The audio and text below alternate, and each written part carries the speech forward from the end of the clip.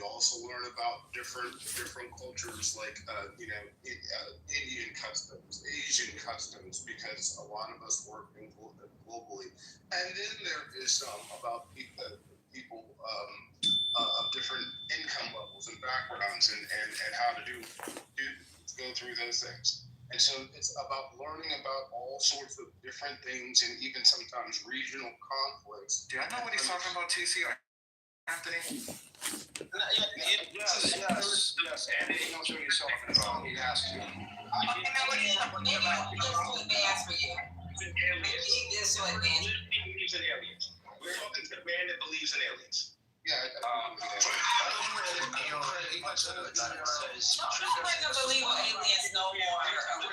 You said illegal. It's so odd. I don't think Trent even knows what he's talking about. I think Trent just has to interject himself because he wants to report guess what? That's how I feel about y'all when y'all be talking. But I actually have a point. Like, Anthony actually makes a point. You took your time to have the conversation with CEO, maybe because he's a man and I'm a woman, and you think I'm CEO called me out, Patty. Stop it. When it comes to us women, right? Patty, I called you out. CEO called me out. It's a difference. You take your time and have the conversation with CEO, but I have to interrupt you and use supremacy on you to explain to you what I was saying, and you change the whole subject to something else. You bring up illegal aliens as if they're a protected class legally. Like this he's talking about aliens of space. You men are weird. You men are weird. Yeah.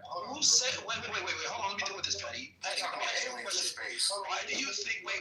What authoritative doctrine do you have that says that DEI pertains to only protected classes? Where is that found? No, I didn't say only, silly ass motherfucker. Now I'm about to drop. But you just said I can't use immigrants because they're not a protected class. Shut up. You're gonna stay on mute and shut up. Somebody brought up illegal aliens, whatever the fuck, illegal immigrants. Actually, they were talking about extraterrestrial. Okay, no, this was before you. This is before you even came in here. And I thought he said it again, so no.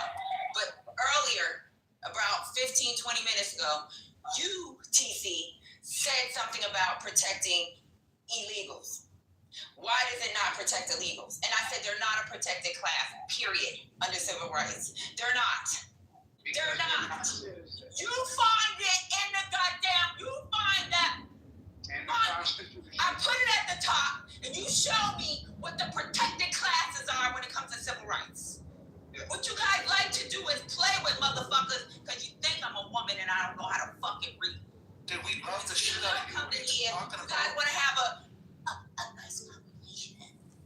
But then I gotta act like a fool and pull my dick out so I can act like a man. You think I can be masculine with you motherfuckers?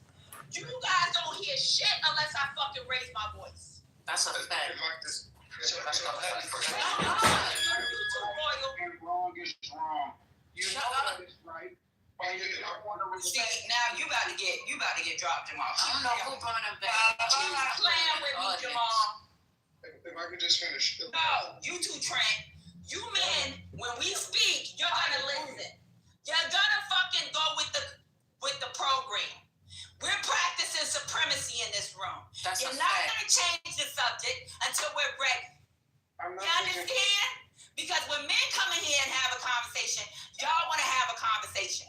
But when a woman says something, you come up with all kinds of other fucking situations, scenarios. They ain't got shit to do with the subject, and then want to change the subject. I'm not changing. I'm talking about the. Stay on mute, Trent. So when we have these, just like Lady had to tell you earlier, we are not going to go there. Guess what? You kept going back, fucking TC. So either you don't respect women, number one, or you just think we're just stupid and disabled and don't know how to do a motherfucking thing. And you want to put us in a certain area where we're able to fucking navigate. And is that area to just sit up here and stay on mute?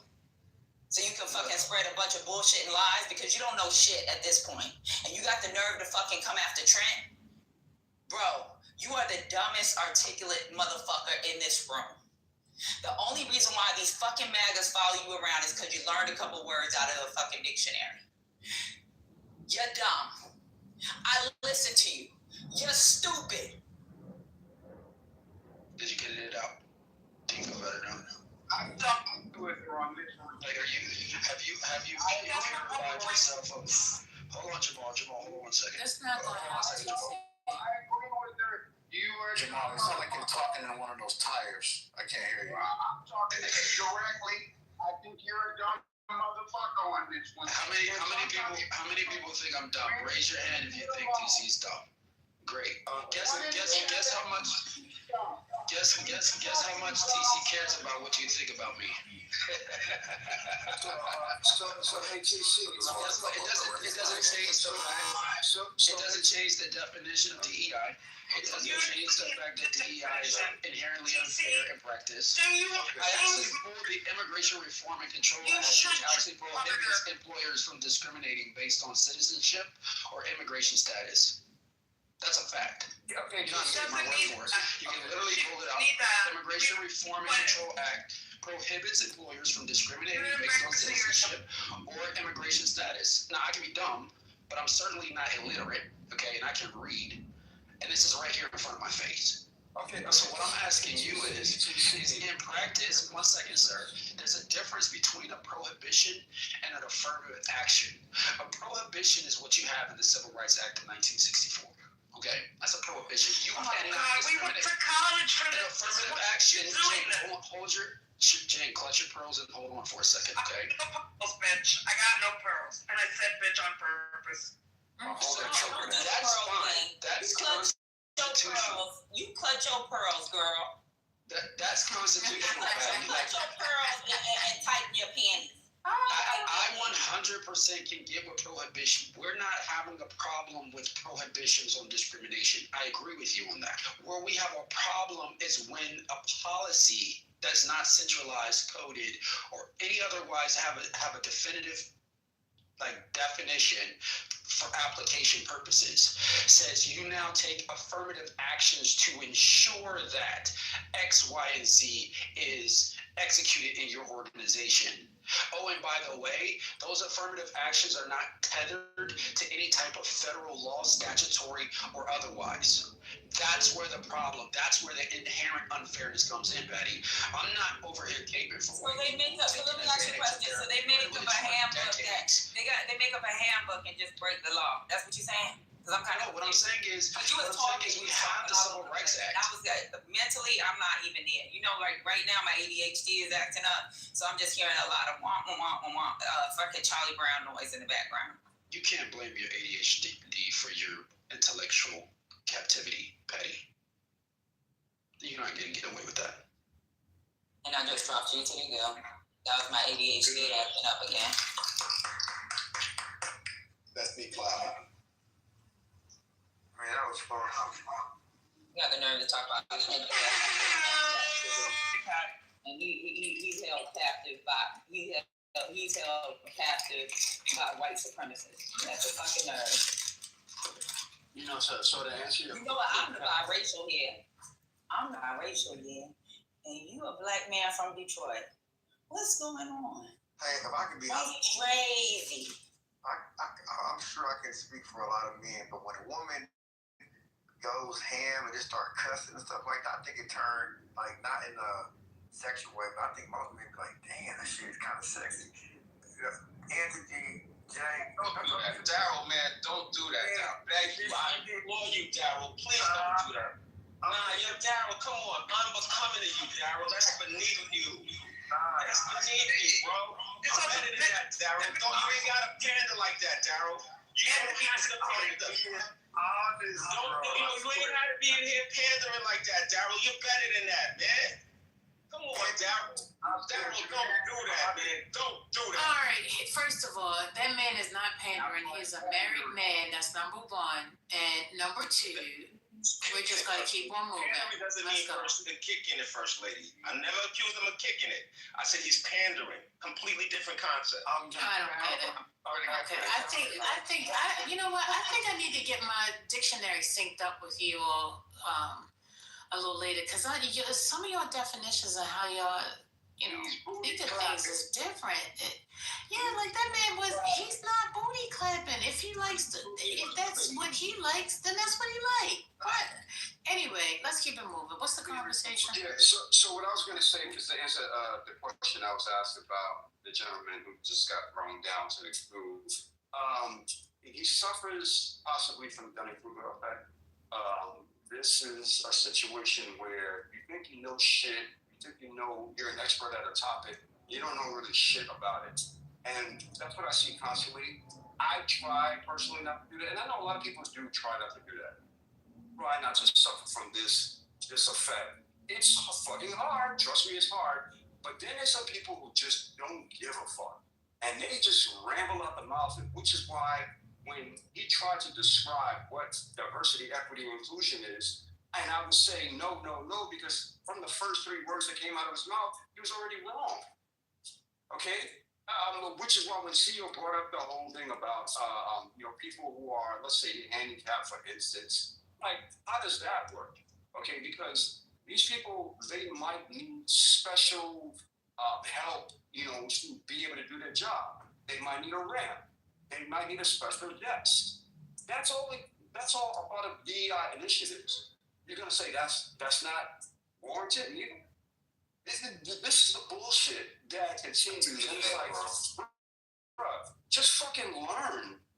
Fucking learn a little bit better, because you don't know what the fuck you're saying. And if I can tell from the first 3 words coming out of your mouth that you don't understand what the fuck you're saying, and I'm not a genius, then I'm pretty sure the people who are actually intelligent in this room, they're looking at you like an asshole. So Royal, when you say that like ramps and stuff has to do with DEI, you become a victim of the very same thing you accuse TC of doing. All right, that's literally the ADA.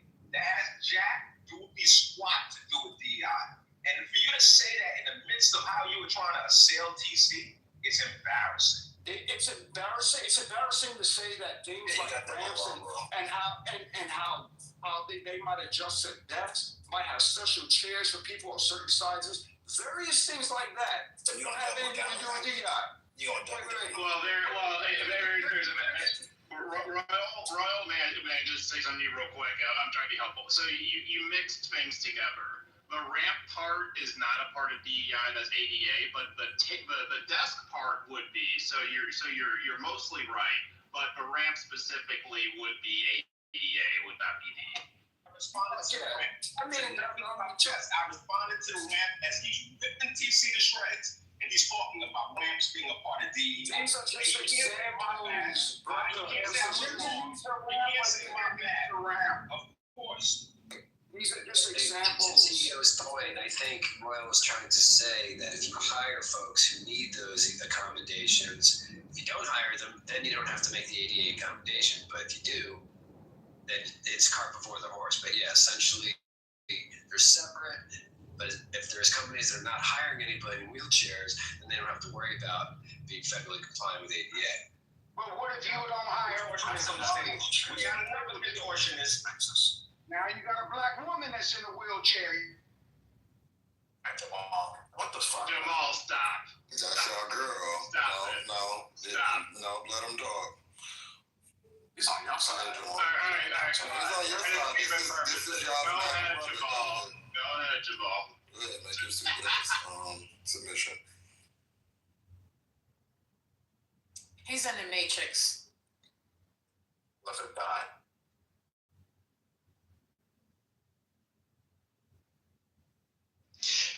Do we accept as a fundamental right in America that everybody should be able to apply for a job and they not be disqualified on the basis of their race?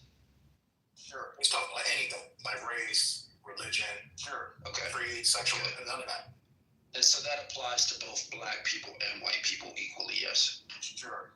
And that was around that law has been around for years, right? That's the Civil Rights Act, yes, since 1964. Okay. Right. So let me it's ask been you a around for question. years, right? Yes. So by creating an arbitrary requirement for employers to make sure a certain percentage of their workforce are of a specific race, let's just use the example black. Wait. And There's a requirement.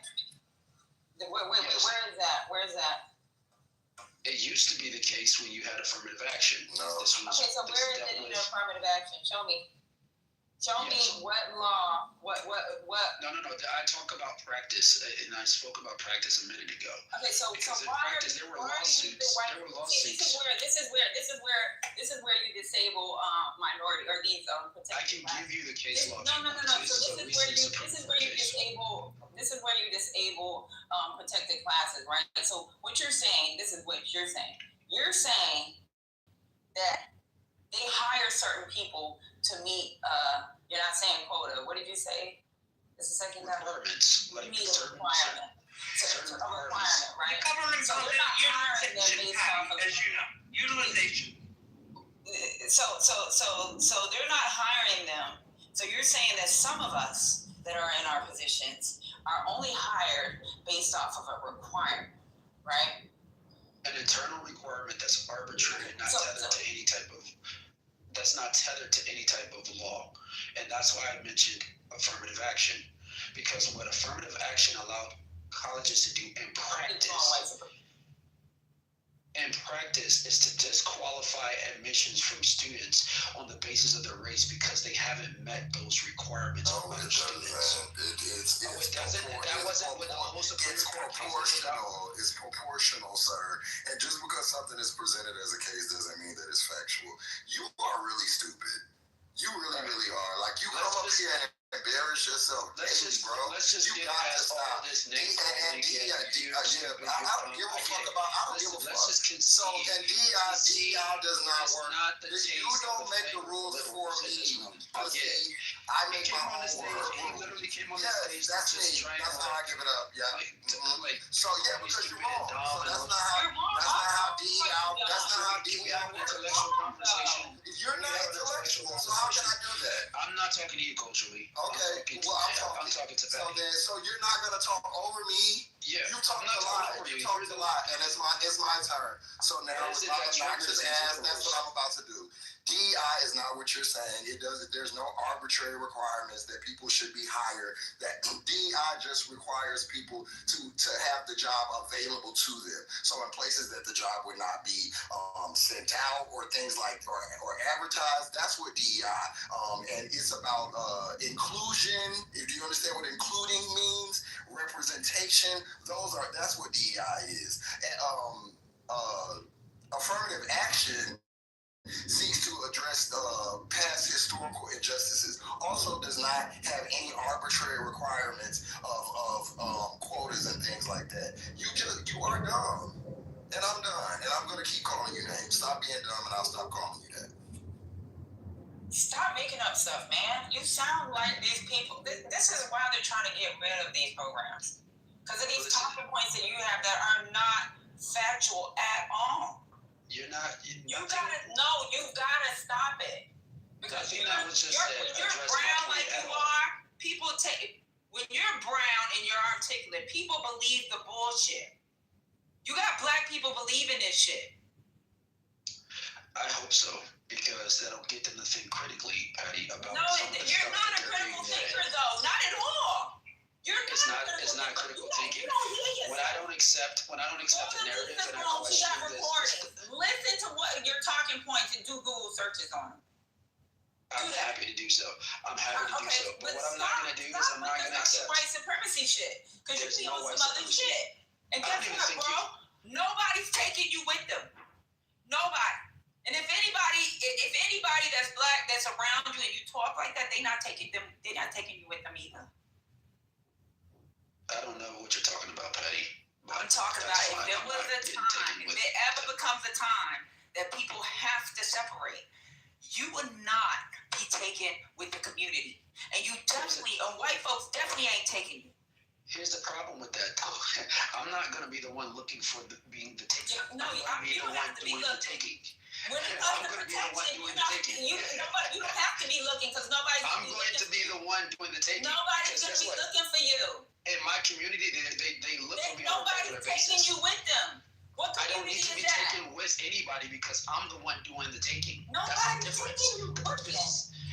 What are you taking? I'm the one doing the taking. Fishing poles, your panties, I'm the one that's taking and your people with me. pearls? Is that what you're saying? It's not about me being taken with anybody. You're The a girl, perspective is TC. different. Guys. You're a wedding planner. The You difference think is, you hold that much weight is in that your we community? don't need Nobody needs to a nigga give to make a people 3-layer cake. validation. Nobody needs that. When the shit go down, we're not that gonna we should need be you. a We'll part go of a to the specific courthouse. community. You just try to I don't need the validation. You are a big, I'm large happy black man to from be Black called City. whatever you guys want to call me. It's not calling. It's a Problem is description that at this point. Wedding planner?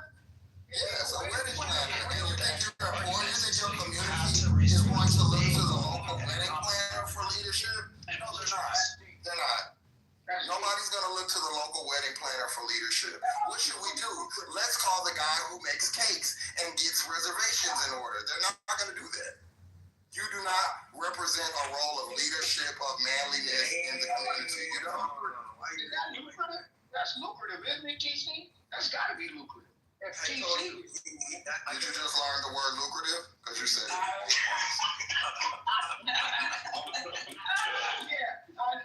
You know, it's funny to me that this guy thinks he knows what I do for a living. He doesn't know that I'm a tech entrepreneur, a successful one. You're not. Well, okay, what type of tech? What type of tech? And what search do you have? What search do you have? What search do you have? Quickly, what search do you have? What search? Validate What search? You just did though. You can't fully validate it because you didn't know that I know that you need search. So what search do you have? Tech entrepreneur. What search do you have? Quickly. No, I don't need to look shit up. What search do you have? That will tell me everything I need to know. None? No certifications as a tech entrepreneur? You're lying, bitch. You're lying. You're lying. You're lying, my girl. You're lying. You are a Liberty University graduate, and that's it. Liberty University, is that a real university, bro? Yeah. Yes. Have no college education that are tech entrepreneurs, you dumbass. But Well, you're know that neither. because you're not in So business. can we You're not not talk about in that? what you were in. You're in name calling. You're in degradation. Yes, That's why also, nobody I am in respects that. you. I am. Stay in the Yeah, gutter. because That's someone where you you can belong. degradate your dumb ass. Someone does. There's nobody else to stand up to your bitch ass, and I will. I'm always going to be here to jump you off, baby. Always, boo. Always. I'm always going to be here to clip That's where you. you belong. You When stay it's time where to you get the belong. knee chopped off, it's going to be me with the Your guillotine. opinions are not validated by anybody. Doesn't matter. It Opinions are doesn't not matter. questioned It by doesn't anybody. matter. I came Your here to cook, opinions are not bitch. pushed back I came here to cook. because I you're came not here with a leading ladle, damage against a anybody. fork, and a motherfucking pot, bitch. So I came here to cook you. I don't give a fuck about your opinions. You graduated from Liberty University.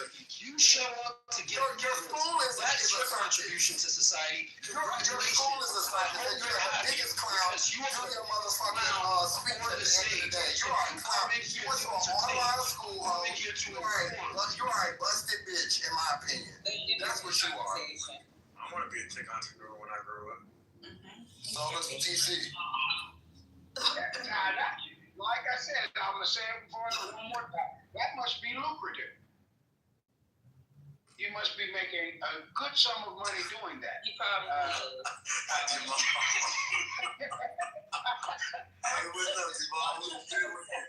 I'm just saying, man. I heard weddings are expensive these days. They probably are, but if day after tomorrow come, you gonna go looking for the nigga who did your wedding?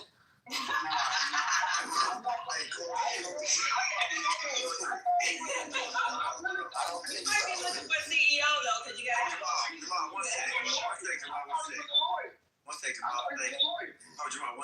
bro. Hold on. I'm past my fan.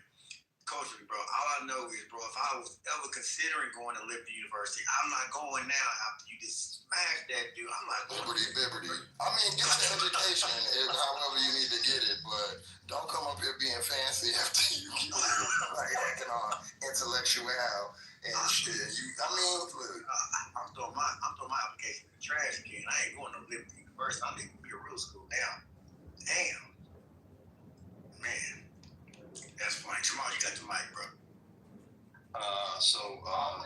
The thing about it is, he was a lawyer. I've been in many rooms with him, and I always thought he was. No, he went to school where that Jerry Falwell guy, Jerry Falwell, y'all know who he is. so let me so Jamal, if you had a case, if you had 10 to 20, would you call TC to get you off? I couldn't do it. All right. That's what All right. they bought. So y'all don't even trust each other. You know why he talked like that though to you culturally, like that, because you know he went to Liberty University. That's wasn't that the school that got sued, or they've been by the LGBTQ student, but they felt like I don't know. yeah, that is. I thought it was an online school. I know Trump did the eulogy. Why you guys send me down to the goo and then turn the hand raising off to run away from the fade? No,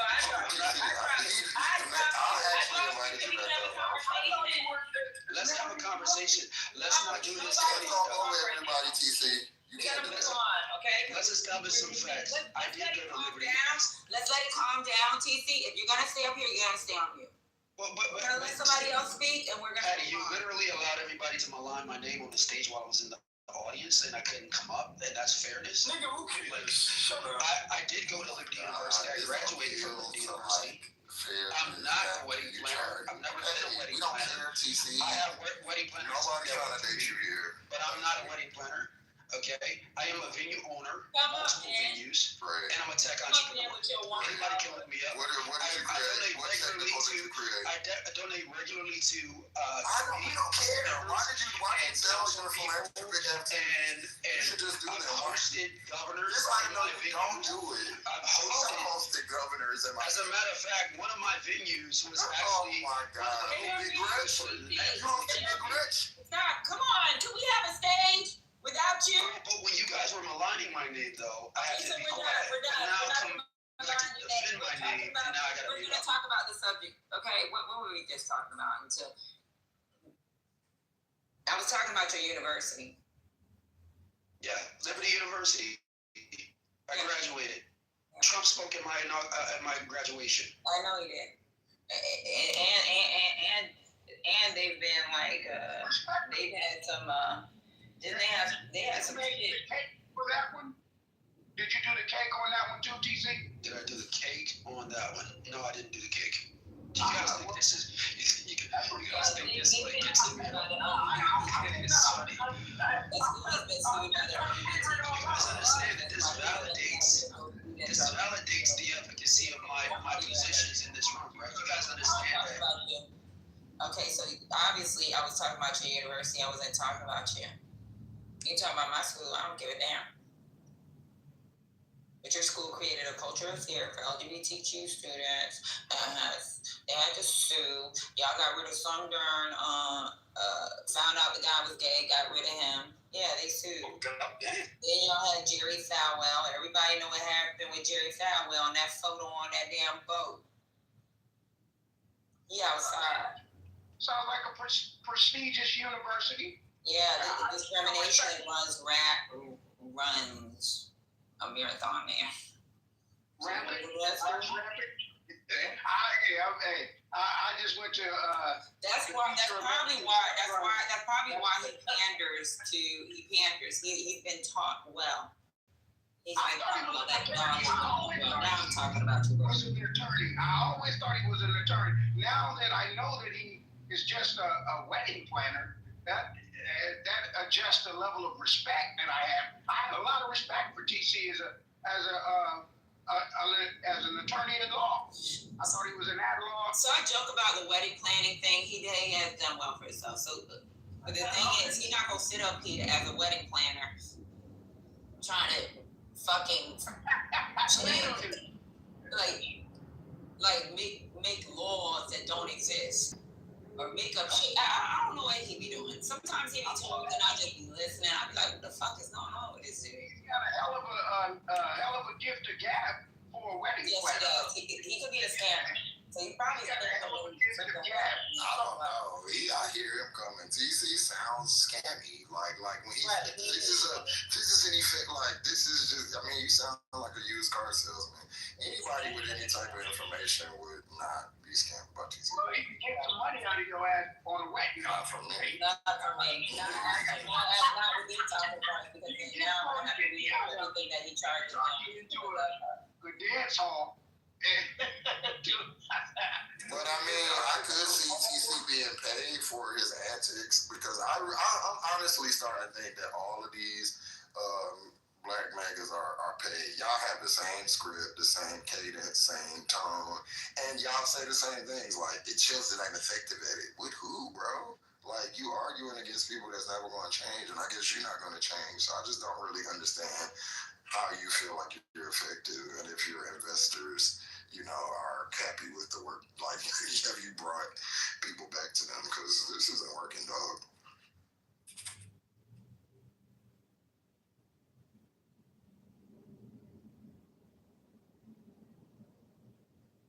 And Omari, why you ain't gonna give I can hold my head a little higher now that I know he's a wedding planner. I can thrust my shoulders back a little more.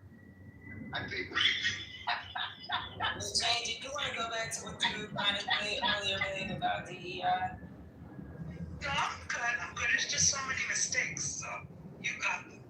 And I know as a white person, it bothers people that I know a lot about it. It doesn't mean I think I know what it's like to be a minority. For Matt Cole. So I'm good, Betty.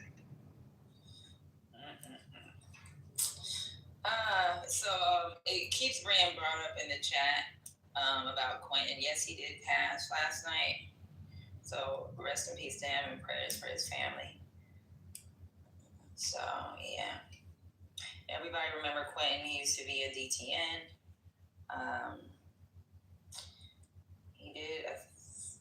He was battling sickle cell for a while, but I don't know if that's the cause of it. But someone did bring up it had something to do with kidney failure. So I guess they'll find out later on. Somebody is supposed to be doing something on the app for him, and we'll let y'all know when they do decide to do it. So,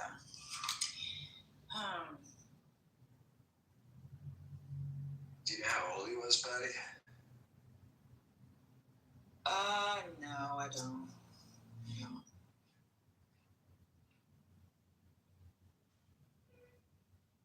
TC had a space last night for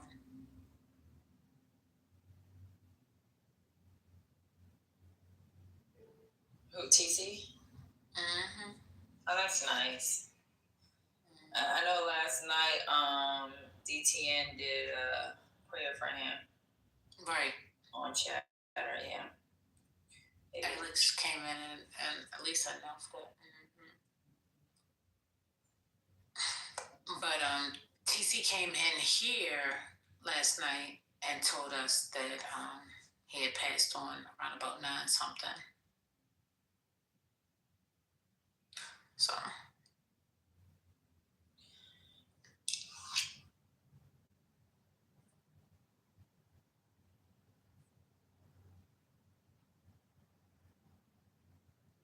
Yeah, maybe I shouldn't have brought that up because everybody wanted it on mute. But yeah, I just seen it going on in the chat. Like, did he?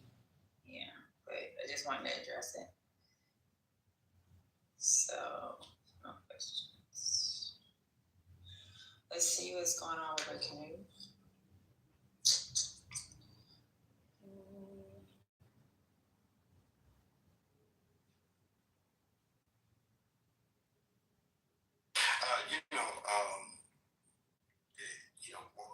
Working in the field, unfortunately, you see a lot, right? You see, people who are stricken with fatal conditions, and you know what's going to happen, or you assume what's going to happen, and there's some people, people who say, okay, it's like another day, right? And for me, being in this industry for 13 years, I still have yet, 15 years, excuse me, I still have yet to get used to it. Like, you just can't. It's like, especially when you speak with patients, and when you're getting them set up to go to MSK, which is a cancer hospital, y'all. And it's like, damn, hopefully, most people, they get past it, but the ones who don't, it's like, you know how far they are, and when they go to MSK, it's one of those shake your head moments, like, damn, bro. You just, it's so hard to fucking get used to, I'm telling you, because speaking with people, again, you know, you don't know everything about them. You haven't seen them most of your life. I might have seen them like 1 or 2 days, or spoke with them for 1 or 2 days. But that 1 or 2 days is like everything, because you know that this person might be next. It's just a fucked up feeling to always feel. So when I hear people who pass away from conditions like Quentin, it's like, goddamn, bruh.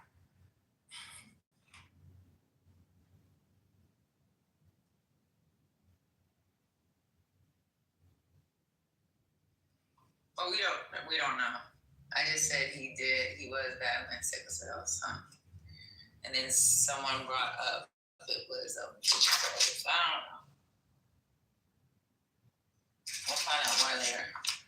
Oh, I know. I think that the government should invest in, some type of research into things like cancers and, cell therapy, things like that. I think we should do that. They do. Oh, they do? Oh, okay. That's the money. Remember when they were talking about I'm kidding. they were talking about submitting federal funds from Harvard and. No, I'm kidding, Patty. I'm talking about the fact that it was pulled away. Okay, I'm sorry. Sorry. I know, bad joke. Okay, so in the news, Trump threatens to cut off aid to Nigeria, possible military action over claims of killing Christians.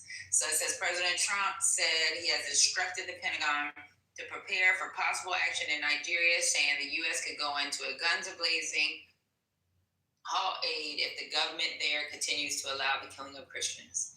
And this is a quote, if the Nigerian government continues to allow killing of Christians, USA will immediately stop all aid and assistance to Nigeria and may very well go into that now disgraced country, guns a-blazing, to completely wipe out the Islamic terrorists who are committing these horrible atrocities. I'm going to go ahead and play this clip. It's only 1 minute and 42 seconds. Make sure I'm on music mode still, because it's a new room.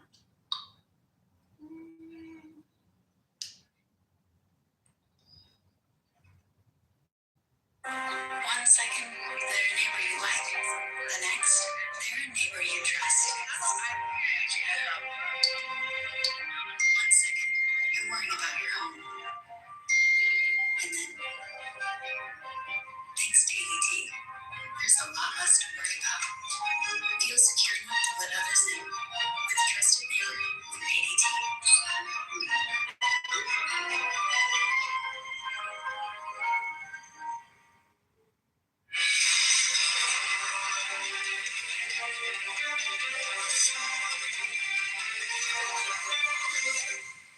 Hi there, welcome in. Thank you so much for streaming with us this weekend. I'm Morgan Norwood, and welcome to ABC News Live Weekend. Let's take a look at your top headlines. Authorities in Pennsylvania say they've identified the killer of a 9-year-old girl after more than 60 years. The Bucks County District Attorney says Carol Ann Doherty was on her way to the library when she was raped and murdered in a church. A grand jury investigation has now identified Carol Ann's killer as William Schrader. Schrader died in 2002, but he is now definitively linked to the murder through the combination of decades-old evidence and recent investigative developments, that's according to authorities. Scientists have found dozens of new species at the bottom of the Southern Ocean.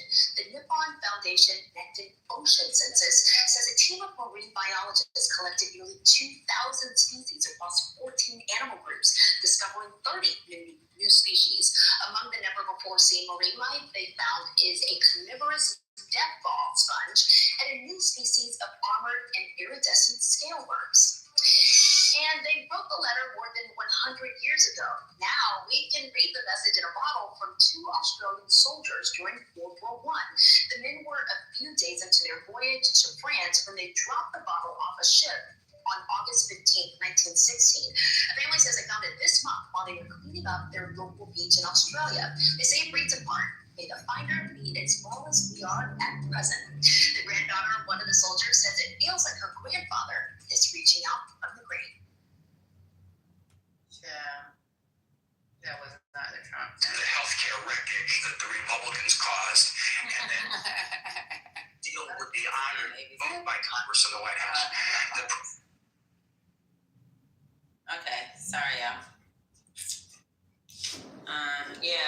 He's talking about going into Nigeria and cutting off aid and then going into Nigeria. Did he talk about going into China when they were killing Muslims? No. I asked the question. And you're the best person to answer this. How much support are we going to get from other foreign nations for this military action? In Nigeria? Yeah, sure.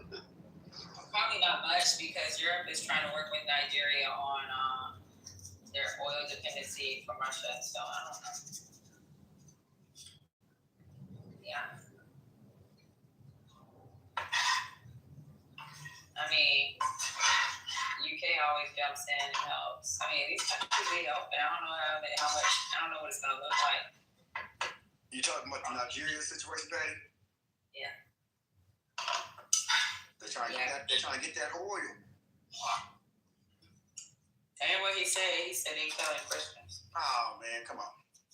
Since when did we give a damn about anything that didn't actually financially enrich us? Wow. They killing Christians all over the damn world. But he chose Nigeria of all places.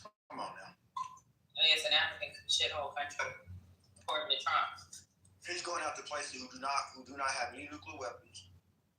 And apparently, like the Wagner Group but they're like, they be pillaging off of Nigeria themselves, like, the mercenary group. So, yeah, I mean, I don't know where the Wagner Group, are they based out of Russia? I don't know where they come from. I don't know. They're from Russia. It's Wagner. Okay. But Wagner is dead, so they're just a terrorist group now. That's the guy that got killed by Putin. Had the guy shot, his plane shot down, right? That dude? He went into hiding, yeah. Okay, he went into hiding with a group out.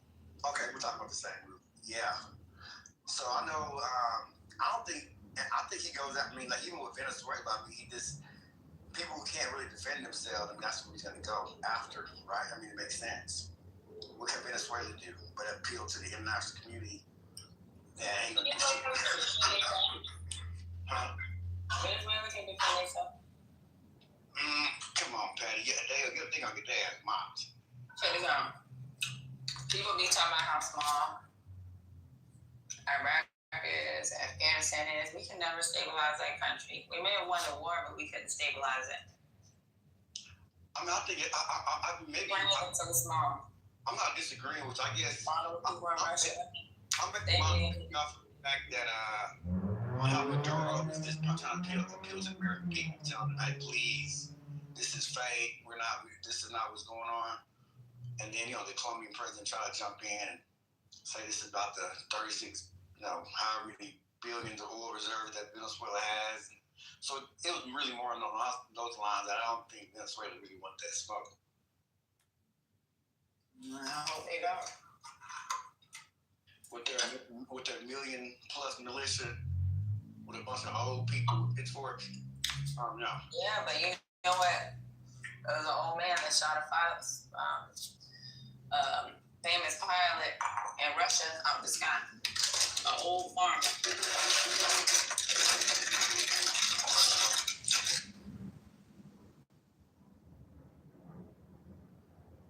What's good, GA?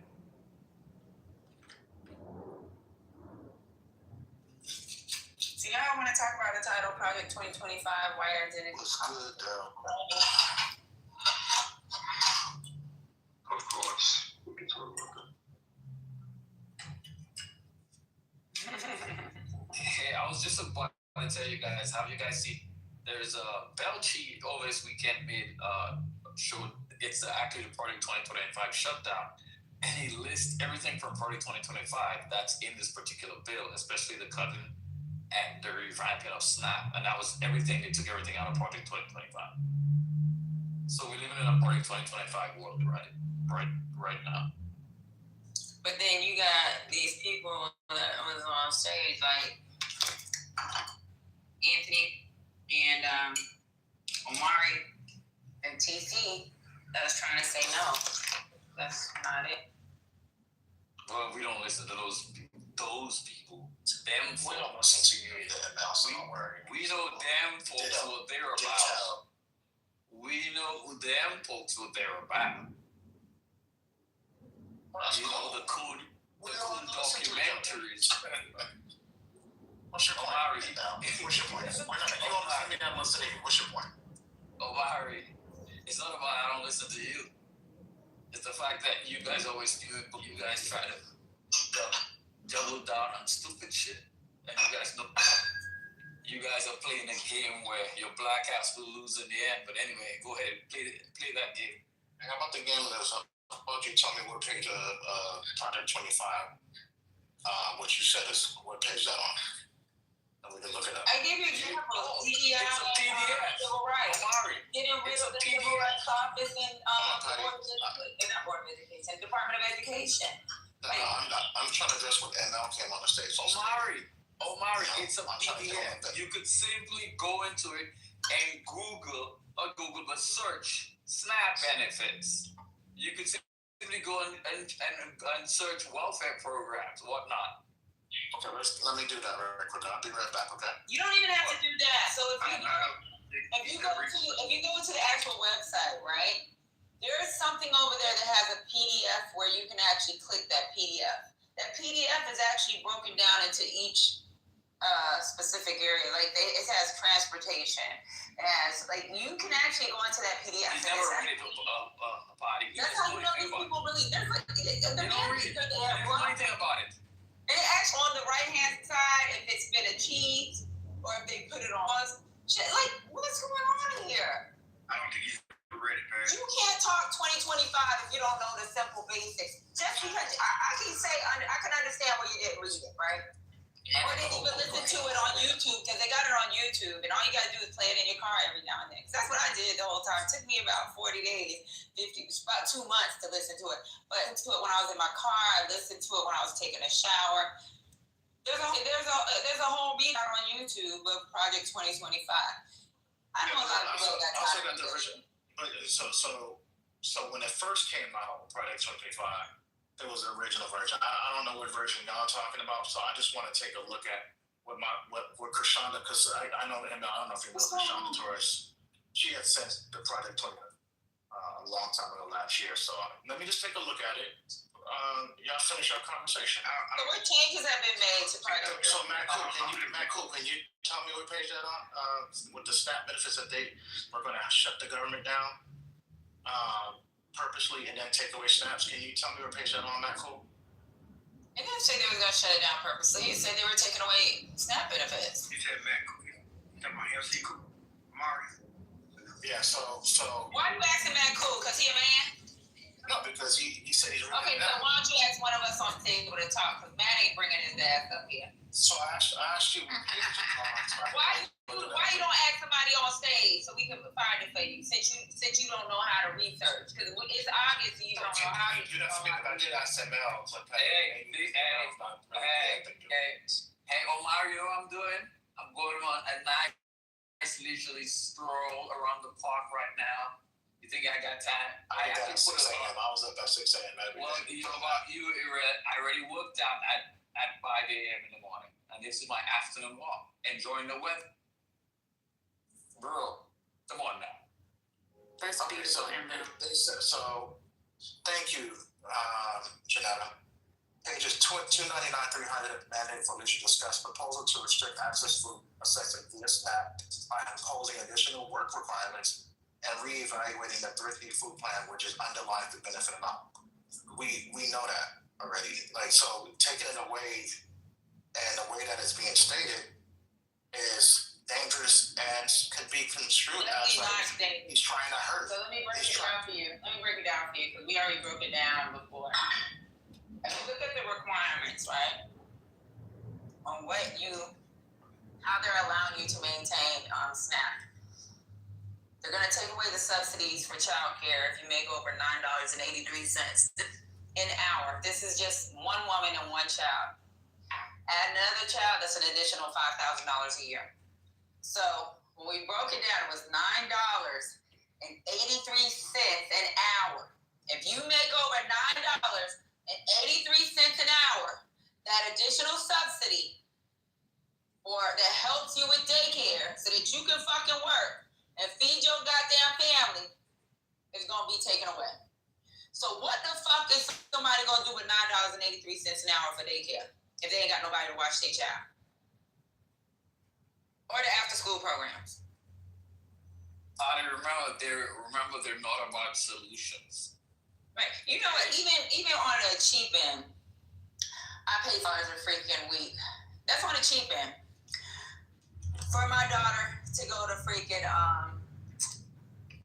the youth center. $60. $60 goddamn dollars. What?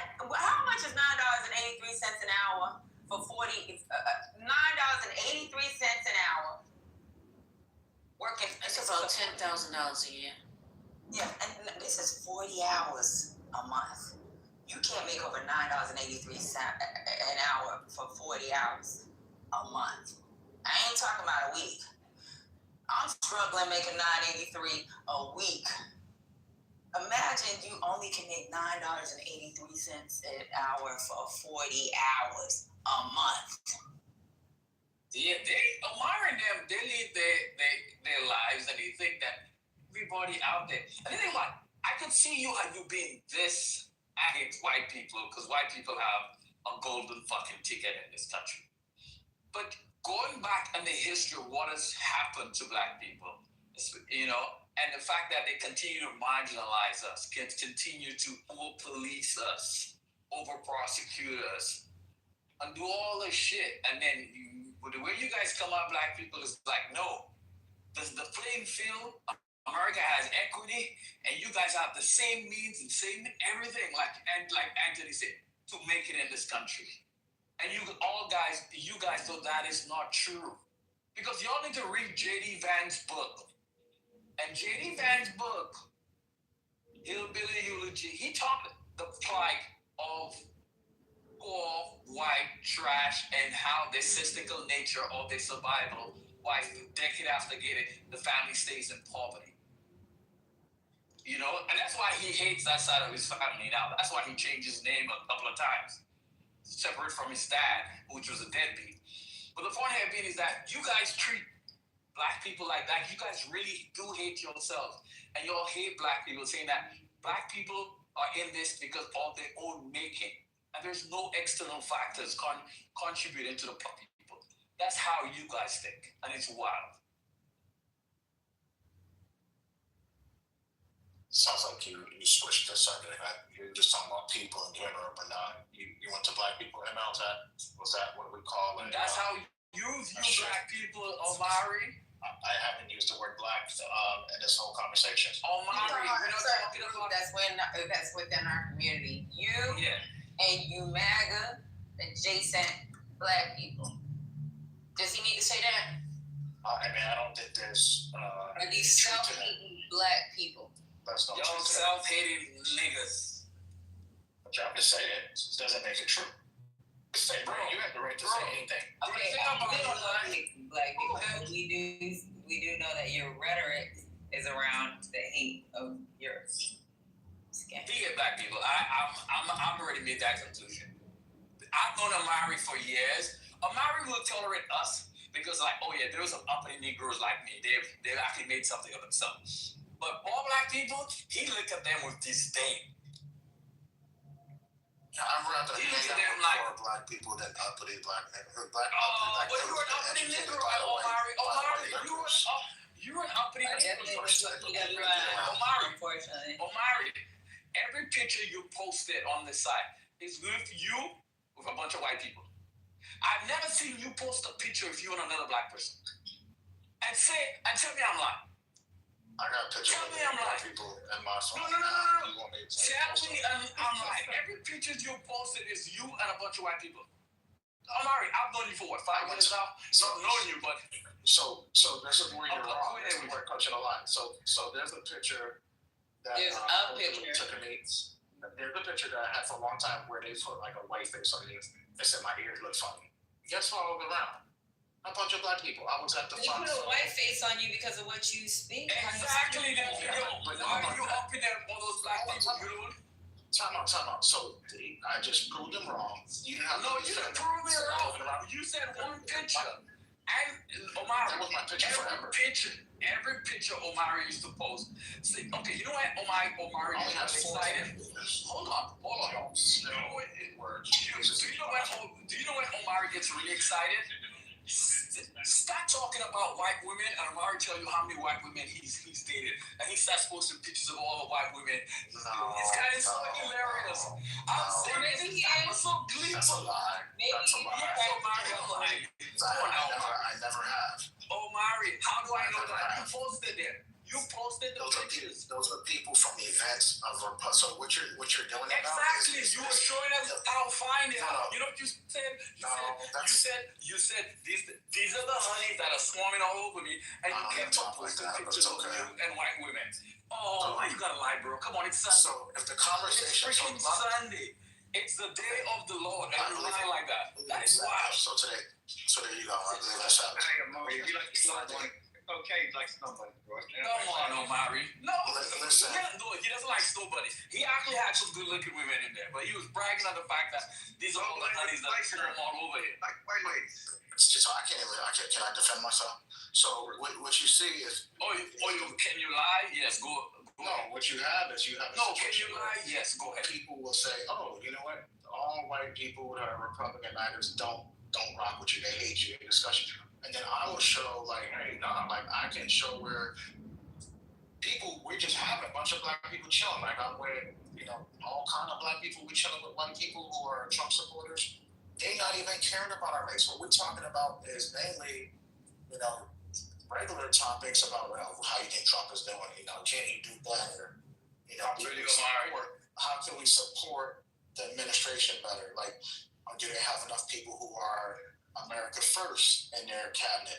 You guys are doing this, not us. And I try to prove that. Like I told you, there was a time where they said, "Hey, if you're gonna come into town, you can stay on my couch.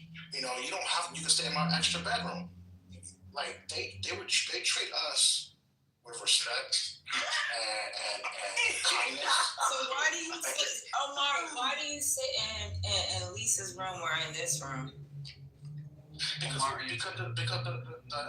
Because the Trump era is over now. We did what we had to do. So why do you sit in our? So why don't you fill their room up? Because their room usually has like 20 people. I don't think you has any more rooms. All of them should. Yeah, they do have rooms. I mean, every time like I said, Matt Cool can speak to that. I go to cool. They're not talking about politics. It seems to be talking. Wallace is in the stage. I don't hear conversations about really politics. They still have rooms. So why don't you go to the room? Because this is the only goes over there. He literally goes over there and kumbaya with them, and then he comes over here and then he talks. Even Matt Cool's like, what y'all talking because about? Listen, literally, TC and Anthony literally have room so they can strategize. Literally.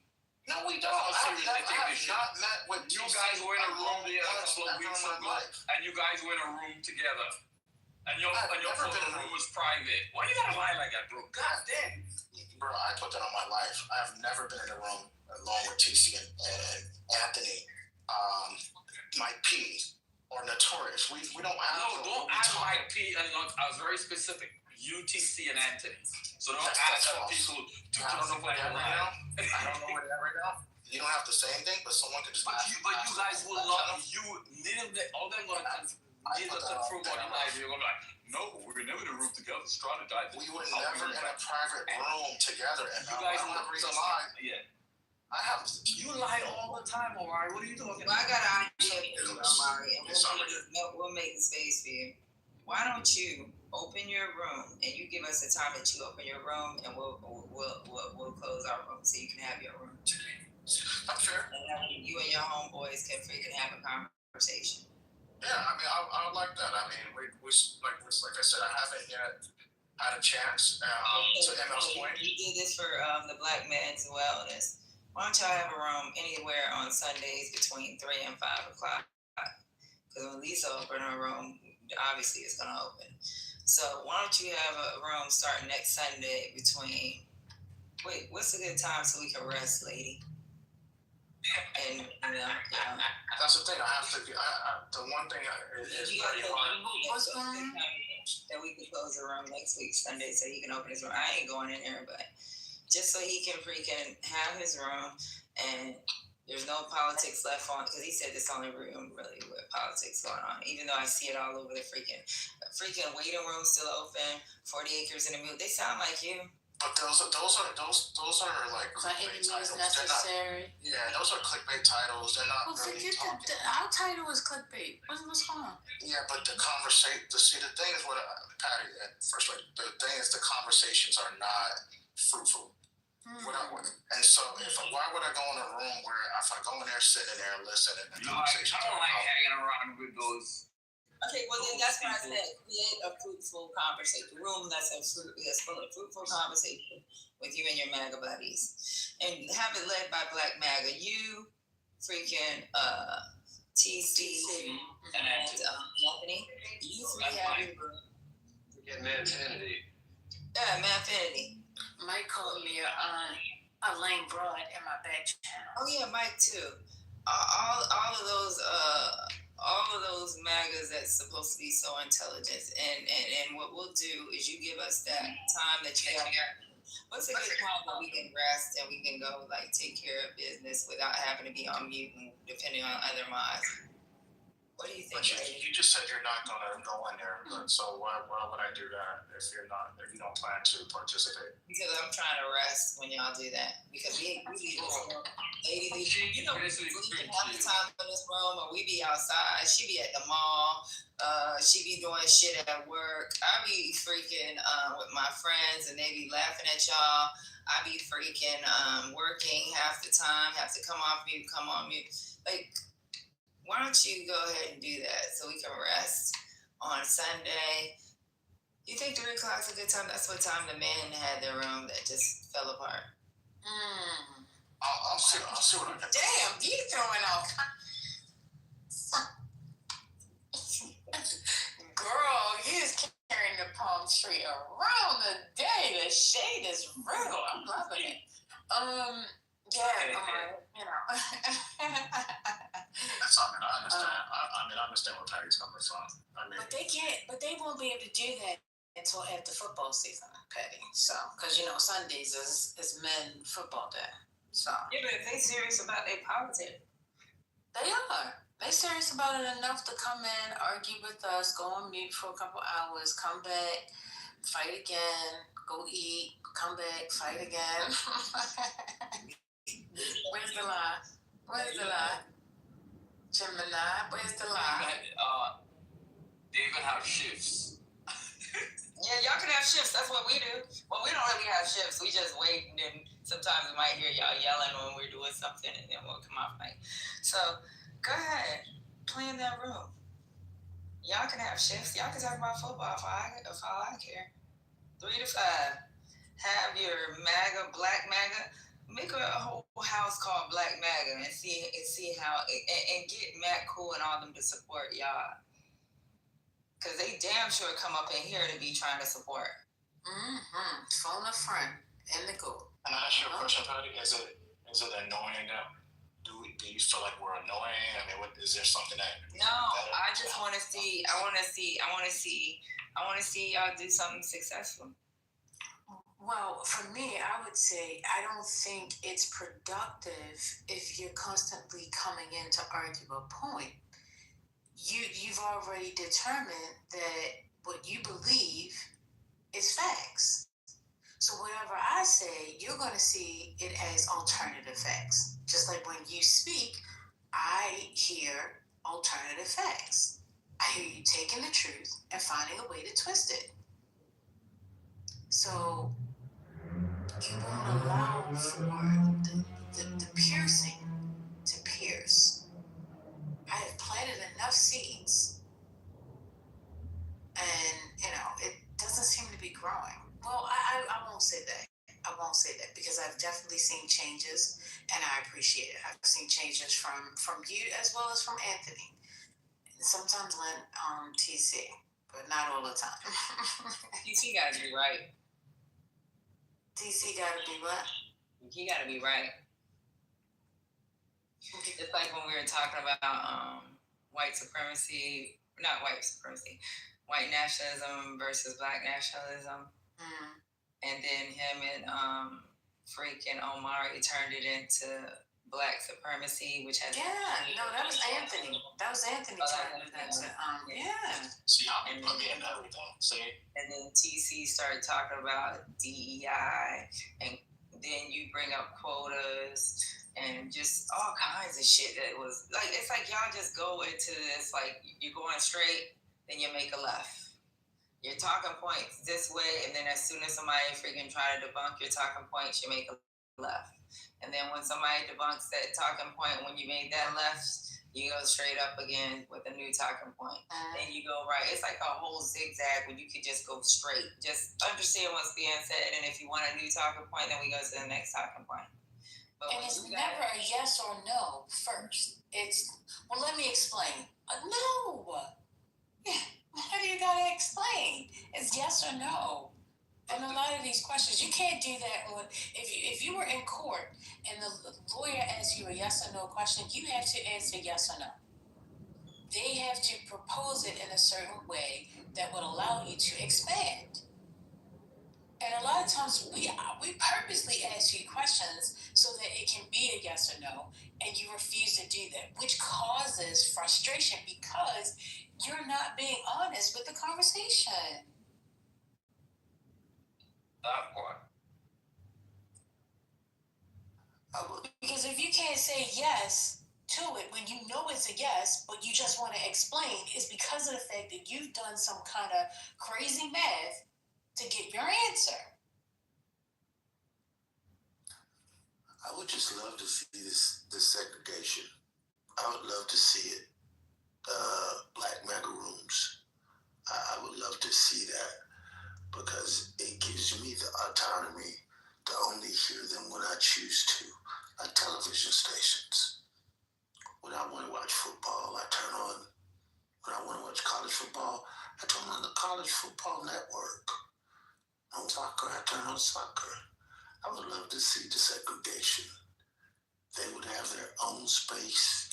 So when I want to hear them, I could go to their space, hear them, and turn them off. But it's almost like a cancer. They've infected every space. It's like we need a vaccine to put them in one segment so they could stay there. I really would love that. A vaccine. I'm here professional. You know, Omari, the reason why I have a problem with black segregation. I have more of a problem with black MAGA than I do with white MAGA. You know why? Because I don't understand, but I know with white folks, I know, and this is just like I keep telling y'all, read Psychology Today, read these psychology magazines. When it comes to white people, a lot of them feel like they may have lost their place in America, right? So I kind of get it where they're like, shit, bring back. They're snowflakes. They're crying. Right, it's like there's 3 black people that work with me now in a sea of 50. This ain't right. Ain't nobody hosing them. Ain't nobody sicking dogs on them. They can get jobs now. Why are they so mad? Why are they still so mad? Right. You know, there's no more DEI. There's no more DEI. There's no more affirmative action. You know, why are they still so mad? I don't get it. It's not like the percentage has increased so much. Like you said, Patty, my whole career, my whole life working in a predominantly white world, it was always like, man, how can we bring in more black people? Because if I could get in there, why can't more black people get in here? And you realize they have a quota system. They don't tell you about it. But they only so few many Negroes they could let in. So they always had a quota system. And that is what they're going to reinstitute, a more severe quota system. No, you know the white folks have a quota system. He's not talking in positivity. He's talking in negativity. What he's saying is, it's like we can only afford one person work here because there's too many Negroes that's actually educated. Too many Negroes that's educated. There's too many that know how to read books outside of the fucking Bible. There's too many of y'all that know how to comment. There's too many of y'all off the plantation and freaking getting your children are educated. Not only the parent, the child is educated. It's just too many of y'all Negroes. That's what he's with quotas, Omari. I get that. Hold on, Emir. So you were an officer in the military, right? Yeah, I was in the Air Force. Okay. You too? I did, yeah. Okay. All right. Yeah. Yeah. Another one brag every time. Every time. But he earned that. He did. I love it. Heard the bragging where I said he does every time. He has it. All respect. No. I need it like that. I know what he's talking about. I've been listening to y'all for a while. Like even when I'm not in the room, I'll pull a burner up sometime and just listen to whatever the fuck I'm doing. And I think what I'm hearing is MAGA fatigue, right? Like when you're on the stage, you don't hear it the same way when you just listen to the overall conversation because you're involved, so you can't be objective, right? Right. I do think that they come in. There's a self-imposed coon quota that they're fulfilling on their own behalf because MAGA don't give a fuck about them, right? And while they're doing that, they like to come in here and try to spread the rhetoric.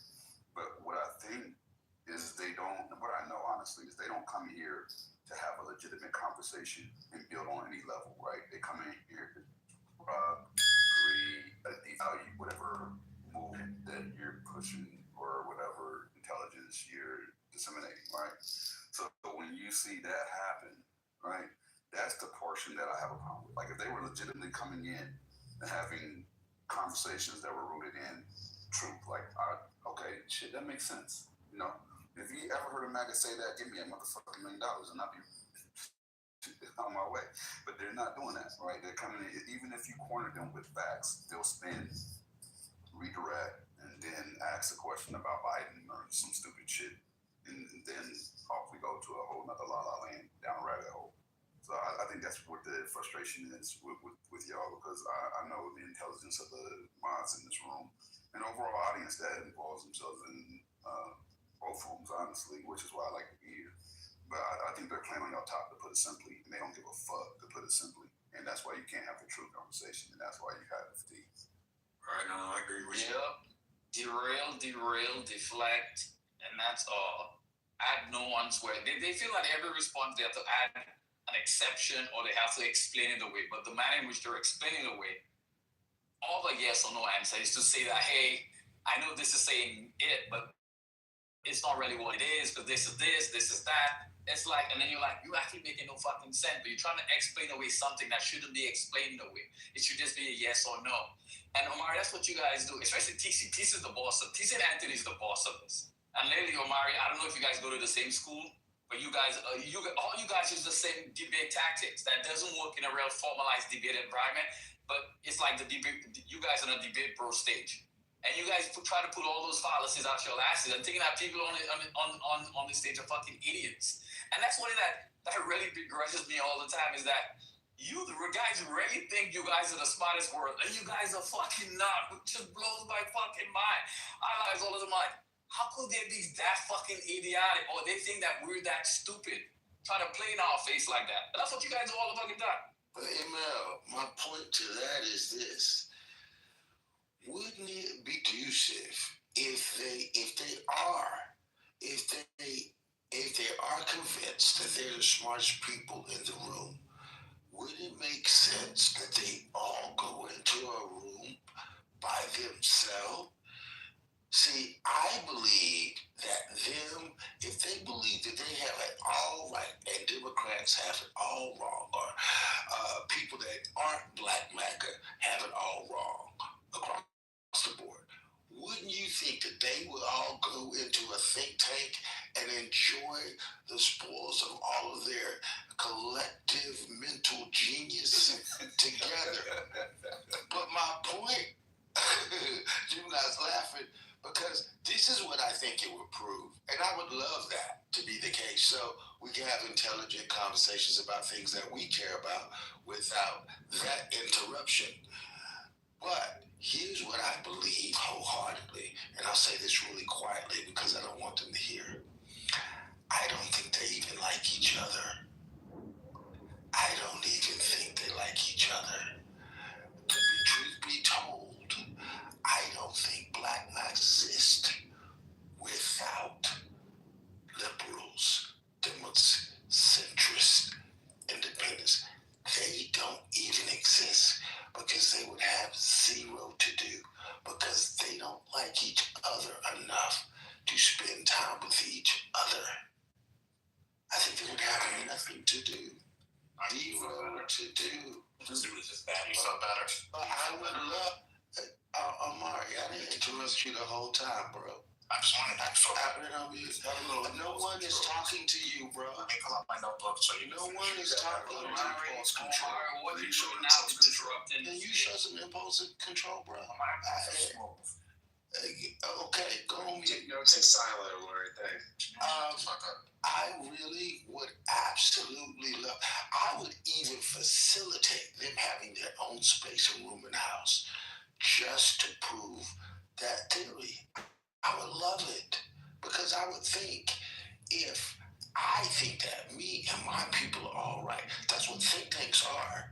Think tanks are people that believe that they have an upper hand on everything and they go off to themselves and develop strategies among that thought process. That's what think tanks are. You would think that they would do that, but that's not what I see. Am I the only person that's missing that? I'll wait to respond to later. I want to hear from Omari, please, not the other. Yeah, GA, Gemini, ML, I get it, right? You may have fatigue. Why? Because we have beaten you to a pulp, literally. You have been destroyed. Your lives have been crushed, as they should be, and therefore you want that 100% propaganda. When they say, the news, when they say your daily programming, that's what you want. You want to program everyone. And we come and we deprogram people. So I get why you're angry. I get why you're crying and you're doing your little body whisper. Don't say that, everybody. I'd love to see this happening. Well, that's fine. I also want to, be a millionaire like you. I want to be all these great things that all you guys are. I want to be the smartest. I come here to learn. Actually, I don't come here to argue. I come here to learn. You come here to learn, Omari? Okay. Hold on. I didn't cut you off. I come here to learn. I'm just interjecting right quick. I'm just making sure you said what you.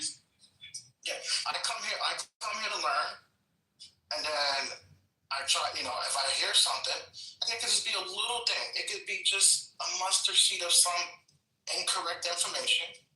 But what I hear is that y'all want to go ahead and spread even your own leftist misinformation, even if it's wrong. You don't want to be corrected, and when you get corrected, you get in your little feelings. All right, I hear that, Amari. I think you're let a man that's ready playing, please. Listen, yeah, let him like do this bullshit uninterrupted. He's more. I'm in my Qatar playing 400 million worth, right? And I just landed it on your little Burbank airport. Okay, you landed there. That's all I need to know tonight. Because one thing I've noticed is when I'm a factual person, right? And if I'm inaccurate on the facts, I don't have a problem with saying that, right? But for the most part, I don't speak and I don't know. I'll wait and research and then speak.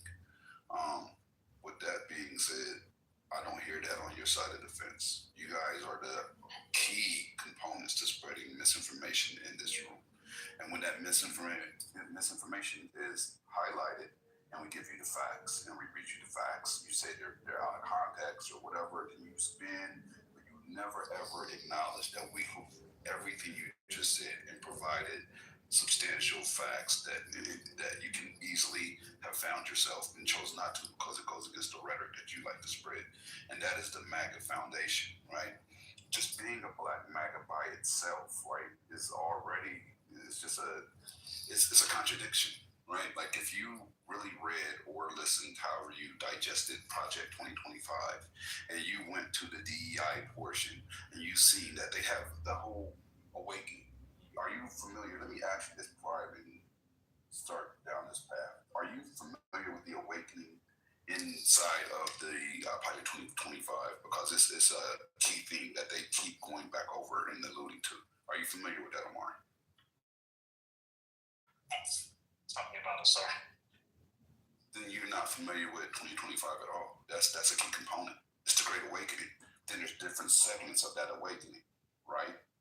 The culture warrior portion is what relates to the DEI portion. Right, but there's other awakenings inside of 2025. That's why I can have the conversation with you. Like, you're not even well versed on your subject matter, and then you have an opinion on it, and then you make moves based on that opinion that's already ill-fated because it's not founded in truth. Right.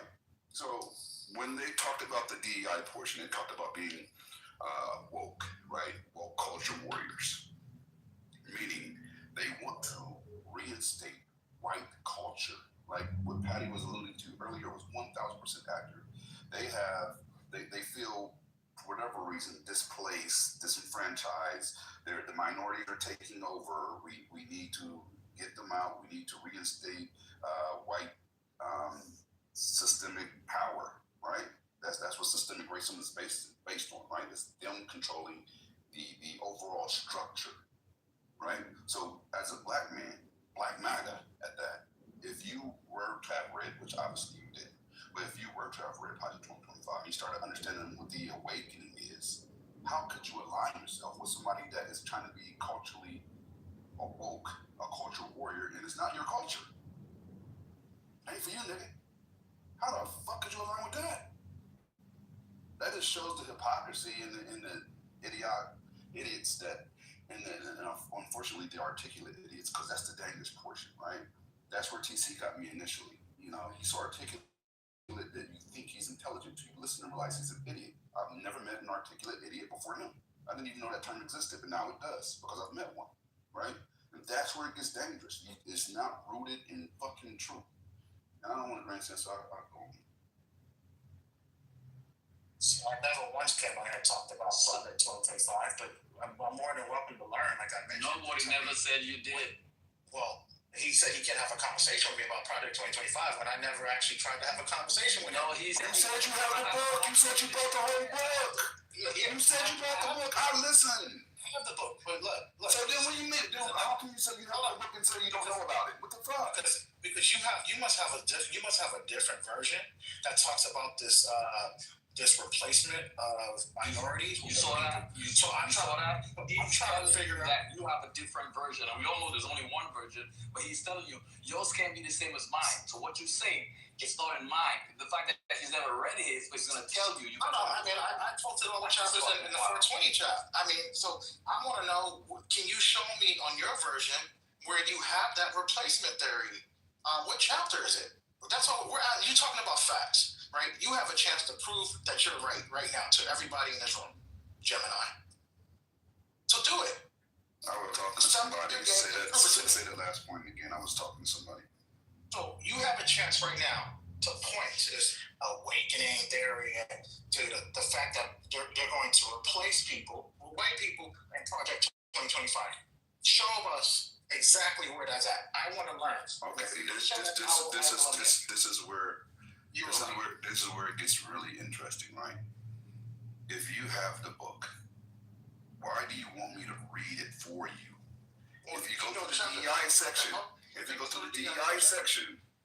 you can see them start to reference the woke culture warriors. And if you don't want to, hold on, let me finish. And if you want to take it a step further, you could just Google the woke culture warrior portion of the Project 2025, and it'll pull it up for you. I'm not going to spoon feed you and wipe your mouth, though, bro. Like, what we doing? Yeah, that's fine. I don't need to do all that. I just said you know the information. Since you are the subject matter expert of Project 2025, I thought you I don't misrepresent myself. Did anybody hear me say I was a subject matter expert? Did y'all hear me say that? Well, maybe clearly you're not now. But let me find out some more information. I guess actually, like a Proud Boy, stand back and stand by. See, you just want to win. You want to win, and you want to win for the wrong team. You just want to win an argument. A proud boy. Keyword boy. My God. If I was to start a space and start a foundation to pay Black MAGA to mod their own room, I wonder could I get them to go? If I was to put money into it. Would y'all do that? If it's about winning, then they'll be there. I'm just saying, just a space for them. Just a space for them. That's what I'm saying. If it's about winning, then they'll be there. They'll be there for about 5 or 10 minutes. They'll go. They might go up to 30, but after 45 minutes to an hour, they done. They talk about everything they need to talk about. It'll just be them. I'm actually considering constructing something where I can pay the Anthony's and the TC's and my good friend Mike P to go, and Matt Cool and some of the others for your own space to discuss all of your own topics and pay you just to stay there and have that conversation and build out that space. I'm sure there's other people, Clubhouse, that would appreciate that conversation. I wonder would they do it for money? They won't do it. Because it's the bleed over. They feel they could come into our spaces and convince liberals. We don't need your money. Black folks. Hold on, because you're getting bit. Okay, shut up, Omar. And they're trying to convince people that they should vote against their own interest. Get up a Democratic plantation, so you could be as successful as I am. When majority of successful Black people I know, a majority, like 90-something% are freaking Democrats. I don't know, and I live in a place where there's a lot of successful Black people. I live around a lot of successful Black people. And their mofos are all Democrat. It's like an assessment. When we talk, it's all Democrat. Not one of them are conservative. So what you say? But apparently, Omari thinks that the smart, successful Black people are all conservative, and I don't know where they get that talking point from. So what you're saying, Jim, and Matt? Never said that. You made another line. We just caught you on another line. This is the third line. You said you said something about projects that we know everything about Project 2025, and then now you just got caught on the line saying that Omari said all conservatives are successful. I've never said those. You said that. So you just got caught in the line. This is what you don't want. You said. Then you said me at the. Hold on, Omari. You said one time. It was you said. No, hold on. Hold on, Omari, you were in a room where you had SAG, and I can't remember who else, whoever the Black guy was on stage with y'all. And you guys says that, look at you guys are independent, you guys don't have to reach for a handout, that all successful conservatives on your side are successful people. I know in my neighborhood. 2021, 2022? But yes, that's what you're talking about. I remember that shit. 3 years back. I remember exactly. It's still you saying that. I don't remember. It's you saying that. For 3 years. Because why do you think I would forget? You know I'm not going to remember. You know I'm not going to. Why do you think I would forget? You call me propaganda? Because we go back that far, Omari. Omari, we go back that far. Oh, and this is what Omari talked about. Omari, you like TC. You can bring up a point that no one can ever dispute. Omari, you could go. Omari, you like TC. You were like, if you don't have a tape of me saying it, I never said it. Where you did.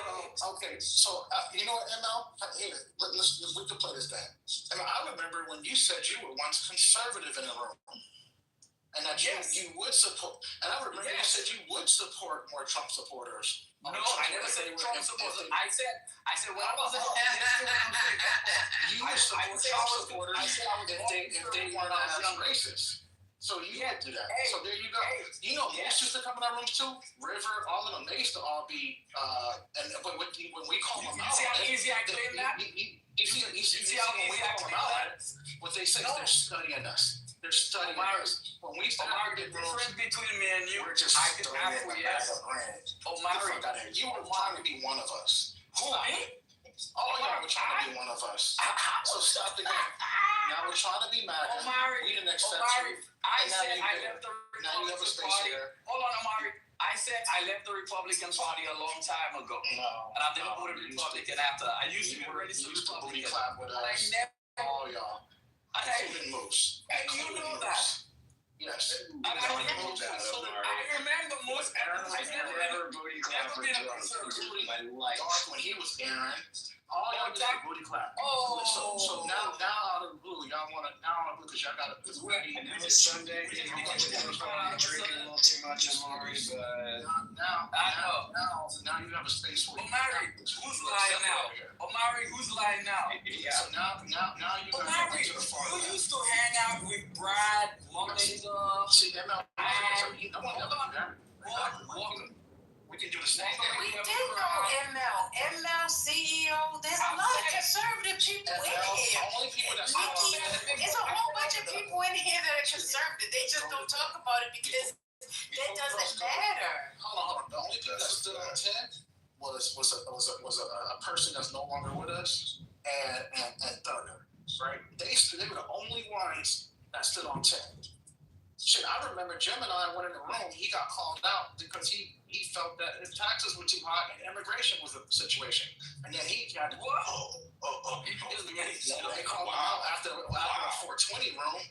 So, you know what I'm saying? Like when you got called out, then that's what I'm saying. We stand on 10, y'all up to the pressure. That's the difference. Oh, like, Myra, you lying so much on this. Why are you lying right now, bro? I know. You just be making sure. Buck, if we got a thought, we'll say it. If people don't agree, they don't agree. That's the way that shit roll. Like, ain't nobody scared to say what they think. We know that's a lie coming out. Omari, that's not you a lie. know I be going at mine. I come in at mine let's talk about GA. You used to go to PA room. You used to sound conservative too. Now the blow. Now you just far left. The funniest part to me is like you keep talking about how people are flipping. Hold up, GA, don't respond. GA, don't respond yet. GA, hold up for 1 second. Your chief leader, your chief wedding planner that heads your little section, right? He used to be Democratic. He flipped. How can you talk to anybody about flipping when you're over here sucking him off 24/7? And he completely flipped. That used to be a Democratic dick in your mouth. Like, what are we doing? I'm trying to go back to the 1960s. You want White Fountains and hold on for a minute. Omari. Act like it's still Republican. Like I know. Omari, I've never once, and I don't remember, and correct me if I'm wrong, I've never come for you, even in this conversation. I've never come for you. So why you feel the need to actually even bring up my stances in your bloviation and in your they fight to win. Why do you bring me up? No, hold on. Wait a minute. Let me talk to Omari for a minute. Omari, I don't come for you, man. I never have. My stances have never changed. I've never challenged yours. I may disagree with you, but I've never come for you. So why are you in this buffet of smacking people in the neck and accusing people of things? You need to leave me out of it, bro. Because I've never done anything to you or come for you.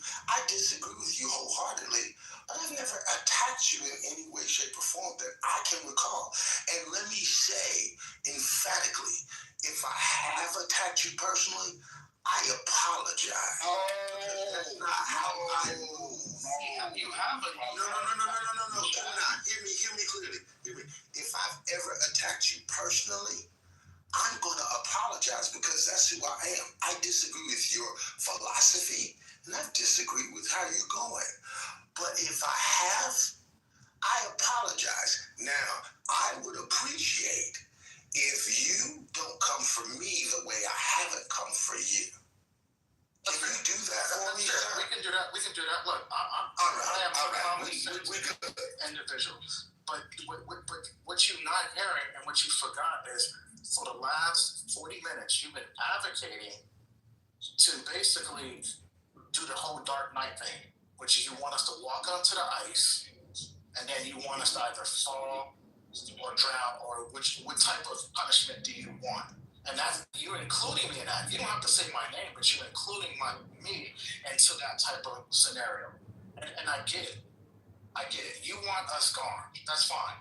Look, I hear you loud and clear. I didn't realize we were that much of a problem, you know. I thought it was all good, but I clearly understand now that you guys feel like we are disingenuous. No, because all we ask is that when we hear something that we disagree with, and I'm not speaking for Anthony, I'm not speaking for TC, I'm gonna speak for Omari. When Omari hears something that I post the facts. I post the articles. I post them. I post them in your chat, and I post them in the 420 chat so that they can actually be there, right? So people can see where it's coming from, the publication. That's all. I'm not doing anything that's outside the norm. Omari, that's not true. Hold up, Emil, hold up for 1 second. Omari, I have a really good memory, right?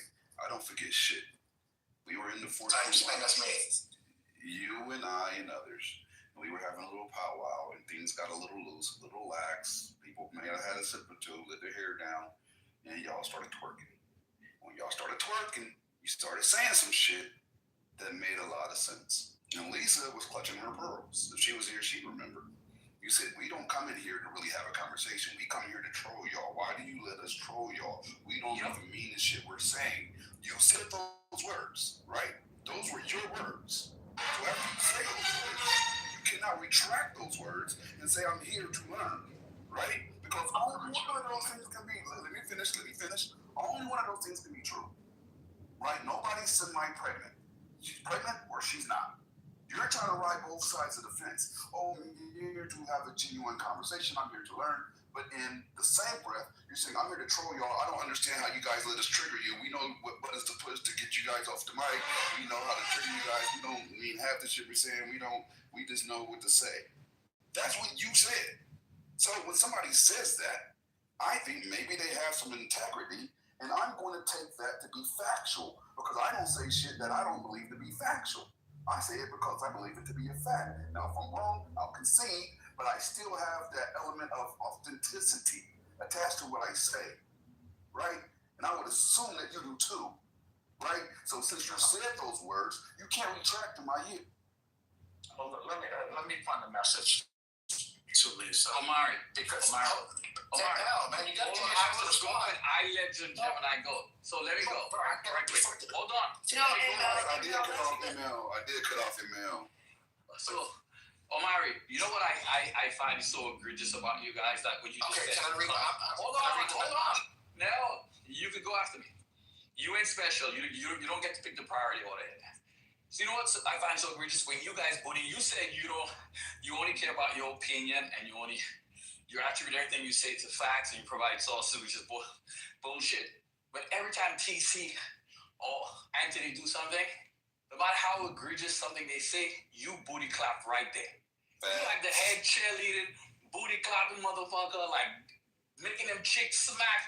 That's what you do, bro, every time. So don't say that you're your own man. No, you literally a part of the cohort. That's your people. That's your ilk. And you booty clap for them. You agree everything they say. And they've never been wrong in your eyes. So don't come here and say how you're an individual. No, bro. You're part of a group. And That's not true either. But hold on. So again, on September 27th, Gemini, that was the date, because I knew you always bring this up, and I have to correct you again for the 100th time, because I kept that information and I know the date. I actually, after that, because you and your team wouldn't let me complete my sentence, we come in here to have fun, is what I said. We come here to have fun, right? It's fun, not troll. And so y'all didn't let me finish what I had, so I had to send Lisa a fucking whole novella to explain to her. Since I can't get what I have to say, I'm just going to tell you, and I'm going to leave it at that. And so I told her that's not you appreciate. You mean you cleaned it up? It wasn't. I didn't have He tried to do damage control afterwards, so you was read this as damage control letter after he said it on stage. 15, because you know what? People can't get everything out when you only give them 10 to 15 seconds. You said a full sentence, and we heard you loud and clear. If Lisa was guaranteed you come here to have fun. At our expense, and we know what buttons to push. I've never, and then you said it over and over in each room. Other people have said it, and I've been consistent in saying I don't come here to troll you. Stop saying it. That's literally what you said that day. You said it that day. Lisa was shocked when she heard it. I wasn't. That was September 20th. So today is November 2nd, 2025. Omari is saying with 100%, I do not, NOT, bolded, font 18, all red, highlighted yellow, do not come in here to troll nobody. So you can stop saying it. It's not That's true. like your woman saying that she cheated on you and then rejected me. That can't don't work, bro. You already said the truth. You can't take it back. Omari, I was in the room that day also. Omari, I was in the room that day. And you did come in here to You see what I'm saying? Like, this is what we and control us. Because I'm telling them something from the heart. And so why am I wasting like I'm making genuine conversation? Because then I even told you, I put more emphasis on, I cleared it up with Lisa after the fact. Because you seen her reaction. Her reaction was, Lisa was clutching her pearls on stage, y'all. So if y'all want to know why you wrote that, Lisa was like, oh my God, really? I thought we were having genuine conversations. I can't believe all this time. She was shocked. If we come here to joke, we're not going to ask Lisa. If y'all don't believe me, ask Lisa. You ain't got to believe me, ask her. So my issue is that, I don't need y'all to attack me. What the fuck is it? You said troll. And then you said Gemini lied on you, but you literally said troll that day. I said have fun. Fun. No, on the cleanup. I said we come here to have fun. On the cleanup, but you said troll. I said we come here to have fun. We come here to have fun. We come here because it's a fun. It's a 420 is a cool spot.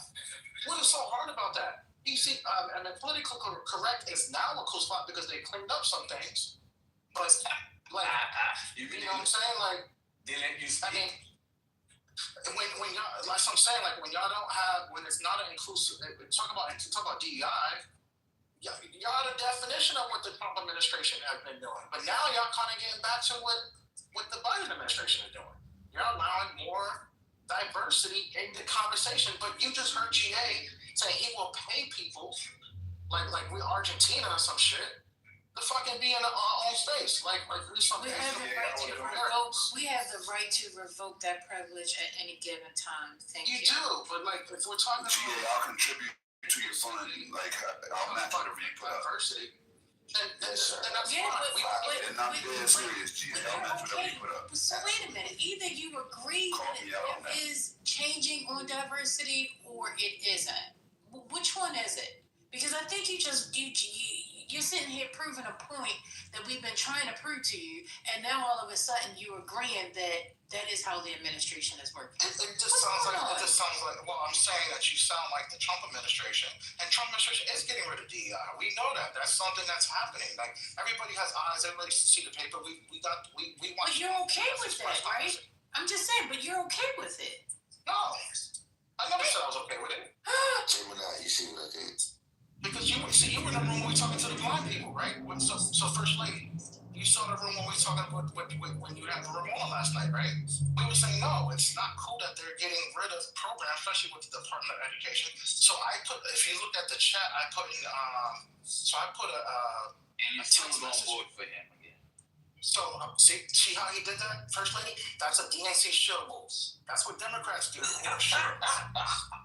what the shield does. How much shield are? First Lady. Shield. You guys are literally paid. You guys are deflecting now. You just say we're paid. That's the fourth line you said in this room within an hour. You guys are paid. Is the F for much and the L for large? Should not allow by you guys see.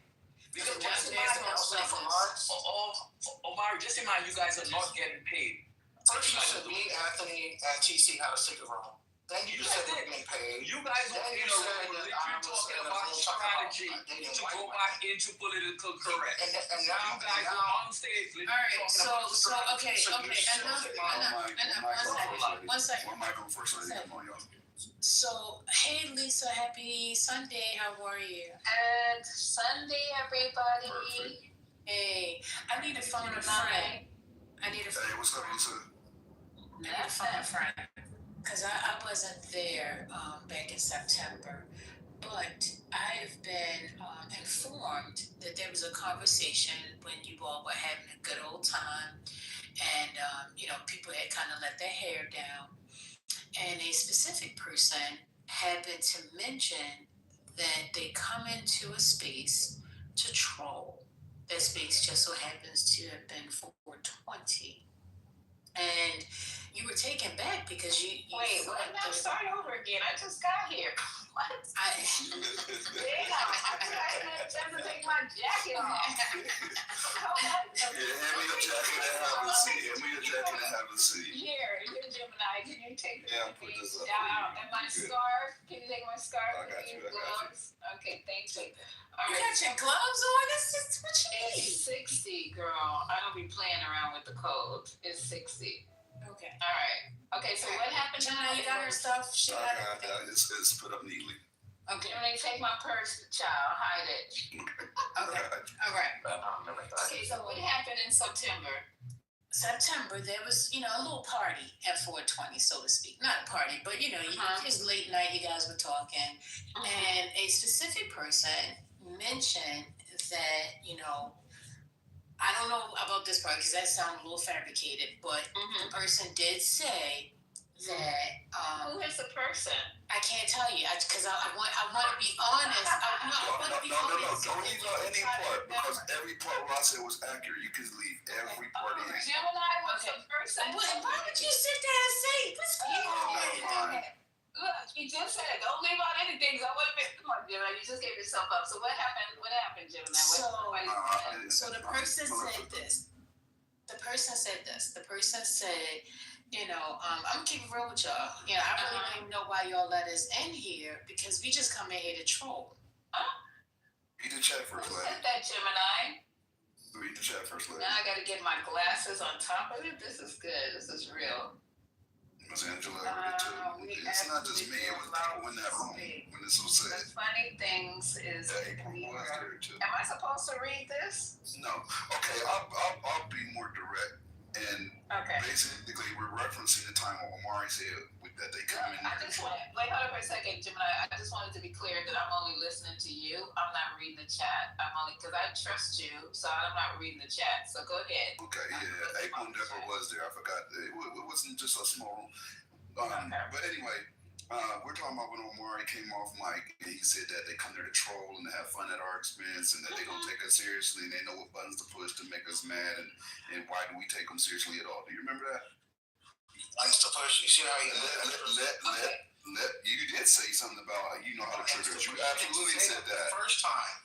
You know what? I'm gonna have this conversation without you, bro. So, Lisa, do you remember that? Yes or no? If you don't, just say no. If you do. No, okay, so I do remember that because I had a conversation with, he's not in the room, but with Haitian, I can say his name clearly. Not trying to, off the app about that particular comment. So yeah, that's for Haitian was there too. I forgot. Right, I do remember that, and I thought this person was just being a butt. I really didn't take it seriously. You took it seriously? When somebody tells you that we're coming here to troll you guys and have fun at your expense, I take it seriously because of where you came from. Right, and it's going to frame the conversation for me later. It's going to get the conversation content when I see them respond to certain things and the manner that they respond, it like irrefutable facts. They'll just laugh, or something egregious is said on the MAGA man's side, and they'll just laugh instead of actually looking as a true incident or looking for the facts of the matter. That gave me context. Like I already thought that, but just like to hear somebody articulate it, it's like okay, well that's what I already thought. Glad it's substantiated by here. Right. Wait a minute. I don't know. I'm getting a back channel. But listen, let me tell you something. I don't know if you guys understood me, and I think most of you guys do, the ones who really know me that I communicate with off this app. With these people coming into 420, I don't know about politically correct. I know exactly who is who, even though I'm not always out waving the red flag. I know who's who. I know whose intentions are pure and whose intentions are not pure, regardless of how they present themselves, regardless of what they say. I know that. I work with people every day. So I just come in here and just let people be people, because this is not my life. This is not people that are important to me. So when they did the stuff like that, when he said it, Gemini, it didn't shock me. It just reinforced what I already thought in the back of my head. So, I mean, what are we talking about? We come in here and talk about politics. These people are not real people to me. They don't pay my rent. If I drop dead today, they would just keep on moving. They'll open up a room and say thoughts and prayers and keep on moving. Nobody cares about me. So why would I be in here trying to pretend like whatever is being said by the opposition, that I'm taking it to the point where it is affecting me? Is that what you guys are doing? Is that what's going on? No. Actually, GA has said, he would offer to pay them to run their own space. Yeah, you never offered me money. What's going on here? And so the conversation, kind of derived from that in regards to them not being serious. Earlier today, we had the Kamala book, and some people had to leave because of some of the stuff that was being written in the chat. And it feels like people, are constantly trolling. So that's how we got to this whole conversation. I don't think it's trolling. I don't think it's trolling at all. I think the problem is people don't want to hear it. I just want to be clear. I'm going to say one last thing. Mike is getting ready to say people don't want to hear the truth. Is that what you're going to say? No, I think people don't want to hear objective conversation or actually to their side. Like if the same way that MAGA or the Republicans are not right about every single thing is the same way that Democrats are not right about every single thing. The difference is that the way that Democrats have been doing themselves here within this last year, your whole tactic is to deny, Trump or to be disrespectful or to say that everything he says. I'm not doing it today. What's next? I remember yesterday when I said, in regards to, I'm always right? Sometimes I'm wrong. I can see when I'm wrong. And that was laughed at by the maggots, which is cool. My ego doesn't exist on that. And where's Mike? But with that being said, like for y'all to say that when I've seen people in this room can see me being one of them for wrong, but I've very rarely seen a MAGA actually say, you know what, that makes sense. We can't have a real conversation. We can have a superficial conversation. Yeah. We can have an animated conversation, but nothing with true substance because you come in with an agenda. You're not open to hearing any facts from the other side, right? And then we end up spiraling out and banging or having a debate or personal attack or whatever the fuck it leads to, instead of having a genuine conversation where somebody can get something to take away from. Definitely agree. I wanted to chime in real quick, and good afternoon to everyone. Happy Sunday. Hope everybody's doing well. And shout out to QRIP. I know we spoke about it last night, but I'm going to definitely keep his name alive. But I will say this. People come in here and tend to treat us as if we are sitting in the House or the Senate, right? And treat us as if we are actual. You can't just throw a blanket over everyone and call everyone in the room a liberal, call everyone in the stage a Democrat. And I think that's where the disconnect happens. And I definitely resonate with Gemini because we constantly want to hear what the left may be doing wrong. That does not necessarily that we as individuals are doing something wrong. And so, we have to, one, defend ourselves, and two, defend truth constantly and deal with people that flip-flop and lie and say things that are triggering. I say it all the time. People come in and they'll say something to stir up the conversation and go on mute and be laughing like, look what I just did. I sincerely believe that they come in here with ill intentions to get people riled up, get people yelling, divert us from actually having actual discourse about a topic. And sometimes we come in here and we actually have solutions and we want to help somebody. And here, it's just like the devil, right? To be honest, though, they do it on both sides, though. Because if the room, just say you don't have any MAGAs in the room at all, or anybody, I don't like saying MAGAs because to me, they're all the same. If you're a Republican, you're a MAGA. If you're a MAGA, you're a Republican. But you have people, when you have rooms, and I do run rooms that have only Democrats in the rooms, we still have sometimes have the same outcomes. There are people in Clubhouse who are not, their intentions are not pure regardless of what side they're on. So I don't want to just say, just because certain people are on the stage, try having a room with only Dems in it and see what kind of outcomes you have. They're not always 100% positive. You're not always community building. You're not always getting stuff done. So that would be a misnomer to say that. So I felt when having the MAGAs in the room, the discourse of what they're thinking and telling me what I can do better is not important to me. I was basically having the MAGAs in my space because I need to know what I don't like to say enemy, I have to think of a different word. What the other side is thinking. There was you just like with any war, you have to have people on the other side. You have to have people to decode and classify information. You just cannot be behind your wall and not know what's going on the other side of your wall. So that's why I do it. It's not for entertainment. It's not to have the room go, even though it does. It does more than not, but I just like to hear what they're thinking every once in a while. And if I take it seriously, yeah, sometimes depending on what the topic is, I do. And other times, most of the times, I do not. It's just in there to say, oh, well, like, for example, Manfinity came in one time, just recently. He came in the room and he said the most outrageous thing. He said that Donald Trump is going to be president in 2028. And so I was like, how is that possible? And so he said what they were planning to do is have J.D. Vance run and then and I said this before, maybe you guys already heard it. This is what he's saying. J.D. Vance run and then Donald Trump is going to be on the ticket as VP. So that started the conversation. So we dissected it from there. So I thought it was all poppycock bullshit. And lo and behold, 2 days later, what's the unshaven guy, the fat guy, the unshaven guy? Come on, y'all. Y'all know what I'm talking about.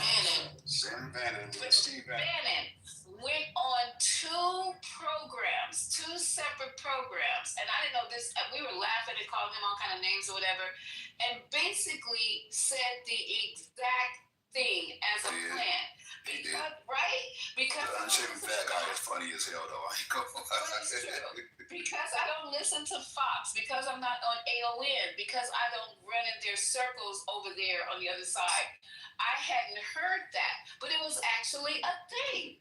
So I was like, okay, goddamn. So that's one of the reasons, as an example. I have many, many, many more examples, but that is the most recent one that I can give you guys.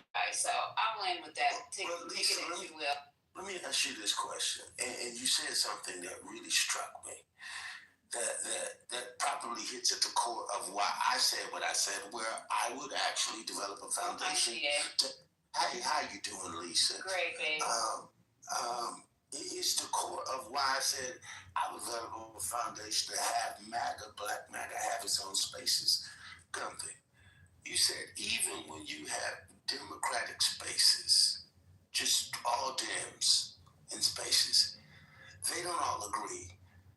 And the thing that I consistently see that turns in these rooms, we don't really ever have a chance to have a conversation because I think Democrats come in all flavors and shades. I think you have Democrats, you have independents, you have, like I've said a million times, you have liberal Republicans and liberal Democrats. You have conservative Republicans, conservative Democrats. The people that would all be Harris voters, we don't ever have an opportunity to have a conversation amongst us to get on the same page because you have, just like today when Patty actually literally read from the actual book, we couldn't have a conversation to talk about DEI because you had people over here that couldn't. You had the Black MAGAs coming in here disputing what the definition was. And this is the core of what I'm getting to. I fully respect the fact and what you said. Yeah, we need to know what they're thinking, but we can go over to their space to hear what they're thinking. We don't ever get to have a conversation so we can get on the same page and we can agree the messaging should be. We can't even have a conversation about what we think DEI is and what we think affirmative action because we don't all agree. And we can't ever have a constructive conversation amongst us because we always have MAGAs coming into space saying Donald Trump is sent from God and his shit don't stink. We don't even want to have that conversation. Can we just get on the same page and actually have a conversation about the midterms? That's my own. I have a suggestion. just gonna ask them, do you want to just ban them? I don't know, for my space, I have to think about it, but do you just not want them on stage? They could be in the space, but they don't have to be on stage, because we were talking about the midterms in my Facebook group, and I'm afraid, but we're not talking about it on Clubhouse. So moving forward, to be able to get where you want us, or you feel that we could be most valuable and create community and talking and getting things done, how do you see the rooms? Or how would you like to see the rooms? Let me get a question. Can we have building blocks, right? Like, let's say, and it doesn't need to be a long time, maybe an hour, what we call it, which is a building block, right? Where we exclusively hear from each other, solution-oriented conversation, right? And the MAGAs can be present, they can be on stage. If they interrupt, then we shoot them. That's it. They can sit in the group, they can talk and then chat if they want. And then outside of that, we just have regular conversation, because I think without their input, the room is going to get very dull with us just doing them building blocks. I really believe that. I think we need to hear other voices. I think they contribute to the conversation in the weirdest way, but they do. But you just said, Gemini, they said they were being disingenuous. Absolutely. I just disregard it. That doesn't impact me. Oh, okay. Yeah, right. You're right. I mean, whatever they say to me, I know the truth. I know the facts. And then somebody will say to me, oh, well, you got people in the room who hear this, and then they will be influenced to maybe go. I said, now, wait a minute now. All the people in the room, we've been talking about politics. This is a political room. If you've been coming in this room for any length of time, and you have any type of age or stability, education, or whatever, you are that fragile at this point in the game. When we've been talking about it for 2 years, where have you been? Right. Every aspect of this political process and all of it. The 2020, 2025 and the what is it? Sorry, the age. I'm sorry, I haven't had food yet. Not the humanitarian. What is the other one? Come on, y'all. Why y'all send me okay, well anyway, the two organizations that are now running the White House. If you don't understand what's going on right now, and you let somebody name Infinity, the Heritage Foundation. Thank you, baby. Inflicts you, then we got a problem. We more fucked up than we thought we were at this point in time. So that's a fact. If you're that mentally fragile, and I hate to do this, but I'm just gonna be real. Like, if you could be radicalized on Clubhouse, good riddance, like Darwin theory.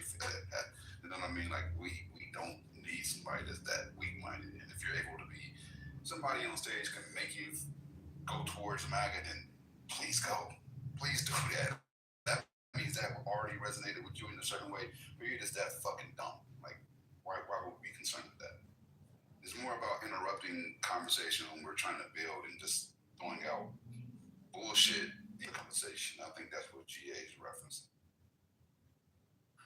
I'm all for people, believing in being positive and trying to see a different way of life. I'm all for that.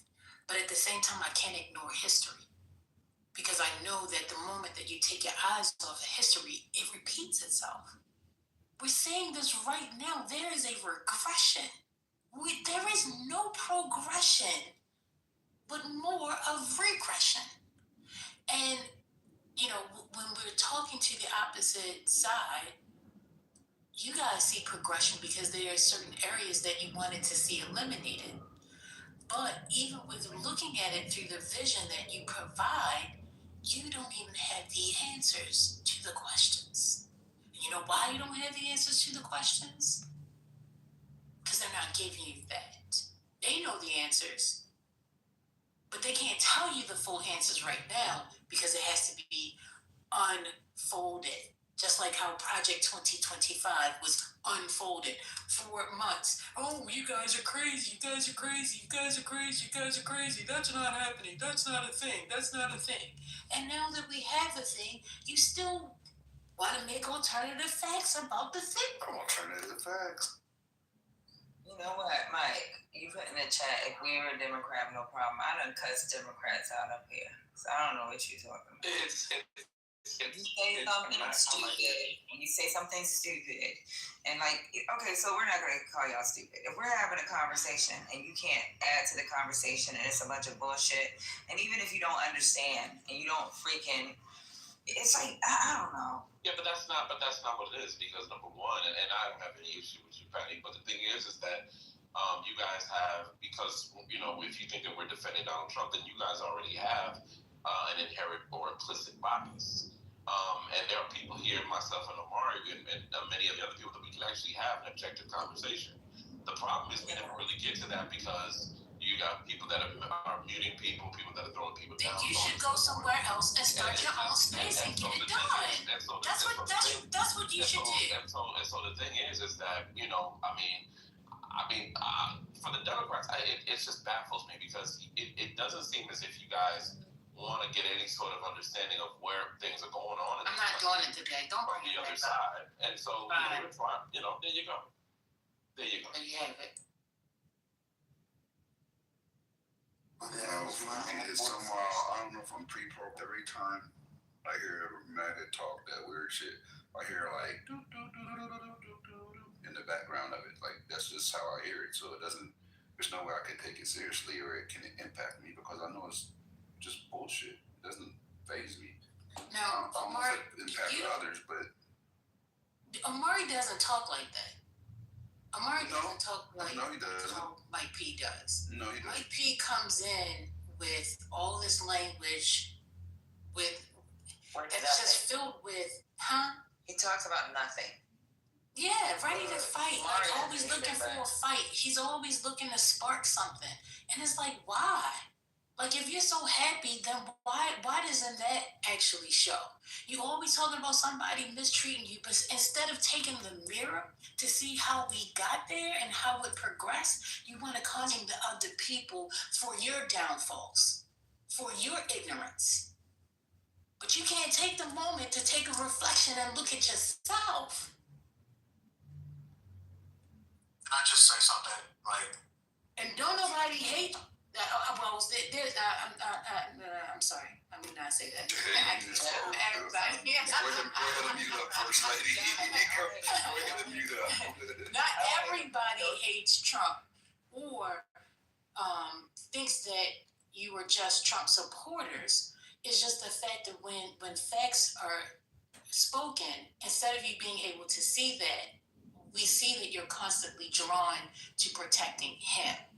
So I don't want that to be confused as hate.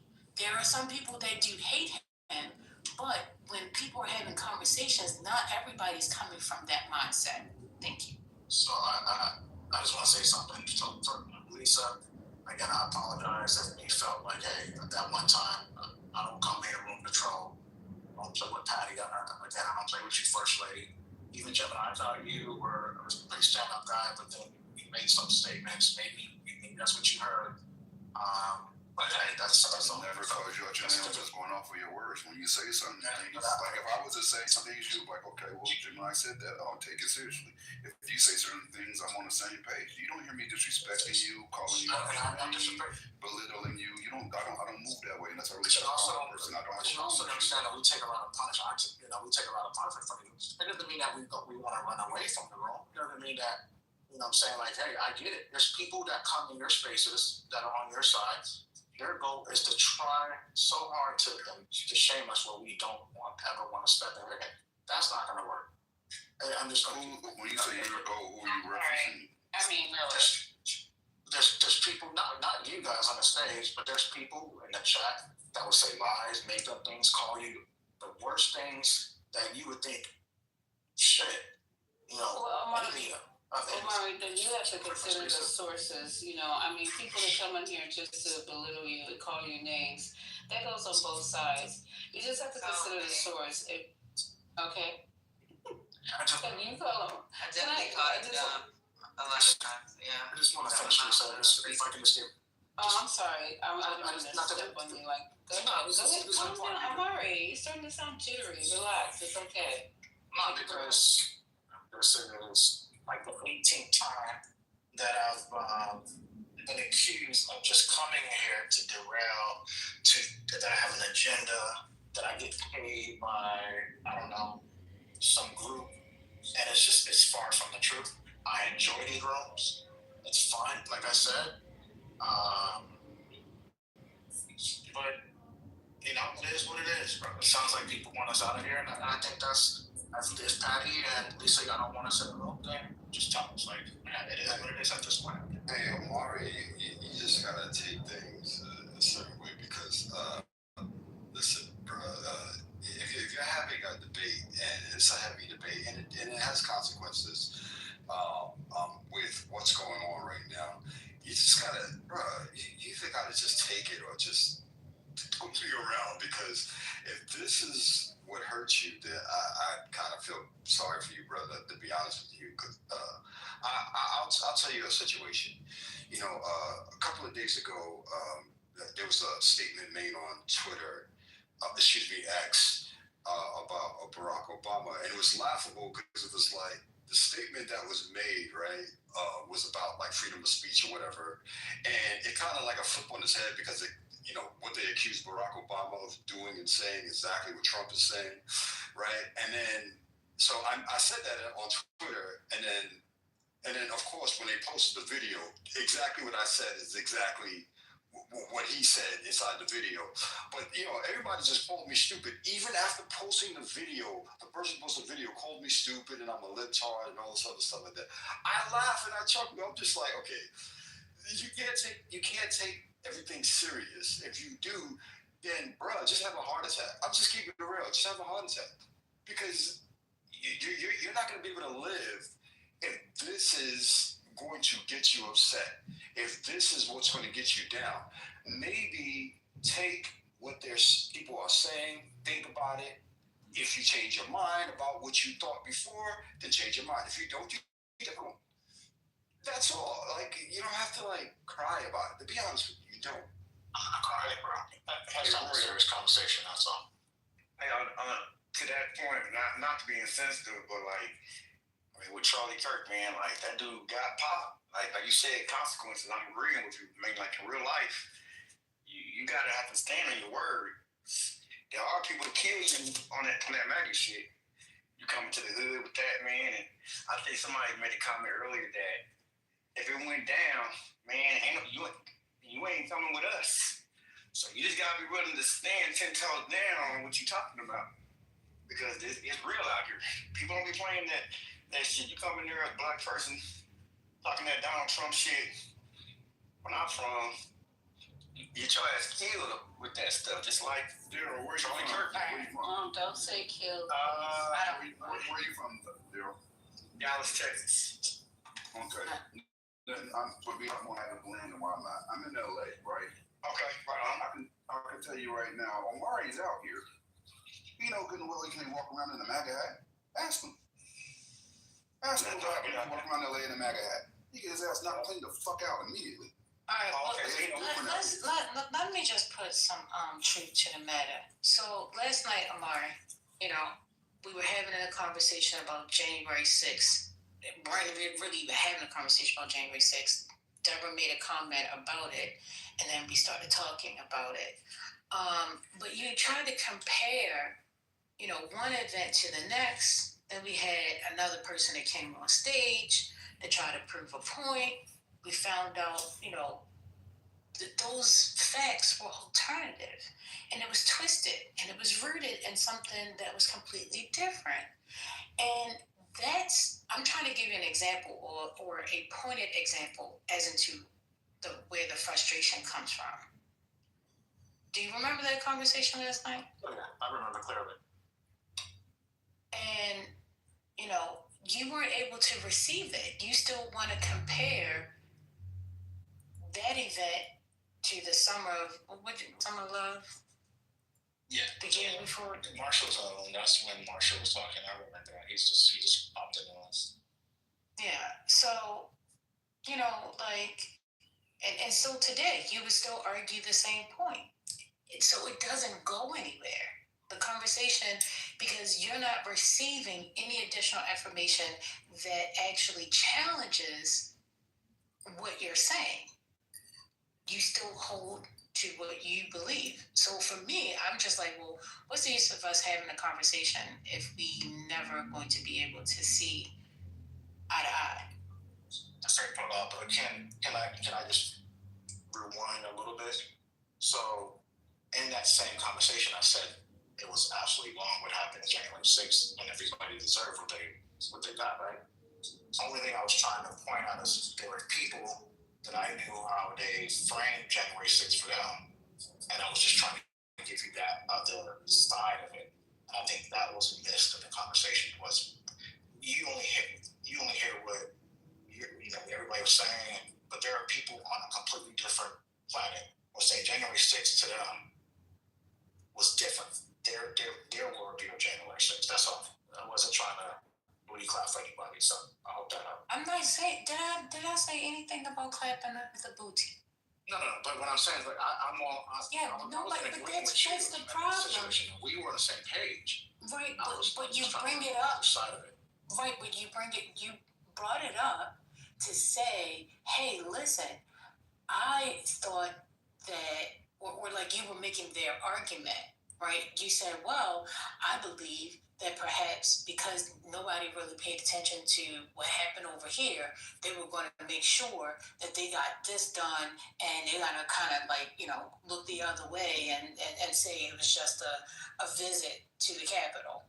And it's like, huh? Like, well, why would you even compare that? Why would you even make that an argument? If in fact you really understand how, crazy that was on January 6th. That's what I'm talking about. It's like you argue a point and then people go down that rabbit hole when in fact it's just like, why are you comparing the two in the first place? Other than to just, make it about an argument. And then going back to what GA is saying, nothing comes out of that. It's nothing productive. That's fair. We can go. That's a good call out. I'll say that's fair. And I did take us down that rabbit hole, and maybe that was a point that was not needed to be stated at that time. So fair enough. I'll take that. Do we ever need devil advocates? I just wonder. Question. Do we ever? I guess my counter would be, what's wrong with devil? Yeah, what's wrong with a devil advocate when you're in an audio space like Clubhouse? Yeah, I don't think it's a problem with devil's advocate. Okay. It's just a question. Okay. All right, I got you. No, I welcome other opinions. I welcome other perceptions. I mean, I've talked to you all and I've heard some different things, and I'm like, okay. And I can take it. I've agreed. I'm like, okay, you know what? All right, let's say I agree here. And then I come back with another question. But when the other side here is just constant argument. For CEO to get frustrated with TC earlier today when, we were talking about DEI, he's giving him the actual definition. Patty's giving him the definition. And constantly, he's like, well, what about this? And what about this? What about this? And CEO said, please, listen, I just want to have a conversation with you as if we were sitting at a table and just having lunch. And it still becomes like this whole debate. Not every conversation has to be a debate.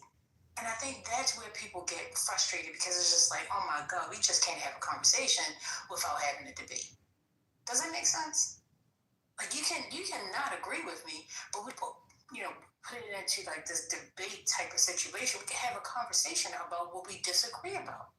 Shani, can I ask you a question? Has there been a time, or anyone on the stage, this question could be to anyone, has there been a time where you agreed with Anthony or TC where where they have made a statement and you kind of said, you know what, I can see that, and you've actually given them their flowers?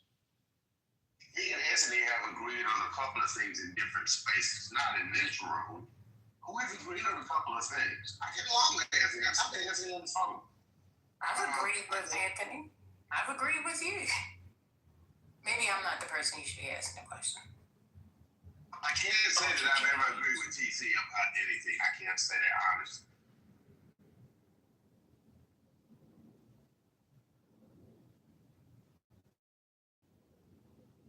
And I think TC says stupid shit though. Come on, we gotta be real. I don't care how much booty clap. He said Erica Kirk is more qualified to be the president than Kamala.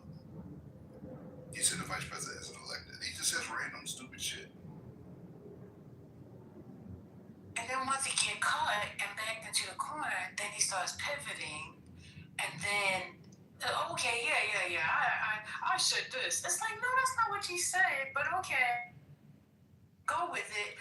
But then the very next day, you can go back to I guess that's the frustrating part. That's why ML taped him when he said, exactly. Yeah, that's the only way to pin him.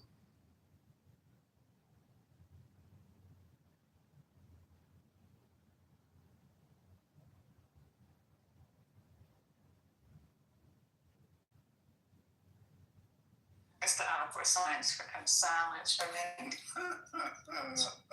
mean, you answered the question. I mean, I would say I've agreed, and I've heard Anthony and TC agree with y'all, but I don't see that as being reciprocal in those situations where maybe not everything they say, not everything they say is they actually have stats and actually provided facts. But I mean, at the same time, people will argue them down, or even myself, and try to back us into a different corner than the corner that we were originally in to try to move it. So we have the same feelings, and it's not, and we're okay with it. It doesn't mean like, hey, we're not going to come in here. It's just like, okay, give us a chance to try to explain this and share our side, maybe take yourself 30,000 feet up and look at it and not have any type of biases. Just be as neutral as you can be.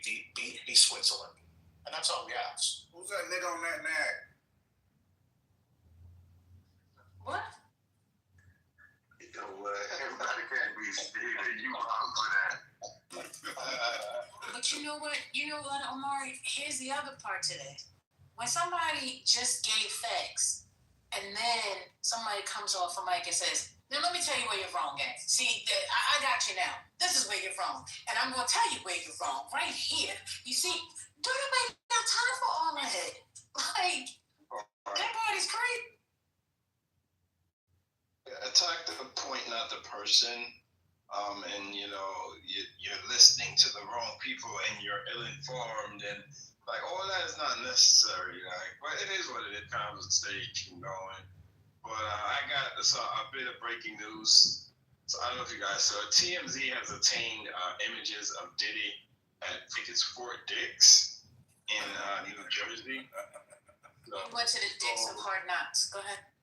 Yeah, I can't stand it, you said. He got on his greens, and he got on a gray Scully and a gray sweatsuit with the green jacket they issue you.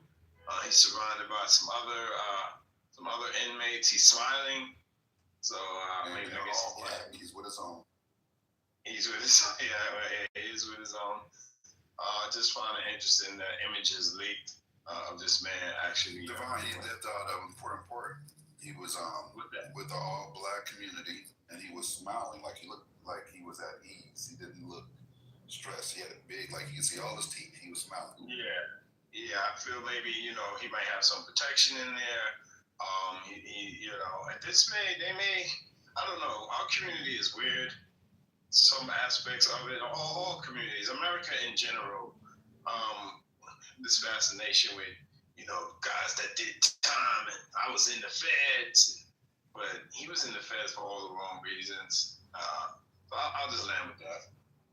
Let him have his Fort Dix and be happy. TMZ to be that, to show him in his current situation. That was the only thing that was posted for. Now he's on the prison yard to, a lot lower status than he was previously.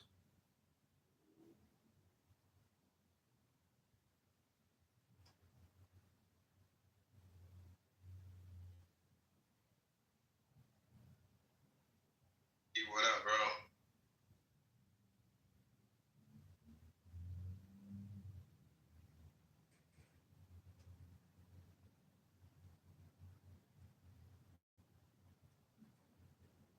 See, that's why we need the disruptors. It gets mad quiet. Ping them in the room, and let's have the discourse. But I will start. We got Anthony. Anthony, how are you doing, sir? What's going on, brother? Real quick, Anthony, do we have a private rooms? You, myself, and TC to discuss strategy. This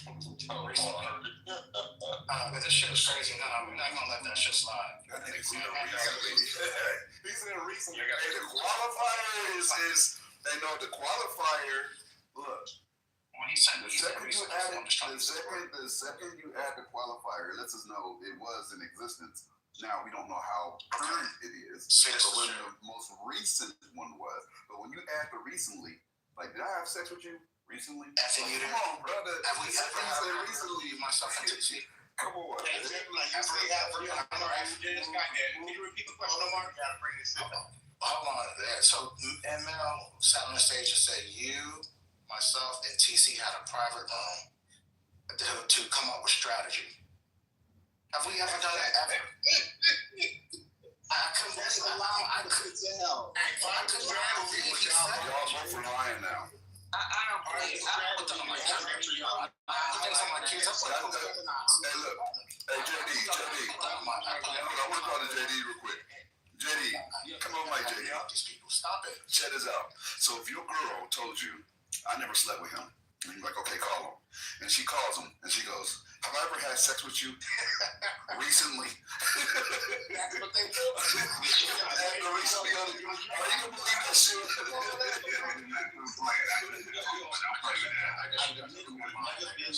But y'all really think they can strategize? Let's be real. So I believe that. With TC and Omar, that's never happened. It's just y'all gotta. It's never happened. Maybe it was more Americans than you three, but yeah, y'all have private meetings. I think y'all not even true. Look, it's honestly, it's not true, and I'd be happy to have meetings with. I know y'all not gonna keep talking over that king. Hey, Omar, in real life, do you go to somebody's house over and over, and then when you go home, you call them? You know what? I don't like what's going on in your house, and then you go back the next time. You know what? I don't like what's going on in your house. That's what y'all do. You guys literally come back every day and complain about what's happening instead of using some common sense. You're in a room that mostly leans left. Of course, you guys are gonna get jumped on more than everyone else because guess what? Like right now, there's literally two of you on stage. So of course, everyone wants a piece of that, right? Everyone wants to come off mic and go after you. You'll say, "Oh, I'm being talked over. I'm being this. I'm being that." It's just common sense. And then you guys will complain. I don't complain. No. See, you weren't in here. You just got here. Okay. Cool. You just got here. But like Omar and Mike, they'll literally make it a daily thing to go chat and come on here and then Omar will get in his feelings. Well, you guys just don't want me here anymore. Just say it. Like, come on, bro. That's the whole point. They're taking okay. Never mind. Go ahead. It's weird, bro. It's weird for me. I'm not complaining about the space. I never complain about the space. I just don't like to be lied about. I gotta, whenever people lie, I gotta make Omari, let me know. Well, I just stated ML tried to make it seem like we had this whole, meet and greet to derail your rooms and shit. Like we over here, like, shit like some meetings. Like that shit ain't true. We're not meeting. I don't even think y'all could, all three of y'all could get together and come up with something to derail this room. Sorry, bro. I just don't see that. You got First Lady and Patty in this room. How could we derail the room? They're gonna shut us down every time. Big facts. I just don't see that. That's why I said they have the beings, man. They control. They got I tell y'all won't even let them win if I ran up in bottle service. So I'm not even worried. Hey, but you see how Anthony can come in here and just laugh about it? Omari, you and Mike, you guys will literally start a whole conversation about it. It's like, what the fuck? It's like, come on, bro, this is weak. Anthony has a lot of practice. I've been around Anthony. He likes to play the antagonist in all the rooms, not just this room. That's just what the fuck he does. He goes into different rooms and has the whole room against him, and he's used to that shit. So he's more battle tested, in my opinion, than the others. TC would be the next one in line. Like Anthony and TC neck and neck. TC goes in the larger spaces. TC's got to be right no matter what. At least Anthony. Yeah, that's true. That's true. That's true. There's no thing. See, Anthony concede. That's true. I'll give you that. TC is just not smart. That's really what it is. You know, the dumbest one to me is, but he's still entertaining, is Manfinity. That's like, there's no substance. This, like, when you ask him, have you looked this up, or no? Can you post a link? Like, he doesn't have a clue. But hey, I will tell you, Manfinity will cry harder than Omari. Manfinity will literally go on Lisa's back channel. Lisa, you see what they're doing to me right now? He do it on stage. He don't even do it in the back channel sometimes. He just do it live, JD. No, but I like how this is. Control your mind, Lisa. Control your mind. Patty said he's a articulate dummy, something like that nature. Well, I almost fell on articulate idiot. That's the word for the TC. That's my word I've coined for TC. He is an articulate idiot. Even rhymes. It's weird. And you can't really have an honest conversation with TC because I still have never met someone who was a diehard, least left-leaning Democrat or whatever the hell he was, and then in an instant, I'm at it. Yeah, how can you trust that? Where does that shit happen? So I don't think anything is at face value. How can you? I'm about to say, how can you trust it? Once you see that, like, you're liable to do anything. Like, you'll join the next movement in a heartbeat. You just gotta find what it is. You have no substance. Like, how much time you have to say, well, yesterday you was just on the opposing side. Like, what the right, like your core beliefs don't exist because you can swing from one side completely to the other. That's why I said he's only there to argue the points. You know, I hate to make this analogy, but that's what the devil did. See, the devil knows the Bible. And that's how the devil can get you. Because he knows what is supposed to be right, but he knows how to argue against it. Hello? I ain't calling him man the devil, though. I'm not calling him that. Don't y'all say that.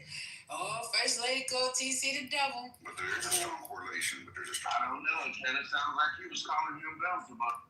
Yeah. I got Beelzebub by buying. G.A., what's going on? Yeah. It just sounded like there was a Beelzebub ring. Beelzebub was there, yeah. And this is the reason why the Dems lose, because of this right here. Y'all can't stick on my side for nothing. We're on your side. We on your side. I heard this. Down the table together. Y'all again agree. We were agreeing. We're like, what's going on? What's going on? Can we at least agree on Metastopheles, can we?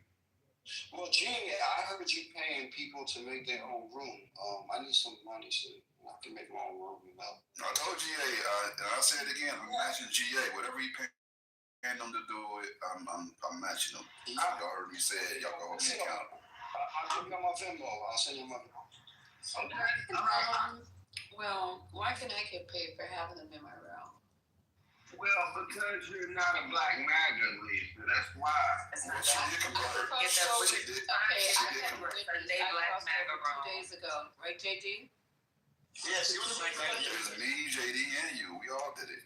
Right, so how come I can get compensated? No. See, a double agent don't count. And plus, you're not trying to shoot. You gotta go through, and you gotta cross the line. Come on, you're not gonna support a damn that's MAGA grifting. You gotta support that. I can't. See, that doesn't accomplish the purpose. I want them to have their own space so they don't feel like they have to come to Democratic and cry like my family. I'm gonna give them their own space. Just pay me. But see, GA, this is where you and I disagree. I think they play a role in the conversation. I don't like an echo chamber, right? That's one of the reasons I frequent the spaces I frequent. Because I can't hear alternative views, even if they're not listening to mine. That's fine. You know what I mean? But just having I agree with you and you agree with me and we agree together collectively, we all agree now what? That gets old, man. Here's where I think it's important is I don't think that we all agree. That's the only we can all agree. No, but our differences are going to be so much more minute than if if it's someone that's from the opposing party. Like there's always going to be nuance inside of the party. I get that. Or even if we're left leaning and not in the party, it's still going to be nuances, right? It's going to be some that are more progressive, some that are more conservative, even though they're all Dems, right? But when you have somebody that's completely on the other side of the spectrum, that's going to add a different aspect to the conversation. It's just that it's getting to be disruptive. I think that's the pushback. I'm not trying to speak for everybody. Y'all can correct me, but that's my viewpoint. But here's my point. I think the minor differences and the nuances are the reason why we can't get collective, respective messaging. And until we fix that, it doesn't matter how many of them we prove wrong, we are still going to be woefully under-equipped to win any election until we have a space to actually talk about those nuanced things. And I think that we need to do that in a constructive space. Now, I'm not saying they can't come in. That's not what I'm saying. But I'm saying when they want to get off this thing about their rhetoric, they need somewhere congested to do that. I'm not saying Democrats will come into that space so they can have their whoa and their woo. I'm not saying that. All I'm saying is, and I gotta say it for Sister Soldier because she's been saying it for forever. The irony of actually codifying DEI to be included into spaces that aren't theirs is hilarious to me. And I'm saying, hey, go have your own space so you can talk about all the things that are important. And when you want to come back and see what we're thinking, come back and see what we're thinking. But don't let this be your house where you get your mail at. Just come and visit. Let this be the Airbnb. But you don't have to live here. Let's give you another place to live. That's all I'm saying. But from what I understand, and Patty, you can correct, this is your room. I'm not trying to say this is the way that the room works, but this is my understanding of the room. I think that different viewpoints are welcome as long as they're not disruptive, and that's the purpose of the space. I don't think it's strictly a democratic space. I think it's open to different viewpoints, and that's what makes it pop. I think if it's strictly just Democrats, that's it. That's all. That's all we want to hear. I don't think it would be as successful as it is now, personally. I agree. Gia, you want to give your money to MAGA when there's all these people about to go hungry? And then the ones. Patty, is that accurate and accurate? I'm interested in hearing your viewpoint. It's your room.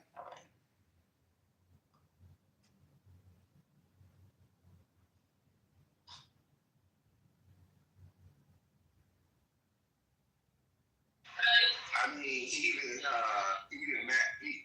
Mike Pence is a Democratic person. I'm not saying that it's only Democratic, but I hear your point, Jim, and I just think that it's just like anything. And I hear yours. I don't want you to think you already know I fuck with you, Jay. I'm not saying I don't hear your point. Yeah, that's why I suggest it's a dim building block, right? Where it's just space where that's all it is. If that's concern, then allocate a time period strictly to be a dim building block space.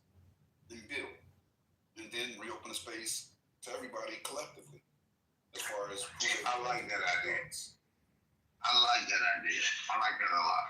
And we, Patty, respectfully, we're not trying to tell you what to do with your room. We just spit an idea. Just let us know when we could join if that's the idea.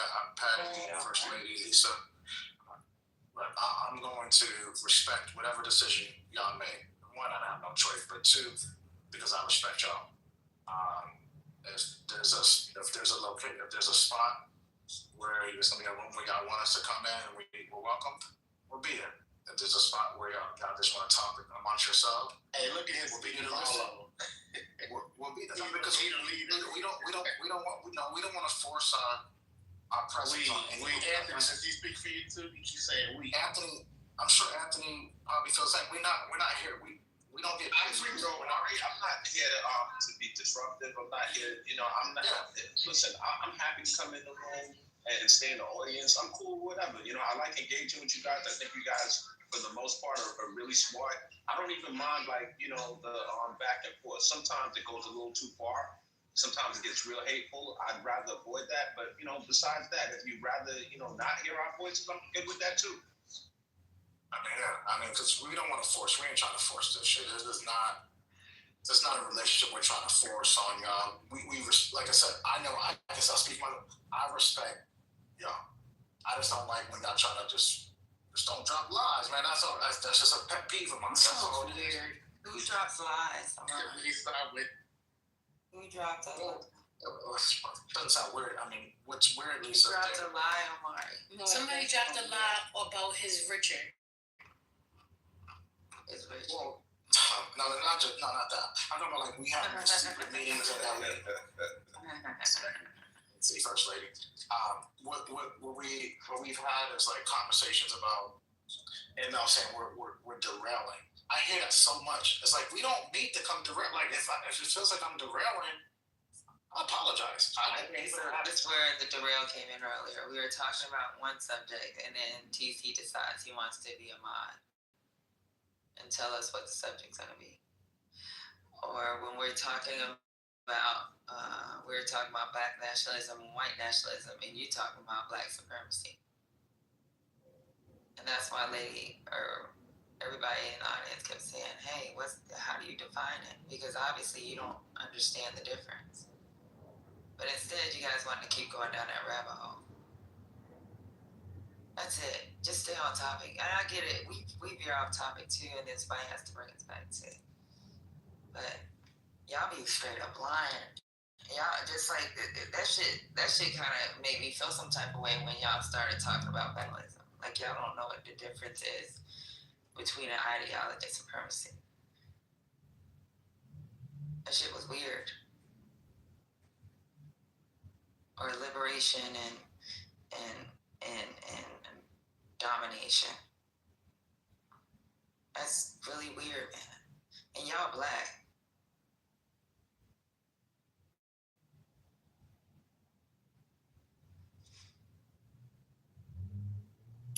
And for the record, this space is shared between Patty, myself, and Reformed. So at the end of the day, if you read the guidelines, they're there. We don't mind having a conversation. But you know me, I'm not gonna allow somebody to redirect me because it's gonna be a problem. And so we're gonna keep the conversation going and flowing. Is there something new going on? Oh, let me tell you, Trump said no negotiation. Okay, he said get out my face. I'm not negotiating with y'all. Who was? No negotiations with. Who's that asking me a question? That was a GA. I was just asking you. Said no negotiations. Trump said no negotiations for who?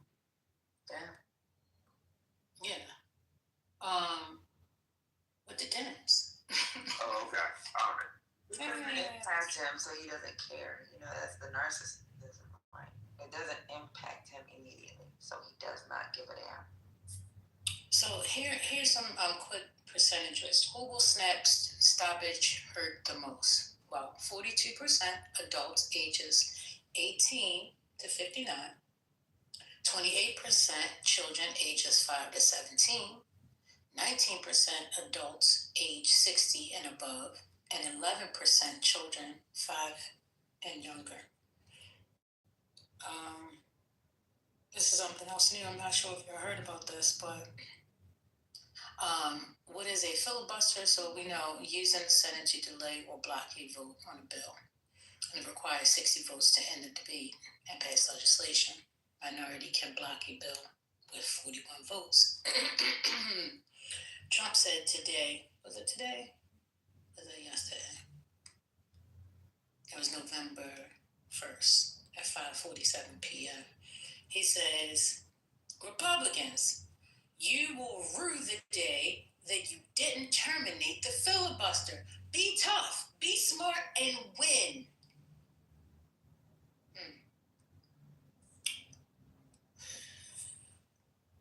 Y'all okay with that? I don't know what to say.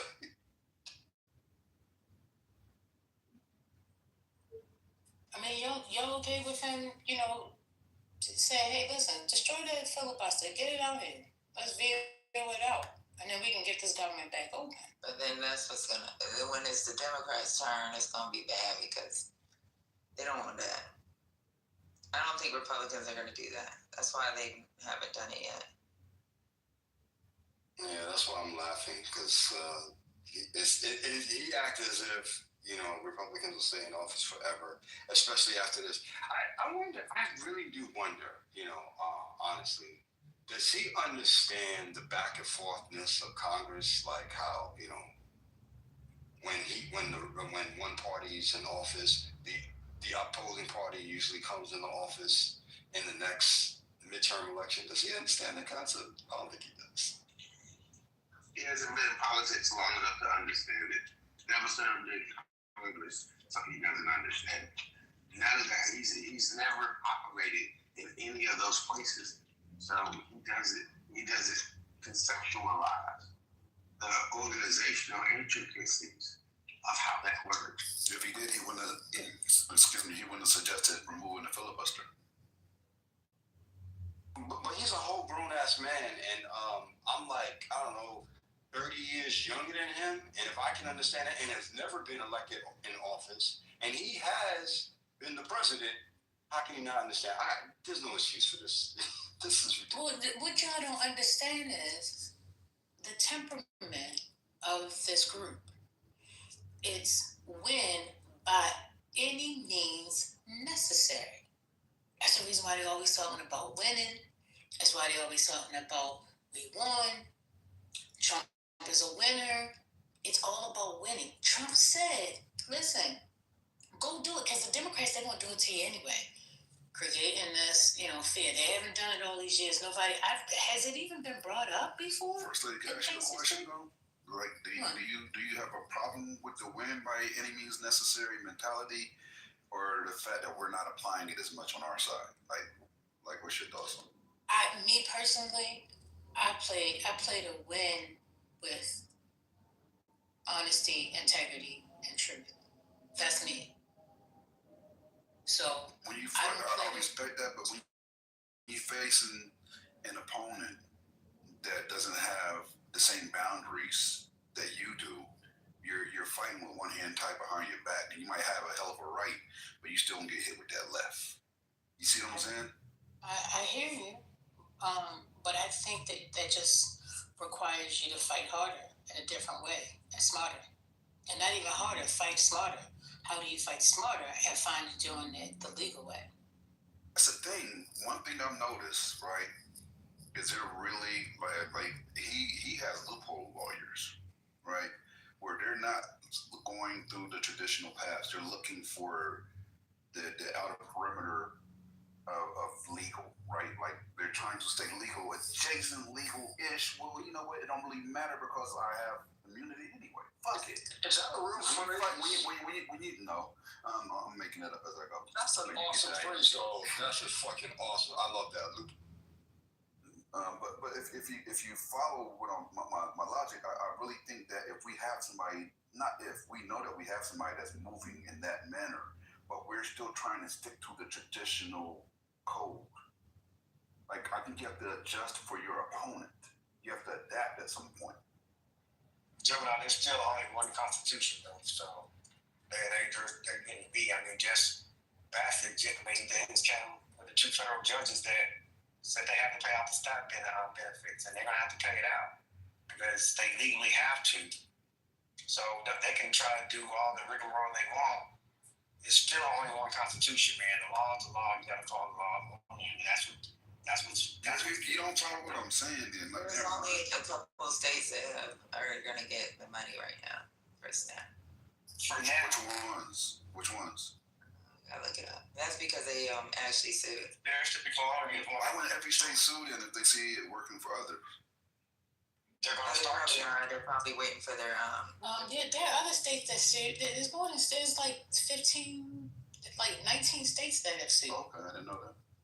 Yeah, let me get it for you. Probably every single state sues if they wait. That should be like for a couple win. That should be the precedent, right? Yeah, they filed an emergency That's State what of emergency funds are for.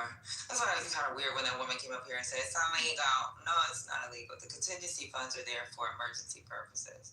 All they got to do is go to the OMB. Now, when the funding runs out, then they're going to have to go through Congress. So I get it on the Congress piece, but You talking about this is more deep? So let me just point out something. Somebody said in the chat.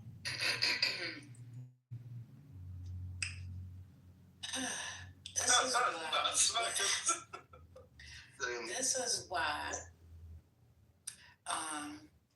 black women can't lead. Well, no, I'm saying not black women. This is why women can't lead. None of these black maggots. Oh, no, that's not one person. Just talking. You know, I'm not just talking. He asked me a question. I answered it to my honest ability. I'm not running for the United States of America. Let's be clear. I'm not looking to lead you. But clearly you want to be led because you're here and you're listening to my voice. So guess what? I am leading you right now. So either you're going to stay and listen to me lead, or you're going to leave because I done led your ass out. One or the other. You know. No more friends. I'm leading you either way. Like, that's crazy. Either way, you have been led. That's 20. Damn, I'm loving this. That part right there. Damn. I mean, but hold on. But what triggered that, Jamal, was basically what she said, that she believes in just following the law. I don't need no explanation. I'm glad she did. I don't care. Right, that's what I'm saying. But then when I said the same thing, somebody either like, no, I don't think you understand. If she shoot, I'm shooting. I'm just asking questions afterwards. Like, why we shoot them? I don't care. She shoots somebody, I'm shooting them too. Right. So my thing is like, bro, to your point, because you said I didn't understand, but I was like, I think I was following because you talked about the loophole lawyers, right? Like, because he had advisors that came back and told him, hey, this is how we go to war with Venezuela, or how we initiate or agitate Venezuela. He had lawyers that told him, hey, this is how we can do this, right? So, but it's still illegal. They're pushing the edges of the law. But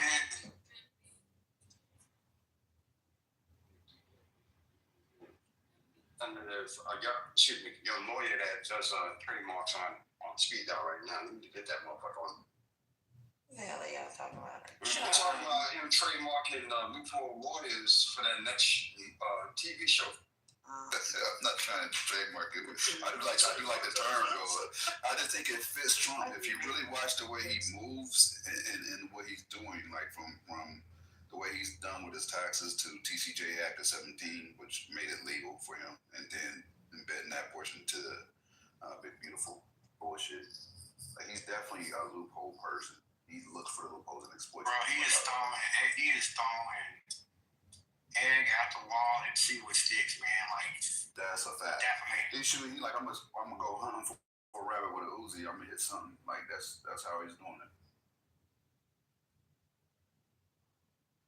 Yeah. So, I mean, for those that are still on the stage that of MAGA dissent, I just like to know: are you okay with this filibuster removal? They call it the nuclear. That's number one. Number two. I'm okay with that. No. Okay. All right. See. I think most people think it's stupid. That nuclear, if you get rid of the nuclear option, it's stupid. They know that's stupid. If they do that, it's gonna come right back. I think it would just change things tremendously. But they do it to win. So, Omari, if you're listening, it seems like you're the voice of reasoning. I need you to, even though they might have been joking and maybe you never had one, but I think that it would be good if you had a private meeting with the people so that they don't constantly get upset for getting removed. But they need to check their behavior, because I'm not going to put up with it. That's fair. I was watching the game. My son was watching the Broncos game. Yeah, no, for sure. We can have a discussion. I think it's important. I think it's important to figure out how do we have discourse in a professional way, as we're all adults. Again, it's a matter of just showing that we can be adults. We don't have to agree with y'all, but it's about having an adult conversation, and it seems like that's where we need to focus on. I think it was a Divine who said the point, not the person, right? So we can do that. I like that. I'll just start your own room so I can come and visit, and you can say everything you want to say.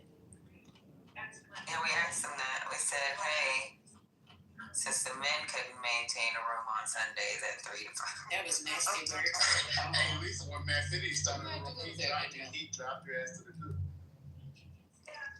I'm just saying that if they have their own room, they can say what they want to say, and then if they allow me to interject, then I can interject, but at least they can get their thoughts out uninterrupted. What do you think about that, Marvin? I mean, we talked about that. I mean, But you can't name it the Coon Room, because I'm not coming in on that. No, we're not going to call it the Coon Room. That was Black MAGA. Not even Black MAGA. Not everybody's MAGA. I think, Anthony, you can speak for yourself. I think, would you call yourself MAGA, Anthony? Just call it the Republican. The Republican side. Yeah, like. Oh, I just put down the Black. Well, you can say Black and MAGA adjacent. Black. So, Patty and First Lady, will y'all support our room? I don't know about all that. I love y'all, man, but I can't be in there with all them people. I'll crash the fuck out. But I'll come for a little while, then when it's 10 of y'all, I gotta go. Hey, Man City already tried it. Shit failed miserably. Oh, he did try it. You know, Bring a little audience. And when Lisa came in there, he dropped her ass to do. You know, it's crazy. Y'all MAGAs in the audience, y'all white MAGAs in the audience didn't even support them. You know, they have more support from freaking people in this room and in Lisa's room than white MAGA. Y'all wasn't even there. Fucking Manfinity be fucking twerking like a motherfucker. He on the pole up and down. No powder. He go right behind each one of these MAGAs. Don't give a fuck what germs on the pole, and he be jumping up and down for y'all. And guess what? Y'all didn't even show up. He be in there talking to himself sometimes. What's going on? No, it's crazy. So, listen, y'all. They ain't really gonna support y'all, Anthony. They not. I think you're right, Patty, but, I'll be honest. I hope you guys do support us, but we take this off of Clubhouse and, we form a little situation outside of Clubhouse. I think you guys would be surprised to see how well this thing goes outside of Clubhouse. I think we're actually going to have a really strong alliance off the app that's going to actually generate some money. All right. So we'll I'll let you guys know once we launch it. But it's gonna be interesting. So y'all gonna do something off Clubhouse? That's what you talking about, making money. Yeah, I know. I'm saying, launching like a multi-platform pod. Shorts, the whole nine, everything. And then just hit it up from a bunch of different angles, but. The alliance will have been formed on Clubhouse. This will be, based on relationships that got established on Clubhouse.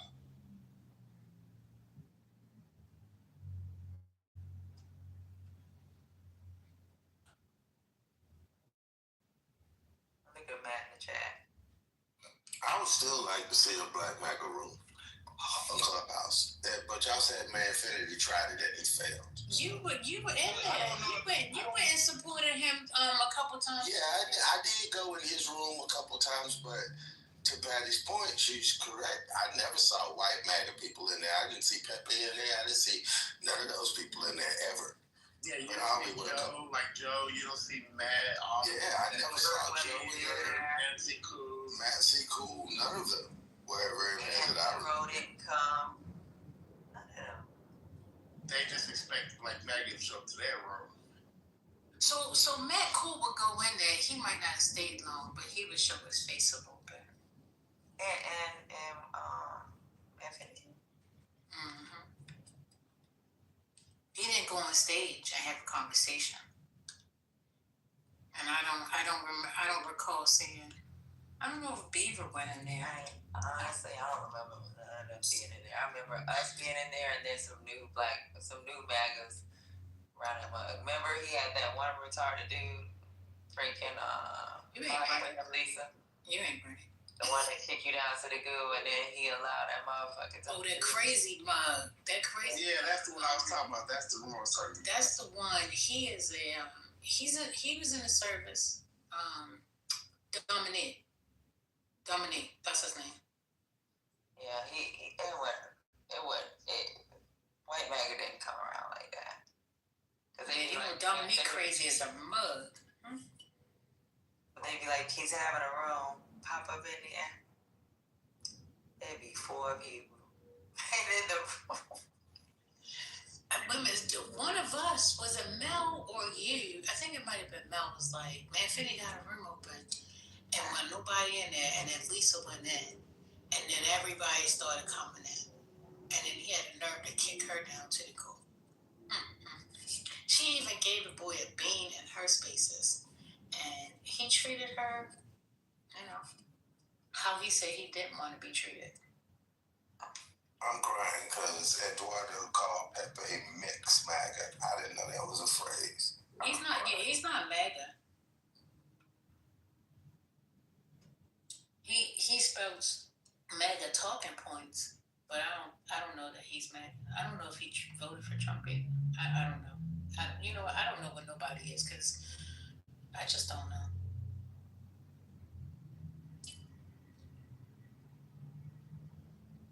So, if I'm not mistaken, there's a field trip happening at 6:00 today.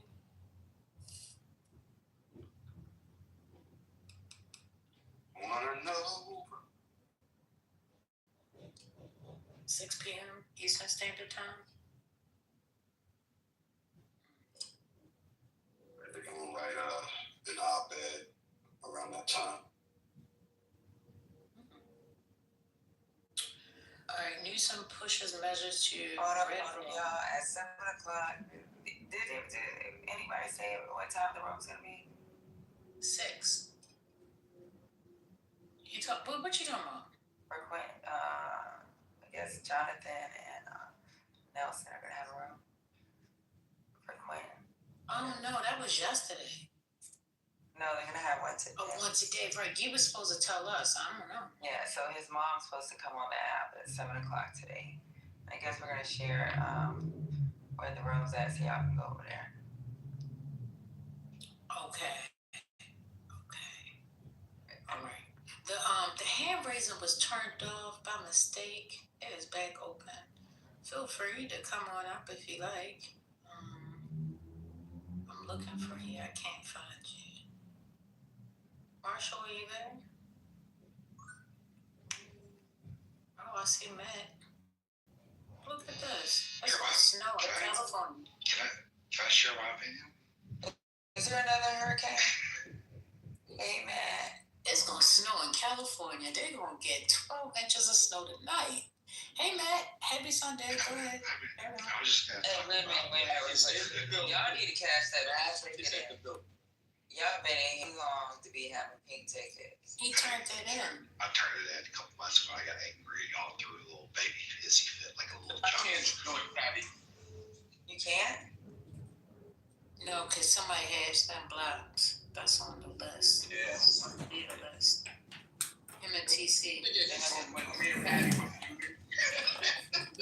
ain't ban nobody. I don't ban nobody. Now, when we were shooting out, I couldn't join the house. I don't know what happened. But, Let me unblock Anthony. What you do about I'm just kidding. Gee, I know you my brother. But go ahead, man. Sorry. I hear no evil. I see no evil. I just pay attention, listen, instead of you. Have a good Sunday, bro.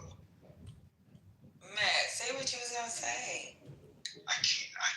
Well, Anthony's here. He's here to take my back. Anthony can't speak for you. Hey, I got a question. I keep leaving on ask this question. I'm such an idiot. I thought I learned all this 2 months ago. Hey, Anthony, how many votes right now does the Senate have to open up the government? 55? Is that correct? So 55 are voting yes and 45 are voting no, correct? About right to me. Okay, got it. Okay, just making sure. All right, thank you. Google.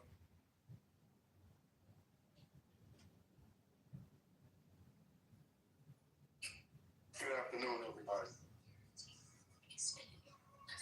Mr. Orlando. What's Good going afternoon, on? Orlando. Listen, what's going on? I got on this morning about 3, 4 o'clock in the morning. I thought I was at the after hour joint. I don't know what happened. I was asleep. I was asleep to the. Okay. Hey, what you talking about? I'm sorry, First Lady. Oh, go ahead.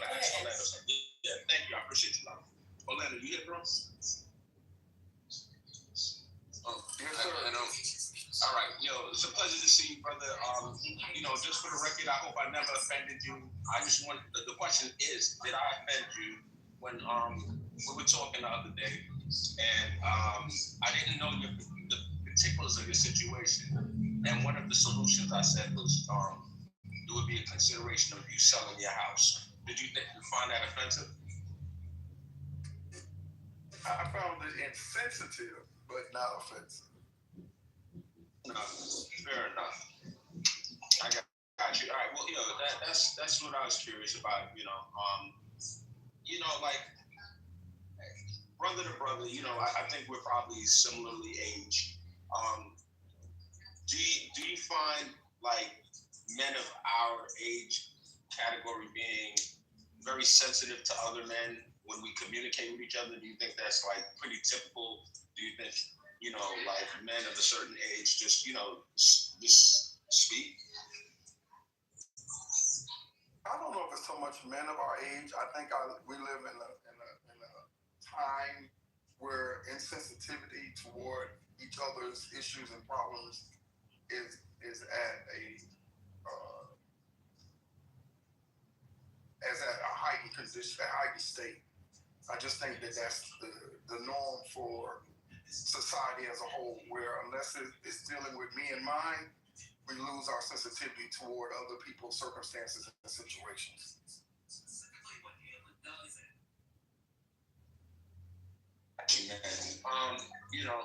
When I heard more about your story, definitely kind of changed my outlook. It's one of those things where my mind is always on solutions rather than problems. I think we focus too much on the problems, bro. Like, incessantly talking about problems doesn't really help anything for my playbook. I like to try to, come up with a way of fixing the issue. And, pardon me if that came across as crass or insensitive or whatever. But, I wish you nothing but the best this life has to offer. I appreciate it, no problem. And, at the end of the day, if we all can learn how to be better people, be better individuals, and learn how to be more sensitive to other people and other people's conditions, that's all we can ask of each other. Maybe we'll end up being in a better place, in a better world.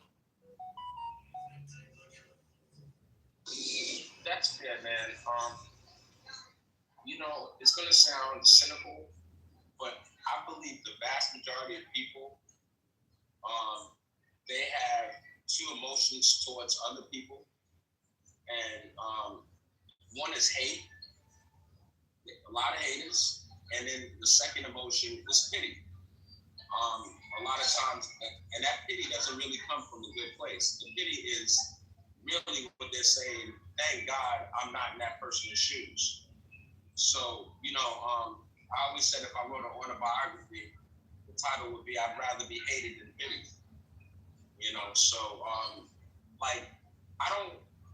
For me, I prefer people to give me, straight up no chaser. Like, that's me. But I'm not pretending that that's everyone. I don't mind like raw, straight up, just, say what you gotta say. That doesn't bother me. But I understand, for some people's point of view, it's insensitive and they have absolutely a right to feel that way. I'm not saying that my way is the only right way. I'm saying for me, and that's typically how I communicate. But I get where you're coming from. And I used to be the same way, but life has a way of humbling us. Life has a way of humbling us to the point where we become more sensitive to others because of life circumstances that deal with us. You know, I used to. When you're a leader, you tend to be more aggressive in your stances. But when life humbles you, you realize that you're not in this by yourself, and you need others to survive and to make it.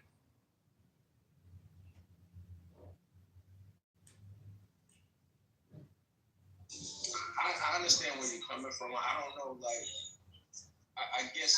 Thank you. I appreciate you. Yeah. I guess what you're saying is that through the humbling process, you kind of change your perspective in the way you communicate ideas, and that that's a fair statement. I don't know. Like, I don't want to say anything that's going to get me in trouble, but it's an interesting perspective.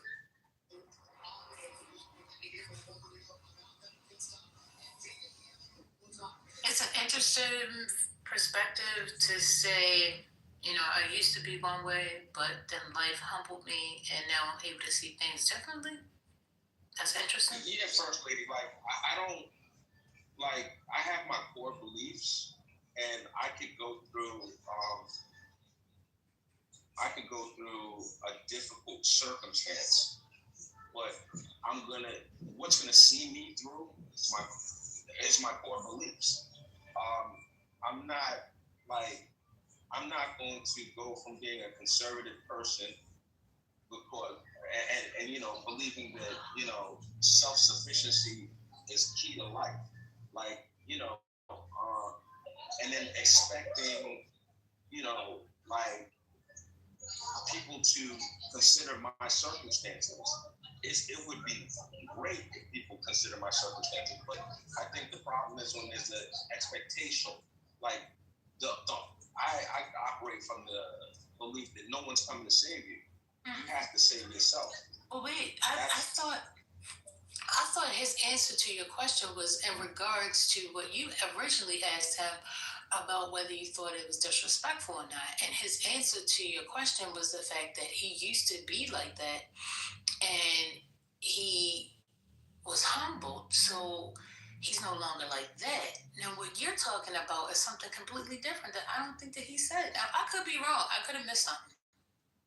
Yeah, my perception of it was that we were talking about the communication style. I would not fundamentally change my communication style because of difficult times, because it's like it goes to the heart of my belief system. The self-sufficiency has to do with my communication style. If I, like, for me to be more sensitive, right, in my communication style, it would, like, I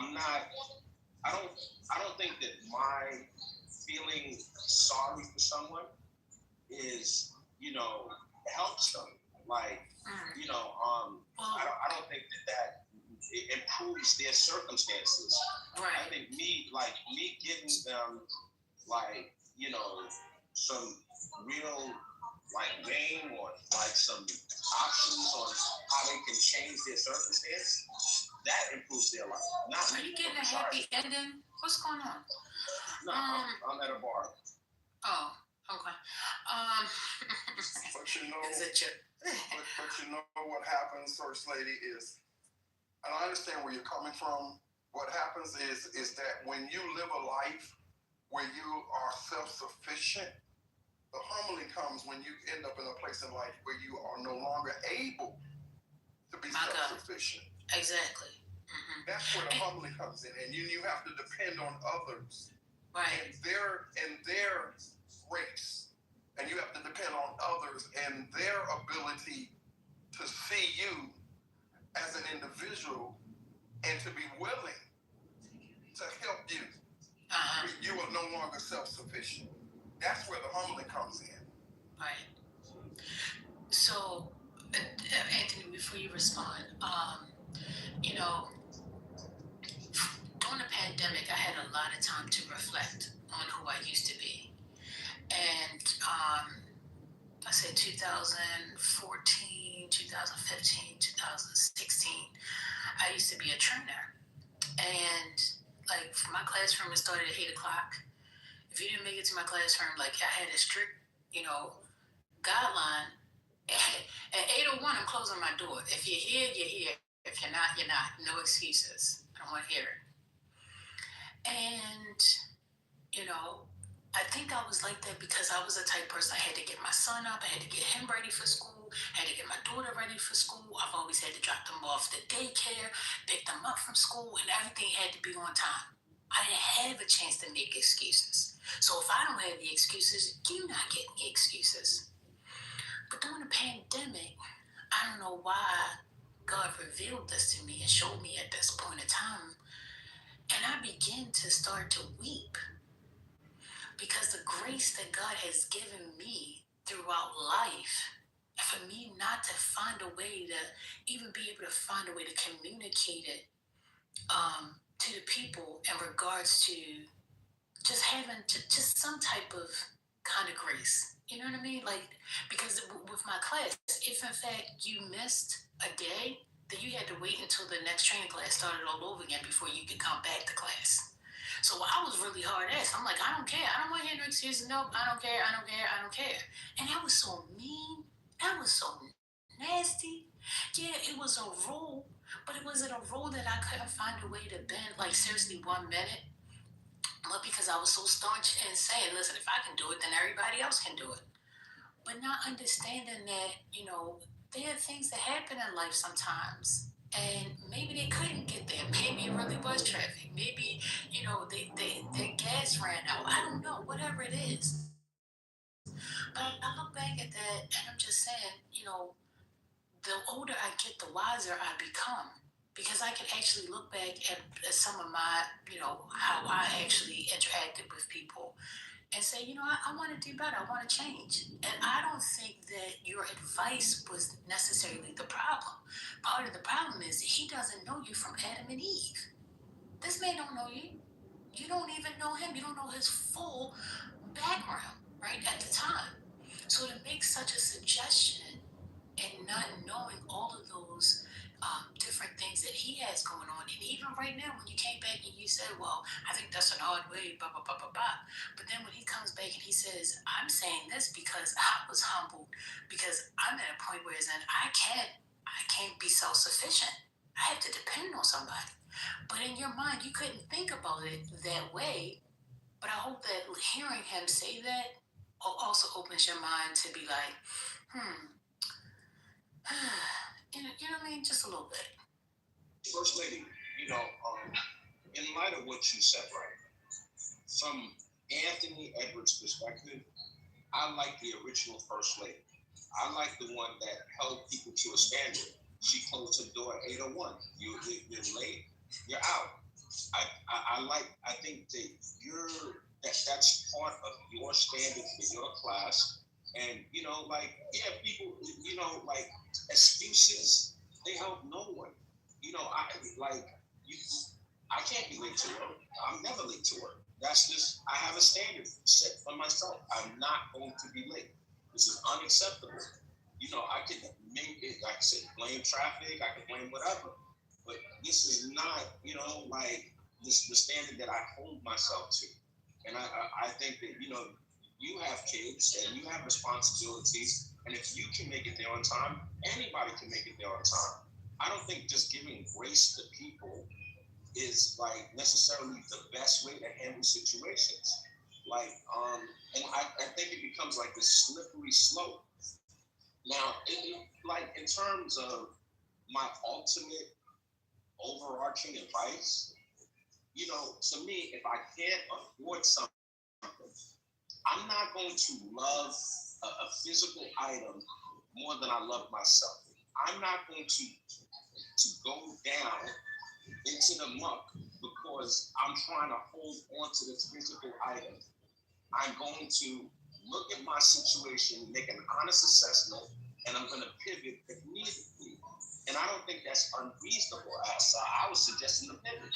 If we keep insurance rates keep going up, we keep on having crazy hurricanes in Florida. You know, like honestly, I'm not mad at somebody that says, you know what, I'm gonna sell right now. There's this guy, I believe his YouTube channel is called Reventure. He talks about Florida incessantly, and there's people that have taken hits, hundreds of thousands of dollars selling their house in Florida. And you know, it's like it's heart-wrenching. Do I think they wanted to take the hit? No. But you know, you gotta know when to hold them, when to fold them, when to walk away, when to run. Anthony, can I answer a question? Wait a minute, before you ask him a question, I just want to remind him about grace. So the next time that they start talking over you, next time they cut you off, don't ask me for grace. Don't call First Lady. Don't do it. The next time that you come off mic and you overtalk somebody and they shoot you out the space, don't ask for grace. Because a lot of times people ask for grace and don't even recognize they're asking for grace. And they're granted grace without having the gratitude and the being grateful for the grace that has been bestowed upon you. See, that's the difference with me now and versus the person that I used to be. I didn't understand how much grace and mercy I was actually living on until God had to humble me yet again to show me that if it was not for me, you wouldn't be where you are. So because of that, I'm going to treat his people with kindness. I'm going to be kind to them, and I'm going to give them the same grace that God has given me. I'm sorry, Orlando, go ahead. Anthony, I want you to think about something. One of the greatest motivators that I believe, and I could be wrong, that drives you is fear. Fear of losing everything. Fear of not having anything. And because of that fear, it causes you to overcompensate to the point where you have no excuses. You have an attitude of no excuses for yourself and for no one else. And that's not always a great thing. Like I say, I've been there and done that. And because of life has humbled me. It has fine-tuned me to be more compassionate, not just for myself, but for others. To show compassion to others when they are at their low point. To understand that they may be in the circumstances that they never wanted to be in. But can I show compassion? Can I show empathy? You know, one thing about it, people will never follow you and people will never take you at your word unless they know you care. If they don't think you care, they don't hear what you have to say. But they got to know you care. We live in a time right now where we wonder who really care about me, who care about my family, who care about what I'm going through. Man, you know, I hear everything you're saying, brother, right? So, first and foremost, I have failed more than I've succeeded in life, all right? I have learned far more from my failures than my successes.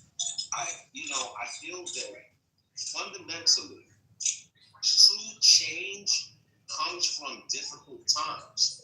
I think that's how people change and they grow. They grow through difficult circumstances. So I get what you're saying, brother. But at the same time, it's like I don't think that the best teacher that I ever had in my life. It wasn't it wasn't her showing me that she cared about me. You know, she imparted knowledge into me, and I went to a corporal punishment type of school, so that the teachers could dole out punishment as they saw fit in elementary school. And she would handle her business if she had to, and that was also a consideration. I'm not at that time thinking, oh, she's doling out corporal punishment because she cares. You may in your adult mind think that, but at the time you're not thinking that at all. You know, so like these ideas about, you know, you only deal with people or listen to people that you feel care. Bro, I think that a lot of people have guilt and they have pity. And I think pity is detrimental. Feeling sorry for someone doesn't help. It really, if I give you fish versus teaching you how to fish, if I care, I'm gonna teach you how to fish. I'm not giving you fish. It's two completely different mindsets. I'm not pitying you. I don't feel you're not a sorry person. You're a person that's capable of learning and improving your circumstances. And that's where it's at. And if you're at a point where you're not capable of improving your circumstances, then that's a different conversation. And then I do feel, honestly, I do feel pity for it too. I do think that that's because there are people that have, you know, like, forgive the, you know, comparison, but like they may be disabled. They may have some kind of physical limitation. And that should be, you know, accounted for. That's then you can't. You're not going to teach that person how to fish. You're going to make sure that person eats consistently.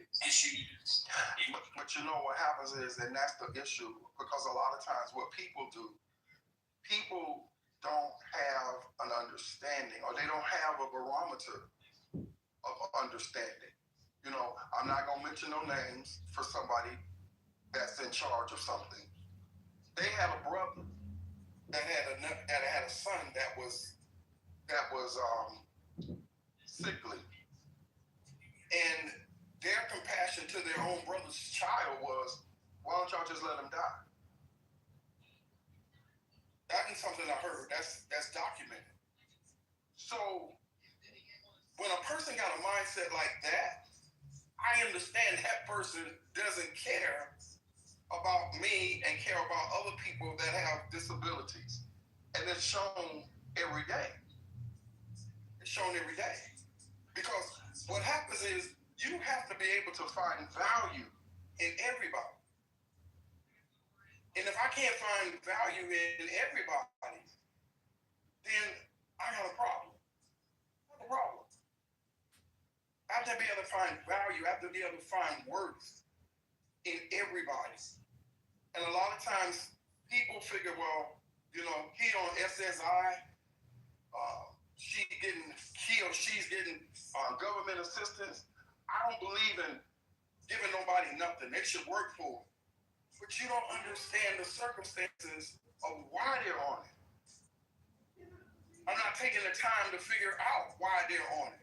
So, but I lump everybody into the same category, and that's the problem that we're experiencing, because people lump everybody in the same circumstance, and now realizing that Orlando, are you familiar with DNR or DNI? Yes. Okay, cool.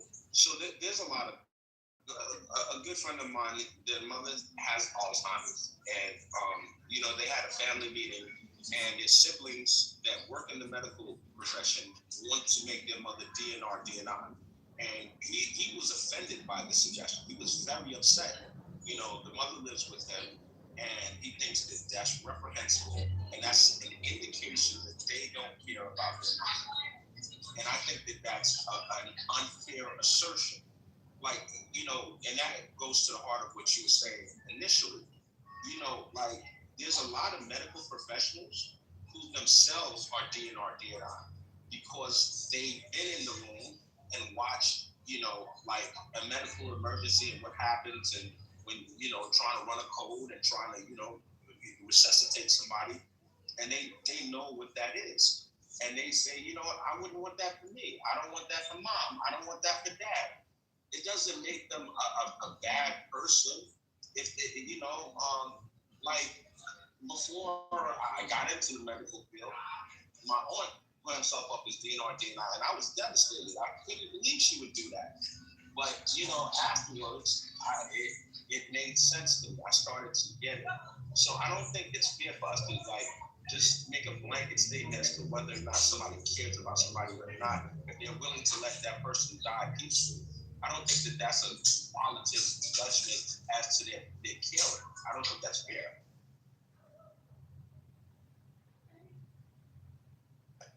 And to some degree, I agree. You know, I've been there and done that with my mother. You know, when I had to make that choice, I'm the oldest, so I had to ask the doctor, what is her prognosis? And the doctor was very frank. You know, we can continue to treatment, but as we deal with one thing, something else is going to happen. Or you can allow your mother to pass away peacefully. It's up to you. You know, it's not something, and then that wasn't the part of that bothered me. The part that bothered me is that I live in a country that when I needed to put her, because she had Alzheimer's, when I needed to find a place that could adequately help her, because I could no longer do it in my home, I'm blind. So I could no longer give her the assistance that she needed. They told me that as long as she got money in the bank, as long as she had property, you have to sell everything she has, pay for it out of your own pocket. When she has nothing, then Medicaid and Medicare will pick up and we'll take it from there. And my exact words to them was, so you're telling me my mother needs to be broke before all the years that she paid into Medicaid and Medicare through her employment, she can't get any assistance until she has been proven to be broke. And they tell me, yeah, that's basically what we're telling you. That's basically what we're telling you. Yeah, who wrote that policy?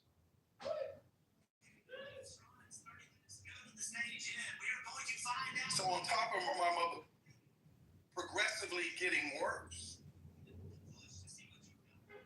I had to deal with that. That made it worse than her getting progressively worse. That's what made it worse. So for an individual not to care is one thing, but when you got a whole system that doesn't care, that's a whole different animal.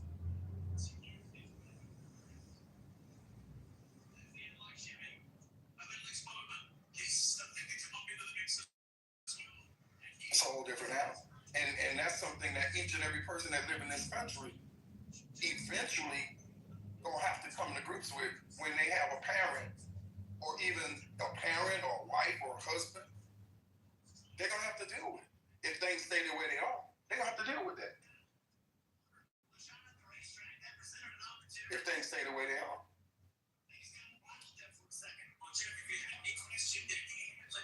This one of the race of lap 157, one lap ago, a 27.60, a 10.5 better than Blaney in second.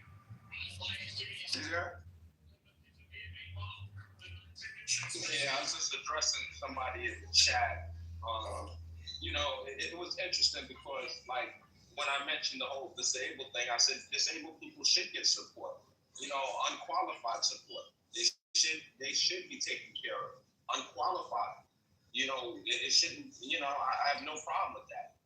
With that said, you know, like, people will disparage you and they'll make stuff up, man. So, you know, I don't like to bring stuff from the chat onto the stage, so I'm not going to make a comment directly about that. I addressed it in the chat.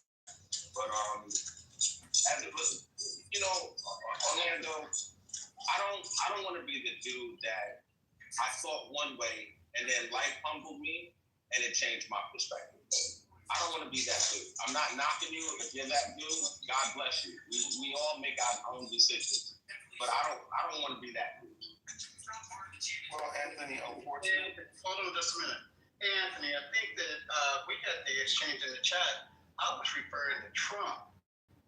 Trump apologized for that. I'm sorry, I thought you were talking about me, sir. Right, and I want to clarify this for the chat as well. If people have misread that. Basically, Trump's brother wrote a book where his brother said that Trump told him to leave his son die. Yes. And that also people who work with Trump said he made disparaging remarks about the disabled. So that's the clarity. Exactly. And I apologize profusely. My bad. I misunderstood. I thought you were referring to me. You know, I've been accused of egregious things, and I apologize to you. I should have written like that. It's all good. If I'm wrong, I'm wrong. I'm good with it. And that's the point I was bringing up earlier. That how can I expect for someone that told his own brother to let your son die, that he was a disgrace to the family because he was in that condition? How can I expect them to even care about me if that's how you feel about your own nephew? I'm not surprised by what I see. I'm not surprised by the politics that I hear and see going on coming from a certain place on Pennsylvania Avenue. I'm not surprised. I'm not surprised. And I'm going to actually take the time and look at the situation up because I wasn't aware of it. I know my relationship with my nephew. I know my relationship with my brother. And I know that anything I say to my brother related to my nephew in any circumstance is going to be from the heart. It's how I would approach a situation with my son. I wouldn't treat my nephew any different. As long as if my brother, God forbid, wasn't around, and my nephew, niece, whatever needed care, they're going to get the best of the best as though my brother was still around, and he knows that, and I know vice versa the same. So without having context in this particular situation, I don't know if Trump would have said the same thing about his own kids. I don't know. I really don't know.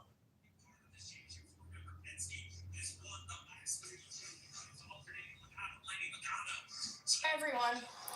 Can anyone hear me? Okay, Sabrina, I hope all this Hi, Anthony. No, we don't hear you. No, I have to ask because my mic doesn't work. One second. It can be distorted, but thank you so much for joining us this evening. Thank you for the exchange, fellas. Now, this is what I'm talking about, having a conversation. We don't agree on the topics. Anthony was able to articulate, even though it may not have been palatable for others, it was done without cussing and fussing. Okay, so I appreciate that and I acknowledge that. So thank you.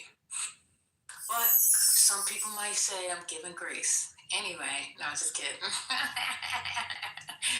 Sabina, how are you, sis? How you feeling? I'm fine. How are you? Always give grace, by the way.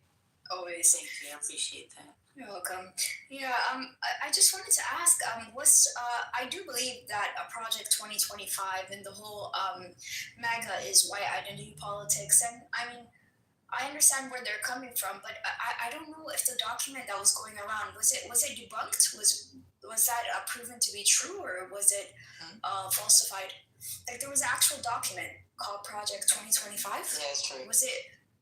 Oh, it's true. Oh my goodness. Okay, yeah. So this is the thing. This is why I believe DEI was actually something that was actually successful, because imitation is the biggest form of flattery, right? And so if they want to imitate, DEI and what the left is doing, and then apply it to themselves, that means that DEI is actually, something that they want to emulate, but they just want to make sure that they're included. And I never understood why they felt excluded, because every time I was in DEI circles, they made it clear that white working class people were also disenfranchised, just like black people were, right? Or black working class, middle, whatever, right? Racially and so on, and women as well. For example, white women don't ever hesitate to include themselves.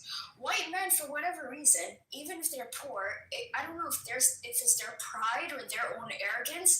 It's like, include yourself. Don't exclude yourself and then get disgruntled because you're not included. Because white women totally took advantage of it, right? They took advantage of affirmative action, and why should they not? Right? Because that's what you should do. So don't exclude yourself and then get mad that you're isolated, because you should be included. Because if you are a white working class person, you are marginalized, and so you should also be included in DEI. That's all. Thank you. You said a white working class. Yeah, white working class men. Yeah. That's usually the people that vote for Trump, yeah. They're marginalized? If they're poor, yeah. Yeah. So that's what, like, the DEI idea is. It does include class. as part of it.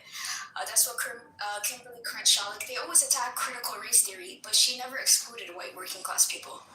She never did in any of her works. But for some reason, they're talking about class. They're talking about protected classes. okay, I see what you're saying. Yeah. Like, yeah, I don't think they're talking about that big. But white men are protected under DEI if they're a veteran. You know, they have veteran preference. But even in that, the present regime wants to get rid of those preferences because the commander-in-chief, well, not the commander-in-chief, but the one over the events has suspended the program for disabled veterans and the employment program that they had for disabled veterans qualifying for contracts. So that's been suspended also.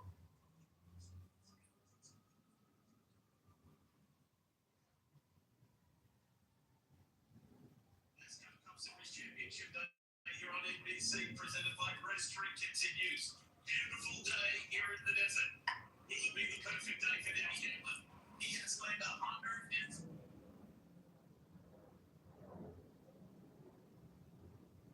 Yeah, I don't know anything about that. Yeah.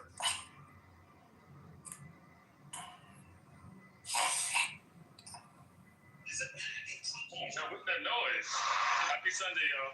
Hope I got a hot mic.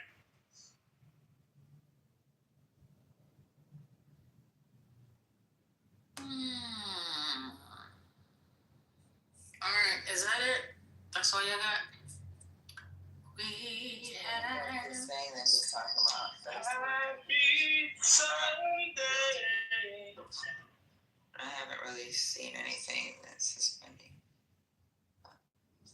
VA contract. Who's this? Lisa's not even here.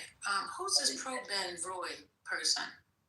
Been sitting on stage all day, ain't said a word. I got my eye on you, sir.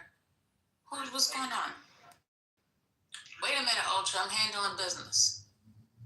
Probiotics. Are you there? Probiotics. Are you there? I don't think he's there. I think he's trying to listen and learn. It says learning English on one of his pictures. Oh, okay. Proven. Yeah, he just up here. How we know? He could be a spy. I just All right, go ahead, Ultra. Go ahead, do your little song and dance. Happy Sunday.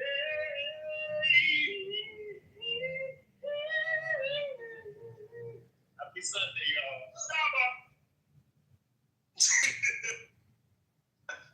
Ain't that about a monkey? Hey, Jamal. Hey, everybody. Took me forever to get up here. I was like, why is hand raising turned off? I ain't do it. Somebody probably didn't. It was me. Did y'all turn it But off? I forgot I did it. I'm sorry about that. I didn't mean to turn it off. It was definitely me. I forgot that I turned it on, and I didn't see nothing over in the chat. I wasn't even looking at the chat. I was engulfed in the conversation, so I apologize, guys. Thank you. It's okay. Did you guys talk about the Jay Vance, Erica Kirk thing that's blowing up? Oh, I heard he was banging up Erica Kirk. He was banging. He took his podcast and he took his woman. God. Oh my goodness. It's not even that. So, you know how it started, Sandra? No. What happened? I just can't believe he said that. Yeah. He said openly that he wished his wife Usha, who's Hindu, was Christian. And then now you see, Charles, who's passed, his wife all hugging up on him. I thought it was crazy. It's insane. Shit was crazy.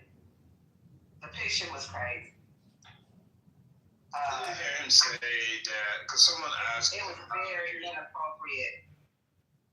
Someone asked him how does he raise his children, He said his wife does go to church with him, and he said that he hopes that the word would move her. I never heard him say he wished his wife was Christian. I've heard him on the record because I did hear him say that. He was. I did hear him say that. Okay. I don't think he meant it to come out that way, but yeah. Yeah, he didn't mean it to come out that way, but he actually did say that. I've seen the videotape like three or four times. He did say that. I also heard him on the record. I think that's when it came divine. I posted it. Yeah. When he was talking about raising the kids. I posted it in the chat. Yeah, he didn't mean it in it. Sorry. Yeah, I was still talking. I mean, I hear it. I hear what y'all are saying, but I'm just trying to say he has also said otherwise. That she goes to church with him. Their kids go to Catholic school. So yeah, I just I'll let.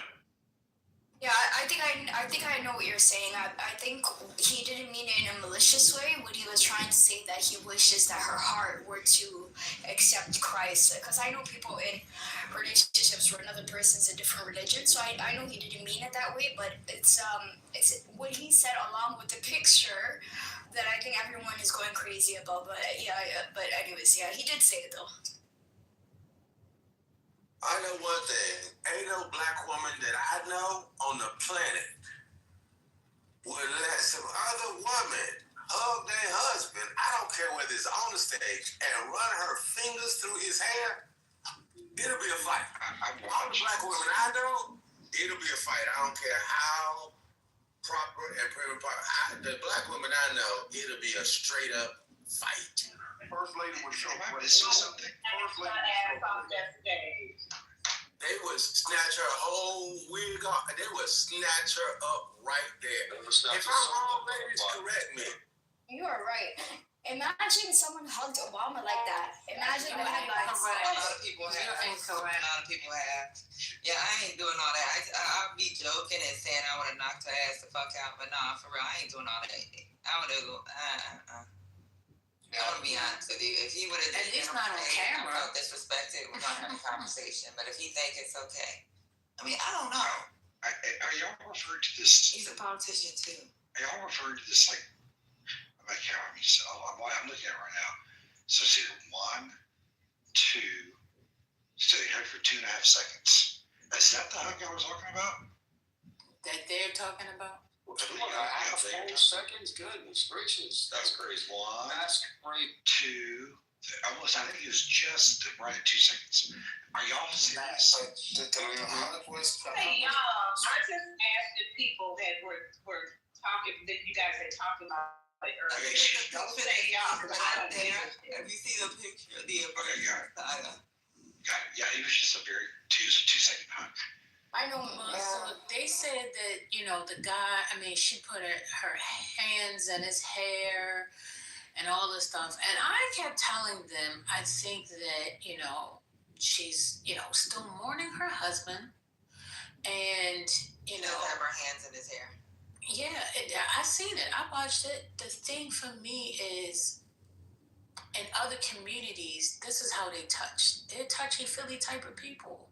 So it may look different from another community, how somebody else embraces another, man's husband kind of thing. So my wife agreed it was a lot. It was too much. It was a lot, right? But she also indicated that I believe she's on probably all kind of Xanax, probably on common things, and that she's mourning, and that maybe she's using J.D. Vance because he reminds her of her husband, and she's just going through that. Like right now, she's mourning. She's not herself. Yeah, I'm not saying that they're gonna get together or anything like that. I've never alluded that. I know that's the talking point on Twitter and all that stuff. I would never say that because I don't know that lady and I don't know J.D. Vance. I don't know his marriage. All I know is the 2 points that I made. I am speaking for myself. If you would stop interrupting me. I literally think 2 things. One, that's the reason why I said the black woman I know that would be not okay with. I didn't say anything else. The black woman I know, they ain't gonna let no other woman run her fingers through no man's hair. And when I say snatch her up, hold on for a second, man. When I say snatch her up, I didn't mean physically snatch her up. It'll be a whole situation that maybe it'll be a conversation, anything like that. I didn't say that they was gonna throw out and fight, but it'll be a whole conversation. Now, the other point that I said is this. When he said what he said, I'll say it again. I don't think he meant it to come out that way. I don't think he did. I don't think that man means anything negative about his wife. I don't think he did. But the way he said it, I didn't think it actually passed through his brain because it sounded like I really want her, the word to work on her heart and her leave her religion and come to mine. That's what I heard. No, I'm not trying to clean it up. I'm trying to help y'all listen through actually like normal people ears and not through those weird left wing kind of right wing or back wing or whatever wing it is y'all listen through. Can I say something real quick? I just want to say this real quick. I think that it's a lot being made out of nothing. I think she's probably really appreciative of the money that he helped her get, or whatever the fuck he did. They helped her. They helped her out a lot, and I just think that it was more of an appreciative thing. That didn't look sexual in any way. You can almost freeze frame anything and make somebody look like, these days it's nothing to freeze frame and stop something and create something out of nothing. And I think that was really some bullshit. As far as him being with his wife, I don't think that was a good fit from the beginning. And he was lucky to be getting some Indian pussy. And I think I think he was lucky. And he's not a handsome man. He's an unattractive white motherfucker. And so he was very lucky to get something. But Jamal, your wife gonna let some other one put her hand in your hair? Jamal. I think that was just Jamal, is your wife gonna let another woman do that? I think it was a no. Y'all not right. What? I don't think it was too much. Jamal, is your wife gonna let another woman get away with that? And I said nothing to you. It was too much. I didn't ask you that. I asked you, is your wife going to let another woman rub her hands up your neck? It may have been a conversation at home between the two of us. Okay, she gonna say something, right? Yeah, it might be something. He might have to deal with something at home with his wife, but I don't think it was. I think it was no intent involved in it. I think people are just. I didn't say it was an intent. I just said your wife ain't gonna let that go down like that. I think that there would probably be a conversation between the two of us. I believe there would be because she would, especially because he's moving in all types of different directions, and he might not even want the woman that he's with now because she's black. Even though she's Indian, she's black, and so he's with a black woman. I don't give a damn if she's Indian or whatever. She's black. And so that, she's darker than most of the sisters on this stage. And so she's a black woman, as far as I'm concerned. And so, and as far as they're concerned, she's black. What is happening? I mean, it is. Rub her fingers through his hair. He touched the back of his head. She's brown.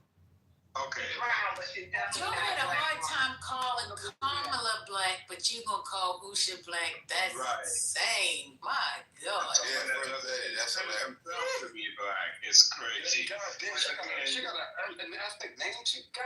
Oh my God. She's darker than Kamala. Divine, if you're trying to say something, what's going on? Erica Kirk did not rub her hands through his hair. She touched him. I just looked at it. She touched the back of his head. They hugged, and she walked away. And it was nothing. It's a nothing. Where were his hands? Where were his hands? On the hips. On the hips. His hands were on her waist. That's supposed to happen. It wasn't. That's not a regular hug. That's not a regular hug. Really? To me, it wasn't No, I don't even. give a shit. I don't care. I don't care. I'm just going crazy over Right, all the why are you comments. defending him? We talking about what I'm not he's saying. defending it. He shouldn't have had his hands No, on you her. said that you don't care, but you. No, I don't care. I don't I know, care. but we're I just think having it's a funny as hell. conversation. Okay, yeah, well, we're not saying that you care. We're having a conversation. That's all. That's it. Yeah, any blog or media source that's saying it's more than it looks like. His hands were on his sides for like a millisecond. She patted the back of his head. Get your hand over there, her man. Divine, I'm gonna ask you the same question. I'm gonna ask you the same question. You married, bro? Yes, I am, sir. You married to a black woman? Sure, I'm a black Panamanian. Okay, a black Panamanian. That's even better. That's even better. This is my question, Divine. This is my question, Divine. If your woman saw a picture, a still photo of a woman, got her fingers in your hair, like she had her fingers in his hair. Not the video, but the still picture. Is your woman not gonna have a conversation with you? Okay, first of all, I'm not hugging another woman like that. You get a side hug. Why not? It's nothing burger. Hold on, ask me a question. They're not gonna have an opportunity. I'm gonna keep it a buck. They're not gonna have an opportunity to get an image of me looking like that hugging a woman. She gets a side hug like she's one of my students, and it's like they're barely touching, right? Like shoulder to shoulder. I'm gonna push it. If she's trying to get up on me, I'm gonna push her hips back because you're not gonna disrespect my wife. Because my wife is not really gonna get mad at her. She's gonna get mad at me. Why are you so comfortable with this lady getting so close to you? See, I know how to move. I know how to. You heard me? Okay, so what? That's what I've been waiting to hear. That's my point. That is what I've been waiting to hear. What if you're a politician, though? Right. There's different strokes for different folks. If your husband a politician, you're gonna expect him to hug, kiss babies, all this other extra shit, pat people on their back. That's why I said I was joking. When I said that earlier, I was joking. Like honestly, I don't know. Patty, not different strokes. So the rules are shorter. It's a different. I mean, again, y'all keep, GA keeps saying, "Do you got a black wife?" All these qualifiers. We're talking about a white woman and a brown woman. But honestly, I don't even think it's that for me. I think it's his job. Like, The job is one factor, yes. I work with a bunch of dudes, right? So if you see a bunch of dudes calling, it's usually about work. It's nothing else. It's just about work. But if I had a job, let's say, work at the makeup counter at Sephora, a bunch of dudes calling my phone, that's a whole different story. You know what I'm saying? So, we gotta look at his job. I agree with you, Patty, and I agree with you, First Lady. The thing that I keep calling that out is, the reason why I keep saying that is because you hear people say, this is a nothing burger, but in their life, it'd be a huge burger. So I'm like, hold up, you ain't white, so you don't know what this is to them. Just like I said, I don't know whether Erica Kirk find that man attractive or not. I have no clue. I don't know nothing about her life, and I don't know nothing about J.D. Vance. It may not have it. They may hug like this all the time. From what I understand, they are really close friends with them anyway. I don't know that. But I'm just calling out the hypocrisy when people say, oh, this is nothing burger. People do that all the time. But I wouldn't do that because my wife would get on my case. That's what I'm calling out. Yeah, from your situation, but if you're the politician, your wife is going to have to suck it up and drive on. Yeah, I agree. Either that or you're going to have to find another wife. Time will tell. Time will tell. Yeah, I think Patty's right about that. Knowing a fair number of politicians myself, regardless of party, like there is that kind of hugging at events. Nobody puts the hand on the back of the head kind of thing, but people do hug. See how they talk shit about Biden, how he always pats people on the back, shit like that. Yeah, he's grabbing them by the hips. They don't always do that. Biden is damn near filling up somebody's dress to his old ass. Fondling, squeezing cheeks. Smelling scalps and. What does that have to do with what's going on today? We do have a. That was a small. That was nothing. That was absolutely nothing. Biden ain't doing nothing but being a politician. He's just a nice guy. We do have an example of a former vice president who never would have let himself get that close to a woman who was midwife. And it was Mike Pence. Mike Pence. Exactly. Mike Pence, I think, is the only president, right? Say again? Mike Pence is the only president that was really like that. Oh, the vice president that was like that? No, he wasn't the only one. But I don't so much. He wouldn't be there without Mother. The exact same rule. Mike Pence has had the rule that he'll only be in close situations with his wife since he got into the House. Yeah, he's always been that way. 10 years ago. But yeah, that's not normal for vice presidents. You don't usually have vice presidents that say that. Well, he's the one that said it. He's a young guy. He's only 30-some years old. But right, Mike Pence has always been that way. He's been the most vocal about it. But there's historians that says there was other VPs that was notoriously like that as well. But I mean, of course, there's no reference. I literally have a file on my computer about that because I actually wrote a Substack. I wrote a Substack about it. I do. I wrote a Substack about it. Yeah, I'm gonna subscribe to your Substack. I want to read it. I don't know. You spend your time that way, man. You need to get some fishing. Start fishing or something. Fishing is good. It's a lot of good. Yes, you need to get a fishing rod and head out to the motherfucking ocean. Fishing rod doesn't make me any money. People read my Substack does. So. I've been on Substack for the last 4 weeks, and that's why I haven't been able to grow so much because I've been on Substack. It's all a distraction. They want us to forget about. What's Substack? What's that? Break that down. What's that? Substack is essentially like an app where you can go where people write short to semi-long form articles, and they're about every subject you could possibly think of. Like, I subscribe to a news one, but I also wrote a Substack about troops in Chicago, or National Guard in Chicago. And they pay for the articles? I'll subscribe to a Substack in which they were writing about massacres during the Civil War, like the massacre of Fort Pillow. And so it's a widely varied site. Don't get me wrong, it's ilk just like every other app has. Right? All apps have their ilk, but it's a really good app for people who write articles that you write. Is that well, you can have free subscriptions and you can have paid subscriptions. It's how you set up your Substack. So I have some that are free and I have some that are paid. So paid articles are different to those subscribers than the free one. Interesting. Okay.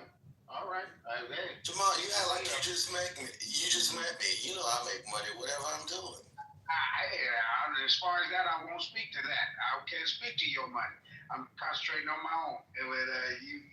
If that's what you're doing, that's what you're doing. I know you got some time to be fishing. No, I don't. Yes, you do. No, I don't. Go get you some worms. No, I don't. If you find me a way to make some money at it, I'll do it.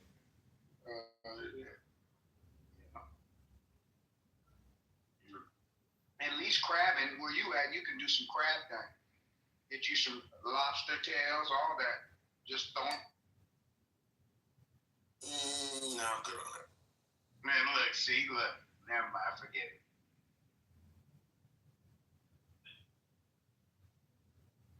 But Charlie Kirk would be turning over in his grave right now if he knew his wife was blowing off and fondling the vice president.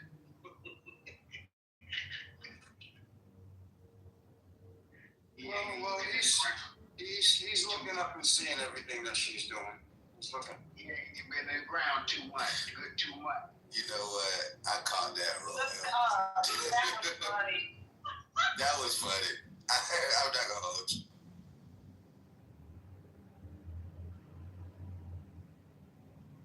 Nah, I feel sorry for Pence's. Not Pence. Vance's wife though. That's who I really feel sorry for. She should have never gave none of that good Indian up to that motherfucker. He's a slouch of a man. I already know. I'm just counting the days until they call it Fondle Gate. I'm just waiting. Somebody's gonna cover it. It's gonna be in the news. Call it Fondle Gate.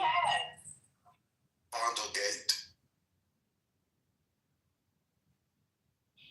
Yeah, that's That would piss me off if I was his wife. There's a little snide remarks that are being said about her. Patty, have you seen all the different videos that are going viral with people acting like they're like, especially as Indian women that are doing this, and they're dressing up like trying to act like they're making themselves appealing for their husband again, but they're making it like a joke and they're going viral. Like, does this make me look like a couch? Have you seen those? Yeah. Wow. Yeah, it's crazy. I haven't seen those videos, but I'm saying that's crazy. You have it, or you have? Because I'll post a link if you have it. Post a link. I haven't seen it, Jimmy. Oh man, that shit's going viral. I'll post a couple links. Give me a second. I seen some video. I ain't never ran across no Indian. Never ran across none. What you mean? Where do you live? Scans. I'm talking about some scans. Some Indian scans. No Indian woman ever found you appealing. I got it. I mean, you don't hit some Indian. You hit some Indian. You had some. I refuse to get in this conversation. I'm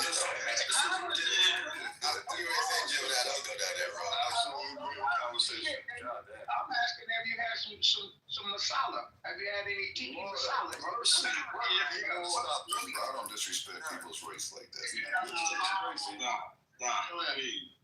Okay, so this is when I say, hey everybody, welcome to Politically Correct. One mic, please. One mic. Welcome to Politically Correct. Project 2025, Equal White Identity Politics Exposed. Let's bring it back home and try to get back on the train tracks. Let's get our plane navigational system adjusted. Yes. So many of us have read many portions of Project 2025, including myself. We spoke about this yesterday. You can look at policy that's being pushed and you can compare it to what's happening in the written documents. Heritage Foundation has been around for ages. They only changed their names. This is a think tank, right-leaning think tank that aims to guide the policies of the Republican Party, and in this case, MAGA. And so here we are today, and we can look at the atrocities that have been taking place, case law that is being attempted to be rolled back, attacks on the Civil Rights Act of 1964. People are like, why do you always want to go back there? Because that's the foundation right there, you know. There was a time when some of y'all mamas couldn't open a bank account without a husband, right? Of all races. Women could not do this, women could not do that, black people could not do this, could not do that. And so these rights have been afforded and now they're under attack. I believe there are individuals who feel we've come too far too fast, others who argue that we haven't gotten anywhere, but that is not a fact when it comes to education, when it comes to entrepreneurship, when it comes to a lot of things here in these Americas. Some people would think like we got to slow these folks down, not just black folks, but all minorities. You have people coming to this country, opening up businesses. Did you know you cannot open one Dunkin' Donut? You had to open 3. Right, so anybody you see those Dunkin' Donuts popping up, people pooling their money, they didn't open one Dunkin', they opened 3 Dunkin'. So things like that. You hear in New York, the bodegas, you know, that was a Latin term, a Spanish term. The bodegas now all owned by the Yemenis, right? How did we miss that boat, right? It went from the Spanish hands or the Latin hands, the Puerto Rican hands, straight to the Yemenis hands. And guess what? The Latinos, they are now venturing into supermarkets. If you go to a lot of supermarkets in New York, you'll see they are owned by Latins. So they leveled up, you know, from bodegas to supermarkets and things of that nature. And again, you have, if you look at it here in New York, who owns the Dunkin' Donuts, right? Who owns the gas station, right? And so people are threatened by this. The powers that be are threatened by this. We've made some advancements as well here in New York as far as Black people. We're opening bodegas. You know, we're owning businesses. My own neighborhood, East Flatbush. Most of the businesses are Black owned. Your Jamaican restaurants, your little shishi bar and grills. People are leveling up. So I think someone's threatened by that. So it's like, in my opinion, we got to slow them down. That's what it looks like to me. So with that, I'll pass the mic. Let's keep the conversation going and let's try to stay away from the sexual epithets. This is Dr. Me here. May I ask 2 questions to ladies in this room? Yes, sir. Okay, thank you so much. You were talking about a few minutes back about the hug, right? So for men, it doesn't matter. So it's there is always the big spectrum, but it is always the modesty of a woman is a bit more difficult to understand. So is it easy to differentiate between a good hug and a bad hug, or a good touch and a bad touch from a woman's perspective? So this is the question that I have. A good bitch from a bad bitch? What do you say? You talking about if a man was to hug me? If I could tell the difference between a good hug and a bad hug? Yes. I think he means if it's like somebody being genuine or somebody trying to like grow. You know, you can tell if somebody's trying to grow you. I don't know. I don't understand that. Did any of y'all other ladies understand that? Can you repeat it again? Yeah. Hey, doctor, good to see you again. Yeah, thank you. This is what, I have a daughter who is 20 years now, and from the, she's of course growing in India. From the beginning, my wife made sure that she's sort of protected. But I was always asking my wife, she must be mingling with everyone. Of course she does. But we have to make sure that she identifies with whom to move closely and with whom she should not. Agreed. So this is always a eternal problem according to me, because it also depends on the persons, the way they look at it. But generally speaking, I want to, because my wife has a different perspective because of her cultural background, being an Indian. I just wanted to ask, because you are already openly discussing about these things, and also about the hug Charlie kids, right? So wife and JD Vance thing that I saw that. So in that sense, I wanted to ask a question. Is it easy or difficult for you to identify between a good touch and a bad touch, or a good hug and a bad hug? So this is the question that I want. Okay, thank you. Thank you, appreciate that. Jamal, I think He was asking the lady. would you like to put your genitals to the side and answer? Thank you. I can. Okay, no thanks. No thanks. All right, so doctor, growing up, my mother was very cautious. Tell me, don't sit on a man's lap, don't get close to, all these different things. So I think as I continuously grew up, it was something that became innate, if you will. And I can definitely feel energy. I can feel when a person is being flirtatious, or genuine. So I think I definitely have the perception of those different attributes if someone was to hug me, if it was just like from a genuine space, or if it was something that was more on the sexual side of things. Why do you ask the question? And honestly, I don't let men at work hug me. You're going too far now. It's a professional environment. What are we hugging for?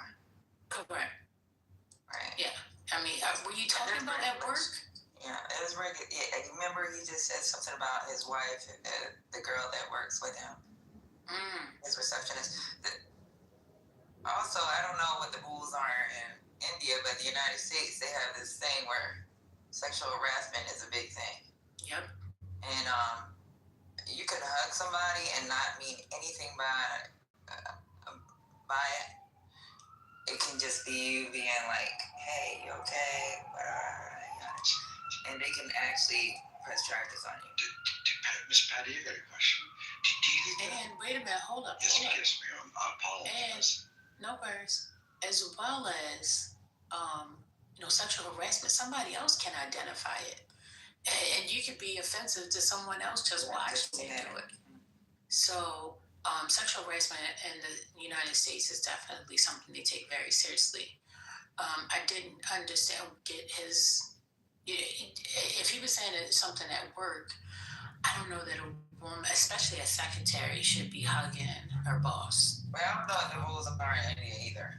You know what I'm saying? Yeah, So but I'm just saying, mentally in my mind, right? Period. I don't give a darn what state, country, region you're in. Yeah, but in the Middle East, it's like when I go to like certain people's office, it's like a custom that we kiss on the cheek, like. Yeah, side to side kind of. Yeah. So right, the custom. Okay, yeah. I got it. I don't know what the rules are, what y'all customs are. Did you have anything you want to close out with? Yeah. One small thing is this. See, there are multiple occasions where for example, you win a very important match. For example, your coach, for example, hugs you, and then it's actually much tighter because of that moment, right? So you're enjoying that moment. And the same thing, you can always differentiate depending on the situation and things like that, but you can never be able to really see inside a man's mind, right? So in that sense, some of the countries and cultures, they don't even allow women to touch other men, which that is basically taking it to the extreme. And the other extreme is completely allowing and then not really teaching the kids, so that some of the things that I hear from UK is gullible, small teenagers getting trapped. So for me, it looks like an eternal problem. I agree that it's a difficult thing to tell, but if there is some sort of a scale or some way of identifying it, then it could be really useful for the societies, right? So this is one comment. The second comment that I wanted to ask or tell you is that right wing or right side is always thought of as white man, right? Why not the black also part of the right wing, right? I see many people, but usually I don't. The majority are white. I agree, but why is that in US? Right wing means it is always white man. This is something that I want to learn from you. Thank you so much. All right, go ahead, Matt. May I speak, please? If I get in on it, Go ahead, Matt. I'll go. Thank you. I'll listen. Sorry. Can I get in on this? Is it okay? Patty, what was the direction? So we were trying to let Matt in because he kept trying to come in conversation. I was just going to ask if. But I don't understand. What do you not understand about the right wing of government versus the left wing of government? That was He said he didn't understand the white and the black thing. I was clear on his question. I wanted to say one or two things if I could. Wait a minute. Let us clarify. That's what he said. What can you clarify again, Doctor Mee? Yeah. What is your confusion? Clarify. Did you say left wing, right wing, or did you say black or white? So right. Okay. Let me. Sorry, because my accent may be a little. No, it's okay. Go ahead, babe. Yeah. So usually, what I see from US politics and news, whatever that little that I see, is that whenever we say right-wing politics or politicians or the right-wing ideology, usually people connect right-wing with white men or white men and women, and left is always connected with or much more closely associated with black men and women.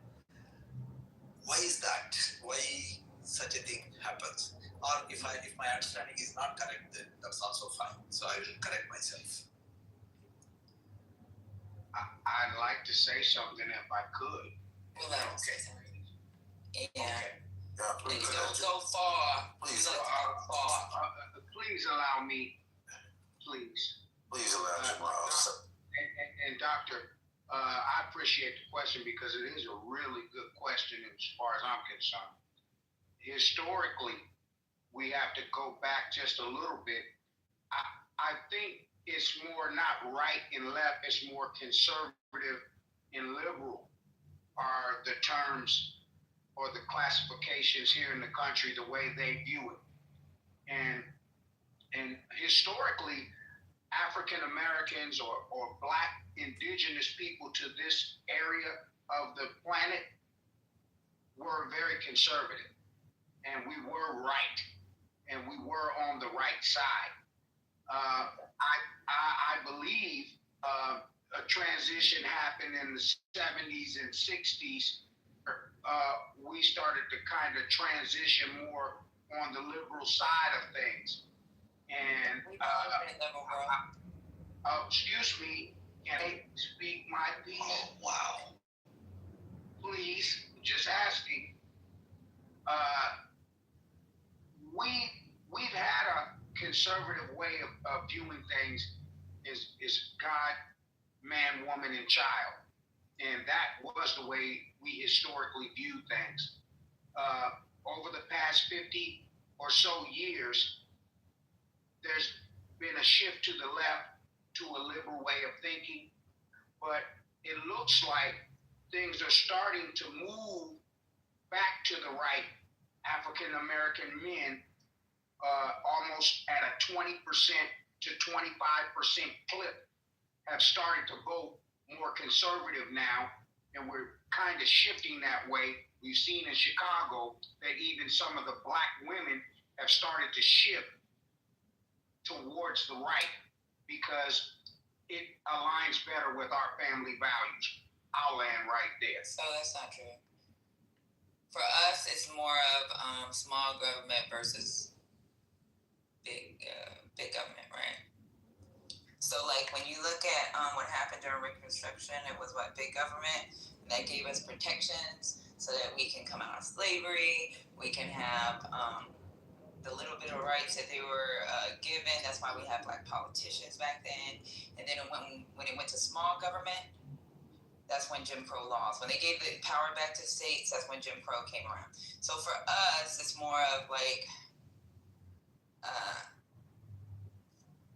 we're not into this like preserving this like power structure where we're at the bottom of the food chain. Like, we're not doing slavery and segregation, Jim Crow. We're not doing none of that shit. And then what's going on right now with getting rid of Section 2 of Voting Rights Act, the VRA, we're not with that either. So we still rely on the government to make rules and laws that give us some type of place in society, right? So no, we may have conservative values in our home when you're talking about God and family, but then we also depend on the government heavily to make sure that things are in play. We've always been liberal. Just because you have conservative values at home where you believe in God doesn't mean that you're not able to say, like, where are my rights? And we need these rights. And we're not depending on these states to fucking give it to us. We have to have the federal government come up with rules of law that ensures our protections. And that's why we've always been liberal. Or left. No, you're right. The specific line is Andrew Johnston repealing Reconstruction, which led President Grant to have to reintroduce troops into the federal South in the 1870s, early 1870s, because of the birth of the Klan and other terrorist organizations who just went around lynching black people at the time. And so you're absolutely right. The position of having a stronger government means protection versus having to rely on states has historically, for most of the country's history, meant exploitation. And that's why we're usually left-leaning. Yeah, but so the idea of the Civil Rights Act, it was supposed to bring equal rights to everyone. So that means you mean to say, because now it's almost more than 50 years now, so you mean to say the law was not, or all these years law is not properly implemented in US? Because why I'm asking this question is that if that divide is still there, so there is also a term called white man's burden, right? And that is also causing much of a problem because you need to help those who really need help. And helping someone who doesn't deserve will eventually spoil the environment, the societies, as well as the person who is trying to help. So in that sense, if this law is properly implemented, then most of the left white men wouldn't have been there, right? This is something that I'm thinking. I don't know whether my sequence of thoughts are proper, but this is something that I'm always constantly think about the US. Okay, so we can have the rights on paper, but people will roll it back in practice when you don't. Yeah, I can understand that. So we need that's why we rely heavily on the federal government. Getting some of the things that Project 2025 or even what Trump has put in executive orders or he's trying to make legal is really or using the office of the presidency to threaten companies or corporations. That shit affects us. It affects the minority. Yeah, he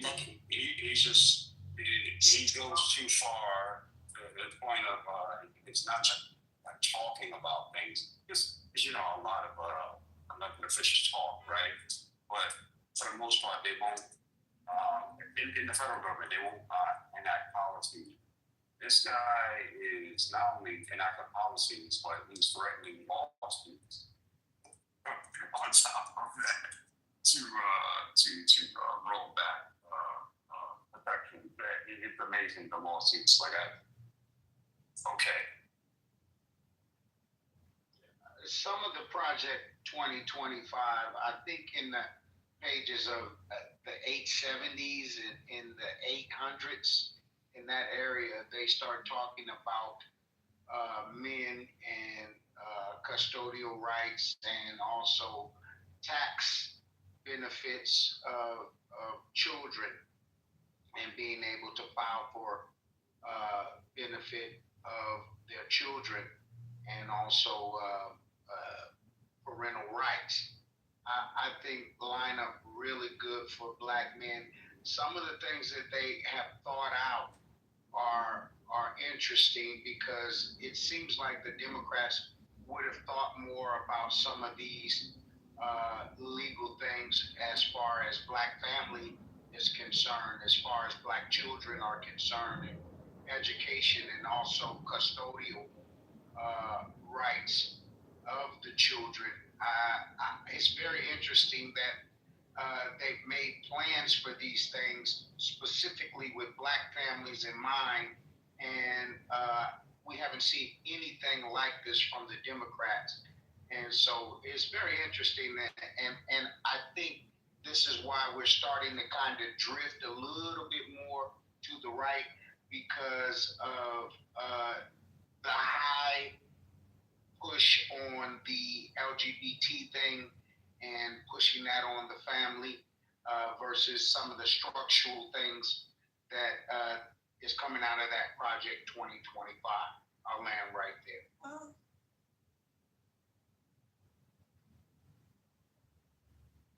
What just happened?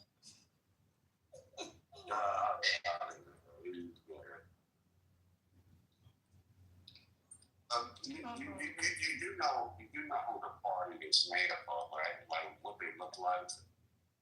You do know that, right? I just want to point out that this fucking dumbass can't go 3 sentences without mentioning LGBT shit. So shut the fuck up, you dumbass. Hey, Spirit, let me just tell you that Jamal has been hyper-focused on other men's penis ever since I met him. And in this very room, he's asked for us to PTR our penis so he can see who had the largest. That's a fact. It's a typical dumbass. Doesn't know anything about what the fuck he's talking about. But, you know, it's nice to be able to listen to him talk about gay shit since he's so obsessed with it. It's so predictable and sad. In my knowledge, when somebody's hyper-focused on something, that means it's dominating their mind and they're trying to suppress it. Free your mind, and the rest will follow. We colorblind, don't be so shy. Hey, these things that I'm That's why he didn't have a problem with that whole man holding his wife's hip thing. None of that stuff matters. But I do see a shift, and if we start to visit some of the documents in the 800s of Project 2025, the custodial stuff that I was speaking about, and the tax stuff that I was speaking about, that they were working through for the Black families. It was chapters. It was a few chapters just focused totally on Black families, and I haven't seen the Democrats put anything together on Black families, not even put any thought into it. And I just found that very interesting. I think it was in the 800s, those pages in that area. Are you saying Democrats are not pro-family? Like, I'm confused.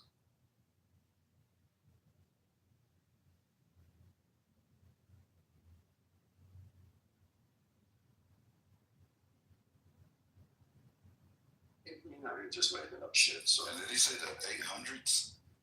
Yeah.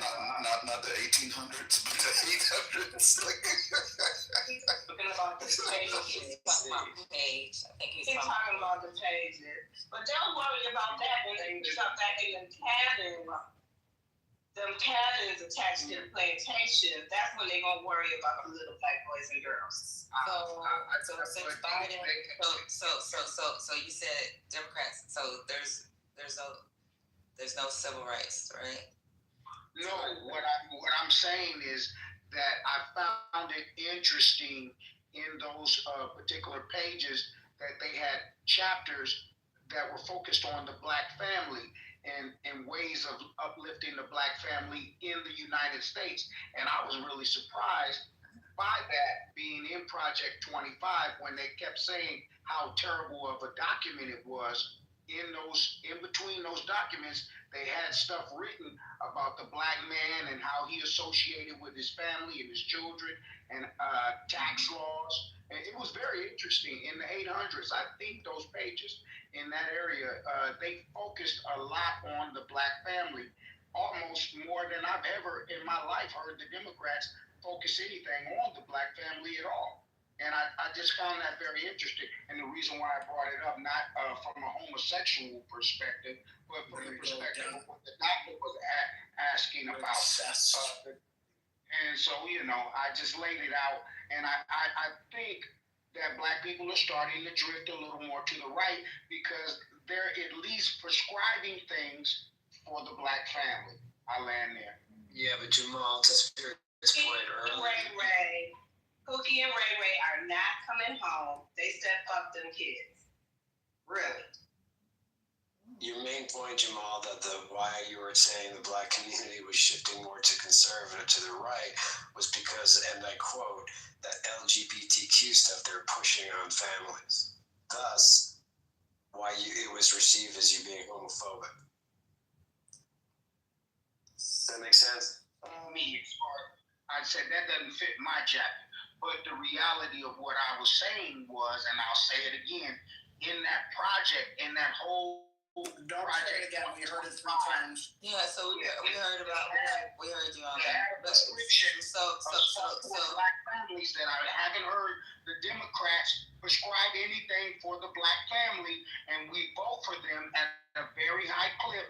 And I was speaking directly to what the doctor was asking, and I'm saying that Republican document spoke directly to the black family and specifically to black men and them being able to receive tax benefits and write-offs and custodial rights over their children. This was stuff that was in that document, and I found it very interesting that the Republicans. I think it was in the 800s. Can you give me the page numbers? I'm just coming off the top. I'm getting ready to pull it up because I still have it on my computer. Just control F and put the word black family and see if you find something. I think it was in the 800s. I think it's in the 800s, y'all. The black part of the family, I think that he's talking about. Was it around child support? It was in the 870s. It could have been 820s. I don't remember. Was it about child support? It was about child support. It was about custodial rights. It was about the total black family. And I just was really surprised that they had thought about the black family enough to break down stuff that they wanted to do to make the black family stronger and black men stronger. And I haven't seen anything. I mean, this was in Project 2025, and I haven't seen. So you think eliminating child support is going to help the black family? That didn't say anything about eliminating child support. It didn't say anything about that, but it did speak to custodial rights. It did speak to black men getting tax credit. It did speak to family structure. It did speak to education. It was very interesting that they had thought about the black family more than the Democrats have ever spoke about the black family. I land right there. Crazy. If Biden alone tried to pass certain things that Kamala used in her own 98 pages when she was running, like that $25,000 down payment. Jamal fucking lying. There's not a section in Project 2025 that talks about helping the black family, and I'll bet you on that. I'll bet you on that. I'll bet you on that. I'll bet you on that. There's not a section in there dedicated to helping the black family or promoting black family values at all. No, there's not. I don't like when people disseminate false information. I'm all for learning, but come on, you got to be accurate. It's not fucking. It's not there. It's not there. You're lying. You saying it's in the 800s? You, sir, are a liar. Can you read anything? Can you read anything? All right, so somebody said that on page 481, it talks about black fathers. I do remember having a conversation. Now, I don't know whether they specified about black men or color, but I do remember that child support I thought it was conversation. the 800s. It might have been the 400s. It's construing it like they're promoting the black family union, Exactly. and they don't.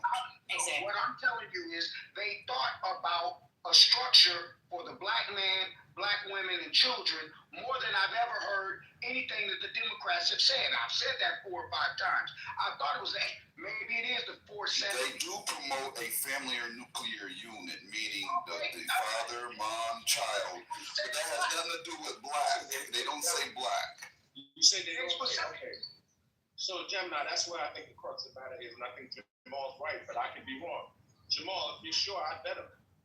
I'll take his bet right now. I'll take his bet. Oh, The bet is still open. Okay, so we trying not anywhere in the all of the 900 and something pages might be 400. Anything about black folk, okay? Exactly. That person, Gemini, right? And I hate to say this. For single parents to be able to get support. That's why it's also in there a lot about encouraging marriage. So I read exactly. It talks about advancing American values, which is protecting religious freedom, upholding family values, and defending free speech is crucial to maintaining cultural and moral fabric of the nation. These pillars are also including promoting educational freedom and innovation and empowering parents and reforming higher education. That's all it says. Yeah, exactly. You know, if you want there's nothing on black. There's a portion that talks about the nuclear family unit. There is, but they're not specifically talking about African Americans. That doesn't And it's a portion that talks about black. Don't have to put beside. All right, well, we can't find it. You find it for us. I mean, hey, like I said, it could be in the 400s, please. It could be. Take the time, since you have the time to flap your gums, go flap your fingers and click on Control F through the document and tell us where you find it at. It's not simple. I'm busy, but I'm just telling you. If you're busy, then stop spreading misinformation on the stage. Your mic. Safety. All right, I'm ready to shoot. So something interesting it says in here, it talks about cultural shifts. Doesn't mention the word black. Without disparaging diverse family structures, that sounds kind of racist. I'm just trying to read. I'm not trying to read this whole. Yeah, that different sounds. it's all about, having a nuclear family. And there are parts in there where they discourage the single, having a single parent or That's true. It's all about making the, quote unquote nuclear family situation. Exactly. Yeah. That's accurate. Accurate information. Jamal would just be saying a whole bullshit with his chest, like, and y'all, not y'all, let me reflect, because there might be some people that will accept that. Laws that have helped. I'm telling you, and the thing that I found so interesting about it was that I was like, why haven't the Democrats done anything like this or thought about it? You are just dumb. You're just dumb. You're saying dumb shit. You're lying. You, sir, are a liar. Hey, well, you can say whatever you want, but it doesn't bother me because I know I'm saying facts. I'm not trying to bother you. You're lying. It's the truth. Show me the section. Quote the section. Quote the section. I'll concede and bow down right now on stage and say I'm wrong. Show me the section. I don't need you to bow down to anything, brother. It's there. It's not. Never mind. It's there. It's there. I heard it. I didn't read it, but it was read to me. I heard it. I was in a room. We spent hours reading it. It was not just. It was a long. Comprehend. How many days? It was a long room. How many days? It was hours. It was hours. It was a whole night. It was a night of reading. Oh, then you didn't read the whole damn thing. And that's why I remember that conversation. But Jamal, I remember, listen to me, because I remember you coming in here with the same argument. That's why I brought up the child support. And then we went to it and we found it and we found out that it did not. Was that in the 470s? I don't know. 481. Implement a pro-fatherhood messaging campaign with nearly 41% of children born without a married father in the home and nearly 69% among Black Americans. The fatherhood problem is clear. Similar to Florida Governor Ron DeSantis. Shut the hell up, Jamal, and let her read. Let her read, because I don't think you're comprehending what she's saying. Get off the goddamn pills.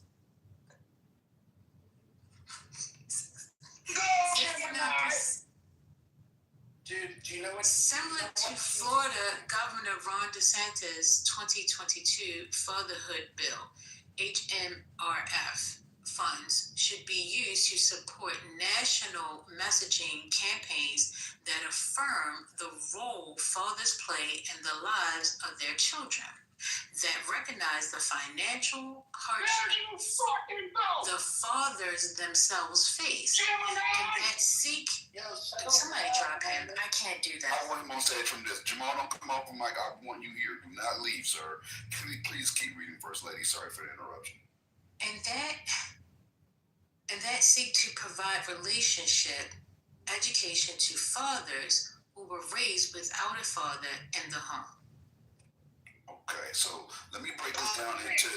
Okay, Jamal, I want you to listen. Jamal, God, what's Jamal, wrong? Jamal, I want you to listen to my voice. I want you to calm down, sir. Right, and I want you to. I'm about to speak to you in your language. I'm gonna speak naked. Right. What they're saying is, Black families are the most fucked up and fatherless. So we need to put out national. Let me finish.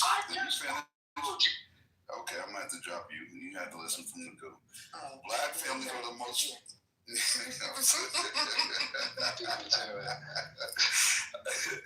Black families are the most fatherless and fucked up, according to them, and that they have to put in work as far as raising awareness via campaigns about how the nuclear family is important in general. They're not exclusively trying to fund Black families or make sure that Black families have a nuclear family unit. They're trying to promote that nationally to the entire population, right? They're not hyper-focused on getting Black fathers into Black homes. They think the nuclear family is the nucleus of the American culture, and it needs to be reinstated and promoted. That's what they're saying. I don't know if I went too deep, but that's what they're saying. They're not promoting Black family values. It was just promoting a percentage. Would you please allow me a chance to speak? Please, I'm asking nicely. Go ahead, Anthony. All right, so here's what I have to say. What I just said is exactly what she just read. That they thought more about the Black family than I ever have heard any Democrat say anything about a Black father, about a Black family structure, about anything that had to do with Black family. What she just read right there is exactly what I heard. And Jamal, they used our stats to quote us as the problem. They highlighted us as the issue. Gemini, you don't. Does anybody else understand what I'm saying right now? That's why I was about to go back over the percentage. I was going to reread that. Maybe he didn't hear just because he heard Black Americans. And that's the problem. You heard the word. Democrats haven't done any of that. You have They didn't do anything. This isn't doing something. What's doing? You don't think Democrats? You don't think that they do research and they look at? You don't think they do research and look at percentages when they come up with? As much as you want. You can mute me as much as you want, and I guess that I'm gonna drop you, man, because I'm right. So you cannot talk. How about that? Should we ask him about didn't Obama have like my brother's keeper type initiative? Was that related in any way, or am I wrong? Man, you can't speak. I think shit. They just made lynching a federal hate crime freaking under Biden. So I don't know. I think that Jamal actually won this round. There'll be a I think he was right. And, it is what it is. I think you kind of twisted it, but that's up to you, bro. I don't think he's twisting it at all. This was for the masses. It's not for Blacks. They use Blacks as the example.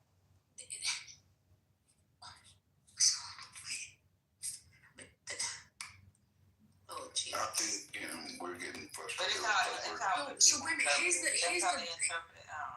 Here's the bold Black letters. Implement a pro-fatherhood messaging campaign. For Blacks. Exactly. If it would have said for Blacks, then he would be absolutely 1,000% correct. Exactly. It does not say that. It says implement a pro-fatherhood messaging campaign. We're going to campaign for pro-fatherhood. Right. Didn't say Black, didn't say white, didn't say purple, didn't say green. That's it. That's it. And then the stat that they used, what they did was reference us as the problem. Like, look, in this community, these niggas ain't coming home. They're going out for milk and not coming back. What we're going to do is we're going to try to offset that fucked up shit they're doing and promote fatherhood campaigns to the entire nation. That does not mean that they're pro-black family. Like, what are we doing? Yeah, and then it gives the stats. It says with nearly 40. It's on page 481. With nearly 41% of children born without a married father in the home, and nearly 69% among Black Americans. It's just giving the stats. They're talking about men. They're not separating and saying, okay, we're going to do this for the Black family. And we're going to make sure that they, get it right and be good fathers. That's not what this is saying. Not at all. But you know what's scary is when you put those kind of messages in front of remedial individuals, they don't comprehend and they'll take away whatever message you handed them. And then we'll come back and spew it on the stage as if it's facts to everybody and scream at the top of their lungs about how we're slow. It's crazy. Anthony, have you had a chance to review the work, the section that First Lady just clarified for everybody? I can't find it right now, but if anybody has a link directly to that page, I would appreciate it beyond words. I'm looking for it, but I haven't found it yet.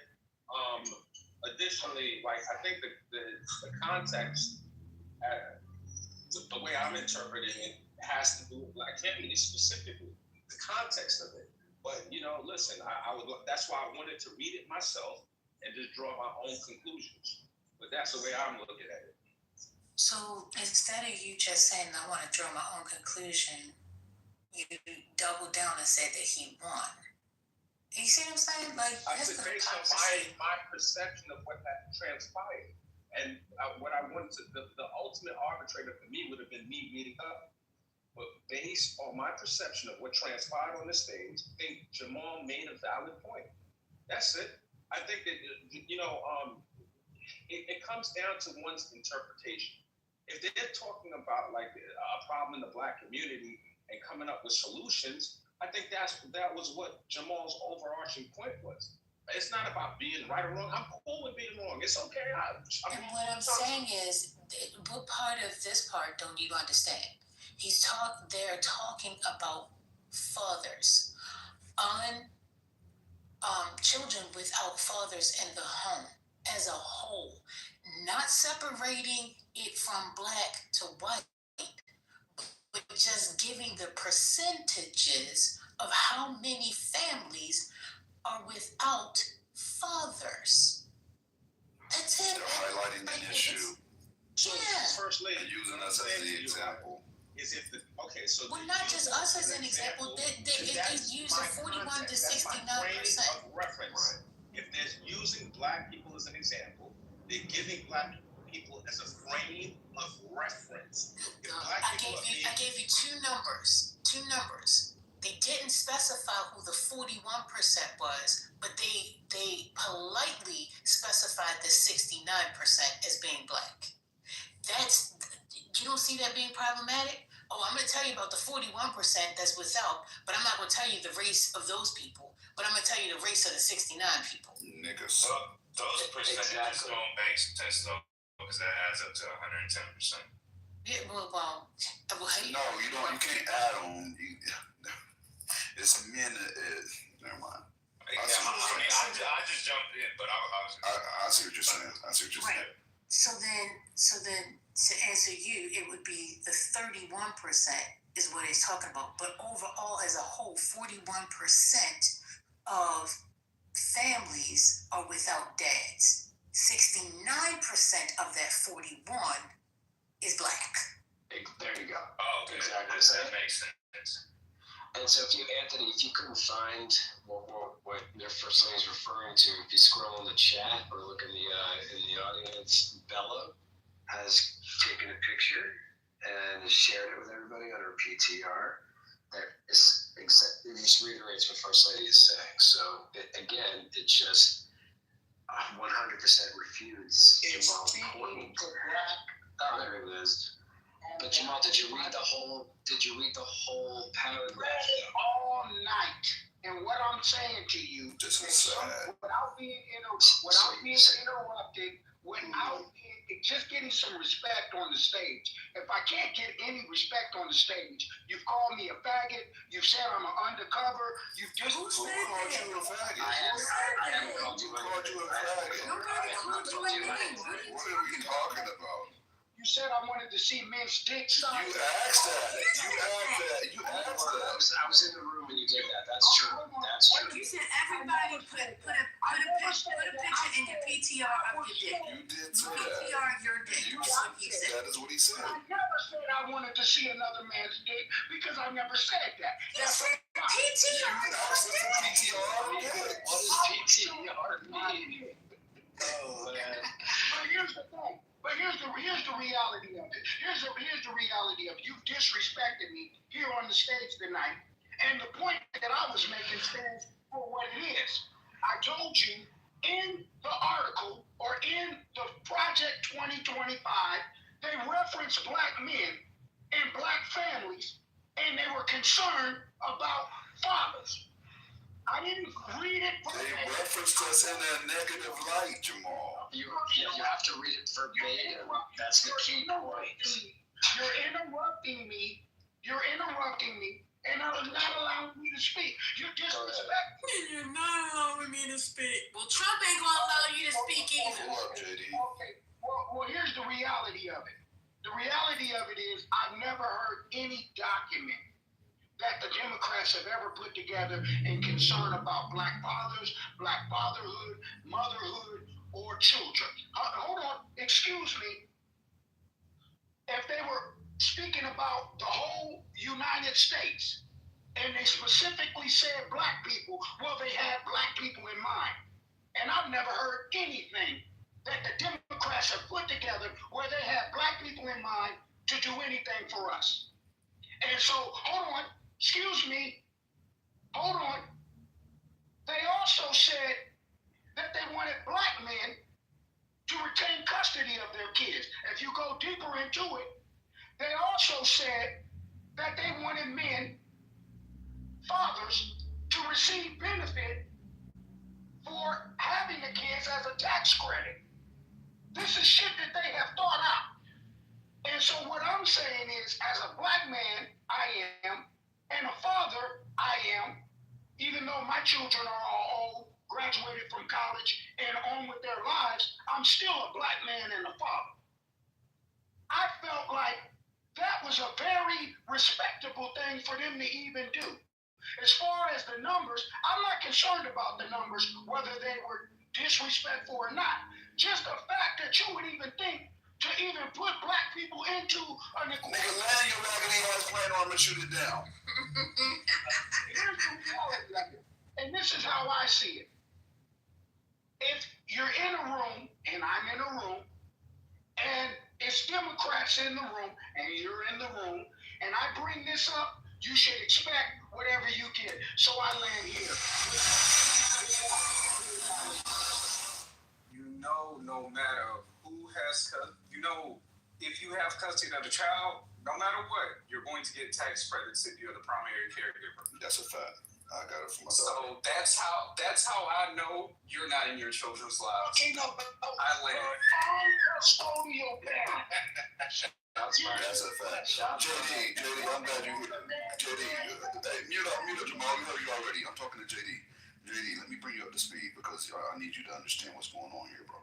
So, Jamal said in Project 2025 that they are very concerned about the black family and the black family unit, and they're promoting the black family unit.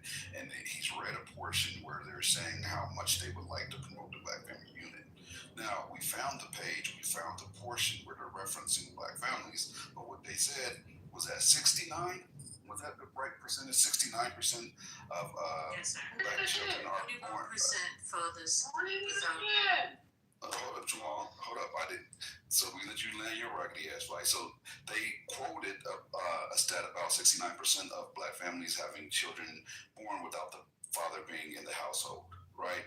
And then they said they wanted to go out and utilize funding. Let me finish what I'm saying, Jamal. Thank you. I'm talking to JD, not you. That's why I chose JD, because I don't want to be interrupted. So we found a section, and they're saying they want to promote the family unit as a whole, and then they quoted the stat about blacks being the problem, having 69% of children being born without the father being in the household. Do you see that as promoting the black family, JD? No, it's pinpointing out the most fucked up group, because we talked about this before. Well, we've talked about this specifically before. Why doesn't it mention all of the groups? Why doesn't it mention all the races? Why is it pinpointing out one single group? Exactly. Okay, Jamal, it does mention all the races. It actually does. That's the point on here. Okay, one second. Hold up, let him finish what he's saying. Why y'all cutting him off? I'm not cutting them off. I'm just explaining. The percentage is 41%. What's the percentage for Hispanics, according to that document? Okay. What the percentage for Asians or the percentage for Indians? Where's that at? One second. Can I respond to that? No, he wasn't finished. That's the problem. You need to Y'all just started, man. No problem. Yeah, so you came off Mike and said, Anthony, so you should be able to tell us in that document what percentages of Hispanic families are like that, what percentage of Asian families, according to the same section that it mentions about the black family. You said, just stop for 1 second, man. Just chill for 1 second. So JD, according to what you said was, where does it give the overall percentage? That was the question you asked. You didn't say Hispanic. No. You said you were on percentage. No, JD, you literally. Okay, you said, Hold on, Anthony. Of course, you conveniently heard it. Of course, you conveniently heard what I said to try to match your narrative. You came off mic and said it does mention other races and ethnicities. So I said the overall, not other. I didn't say overall. I did not say overall. I said it mentioned overall and black and black.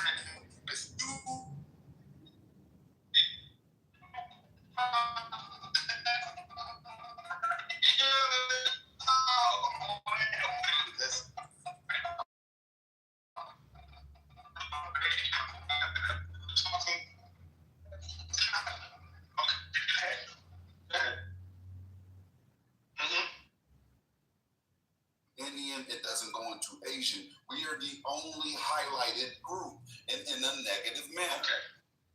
Okay. So Gemini, right? Without the totality of the document, it could make perfect sense why it does that, brother. If they mention blacks specifically in other portions, this further reinforces Jamal's point. And that in his assertion, he's not saying that this is the only place where they reference black people. So if there are other references to blacks, others. Okay, Gemini, this is not my argument. This is Jamal's argument. Then you should insert yourself, because this is where I know you're too intelligent to say this stupid shit that you're saying right now. You're defending the undefendable in this moment. It's Jamal's defense attorney. Cool, most like, listen, man. You see, this is the thing, right? You got people that's addicted to being right. I don't care about that. I just want to effectively communicate. And I think that Jamal may actually have a point. If there are, you said there's no references in the document. That's what I heard you say. That's not what you heard me say. Okay. I'm going to tell you what I said, because I don't want to be misquoted. Okay, go ahead. I found no location where they promoted the black family unit. Okay. That's what I said. Gemini, respectfully, you and I have different recollections. I could be wrong. I just... Listen to the stage then. Ask everybody else that's here. It's not just us. Gemini, listen, man. This is a cult of personality. They're going to say whatever you say that you said. That's what's going on. It's not true. Patty don't have a problem with you. Trust me. Gemini, man, listen. Okay, no problem, man. Anyhow, right, what I'm saying is if there are other references to black families, and, you know, then Jamal's point would be reinforced.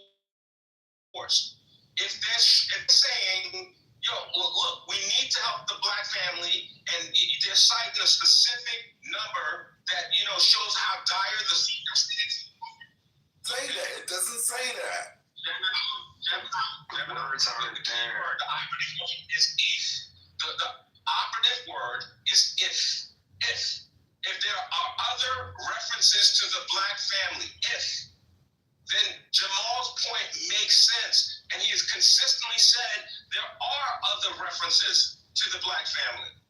And I don't think that just by them pointing out how dire the circumstances are in the so-called black community, I think it actually bolsters his point. Anthony, logically, it bolsters his point. It supports his point. Anthony, this is where you disappointed me tremendously, right?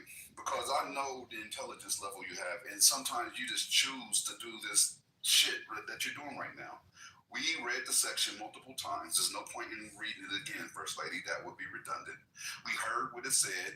We have someone with it in their PTR. It does not say anything about exclusively helping the black family unit. We know this is a conservative document, so it's going to promote the nuclear family unit, right? Overall, for everyone, right? And there's no denial in that portion. But to say that they're exclusively promoting the black family, they don't. They highlight us as a part, the largest portion of the problem, and we're the only ethnic group highlighted in this document and on this page, right? They don't highlight anybody else and isolate them and say, look at this bullshit. They don't do that to any other group, right? So, Gemini, here's the problem with what you're saying, Gemini. The fundamental problem is this. If the document was chock full of negative black stats... Look at God. Your point. But it's not chock full of negative black stats. I might be in the Matrix. I had the red bar. Anyway, look, man.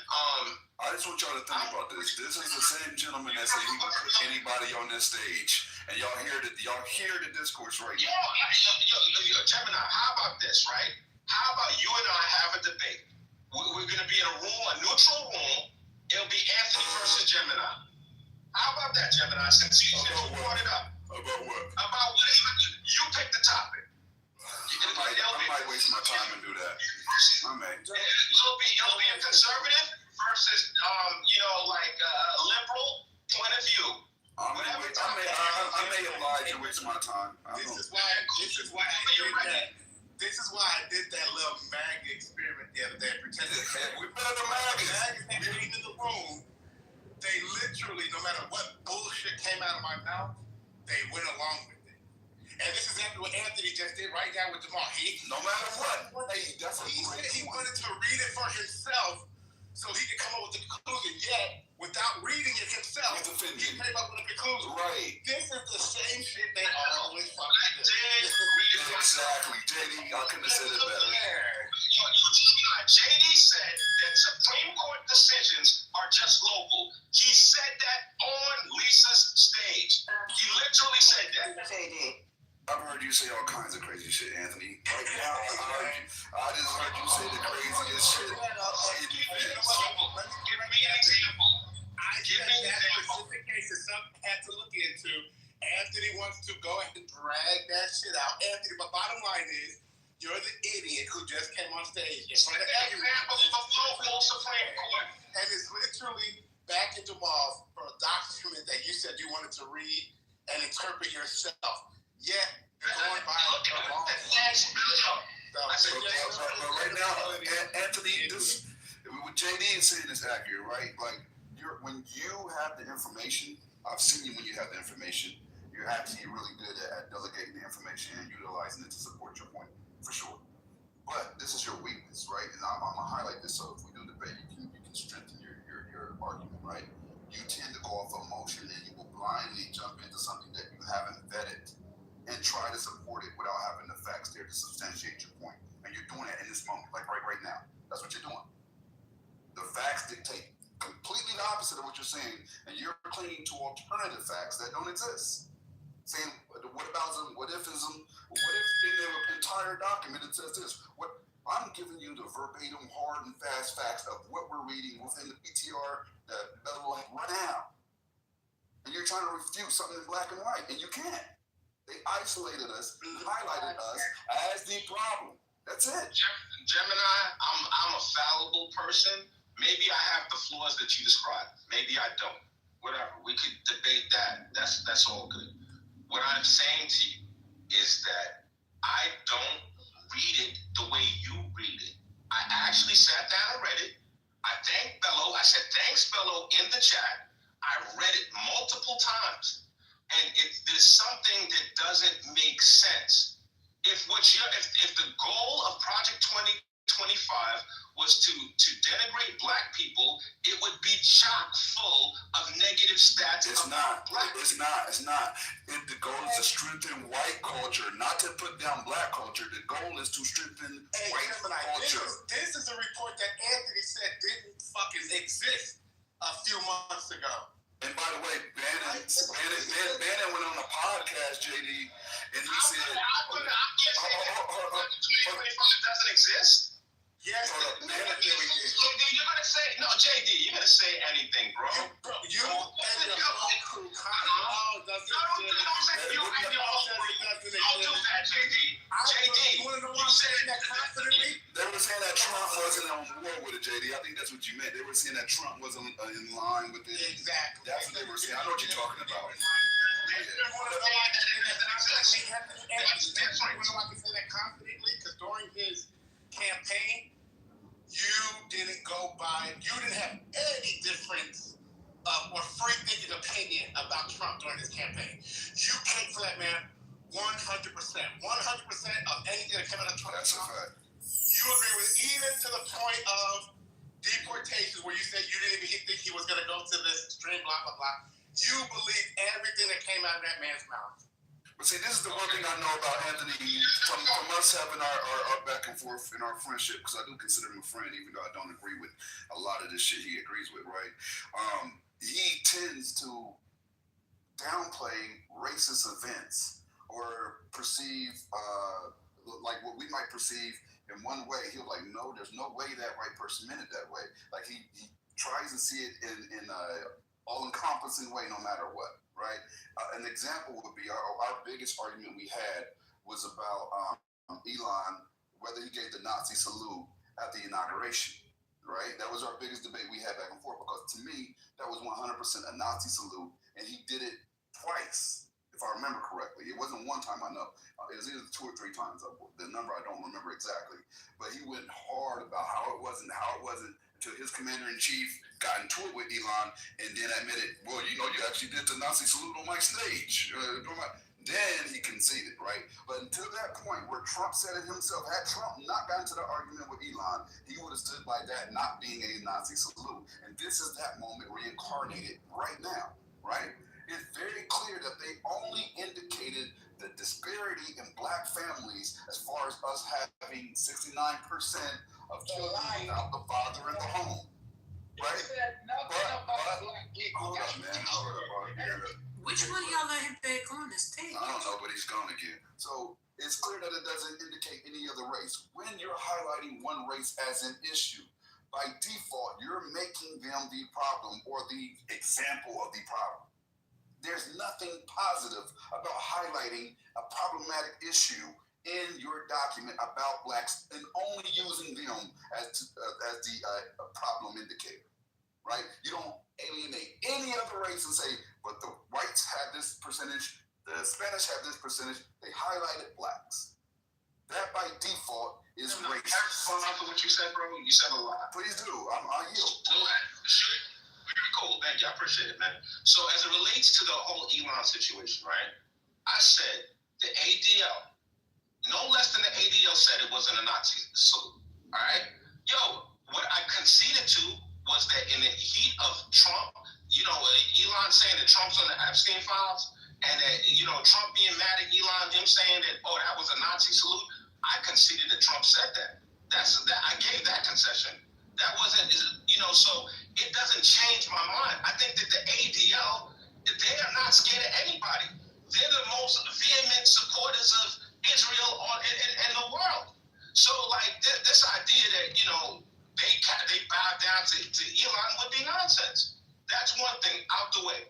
Now, as it relates to what we're talking about, Gemini, again, when Jamal just came up on stage, I agree with him. You said that this document doesn't say anything about black. All right?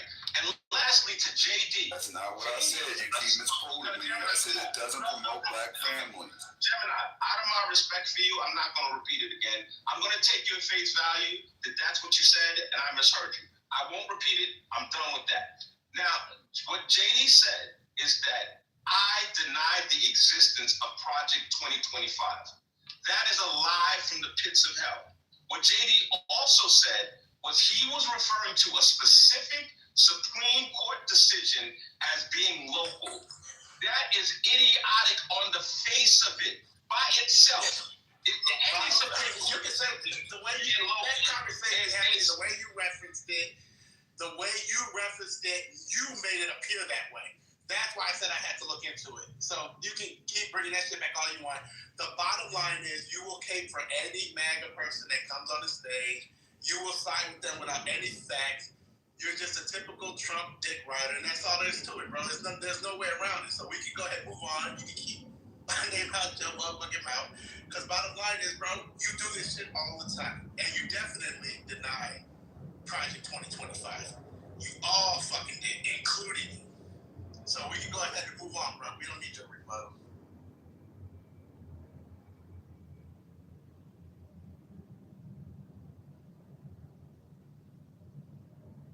Just want to say, God specializes.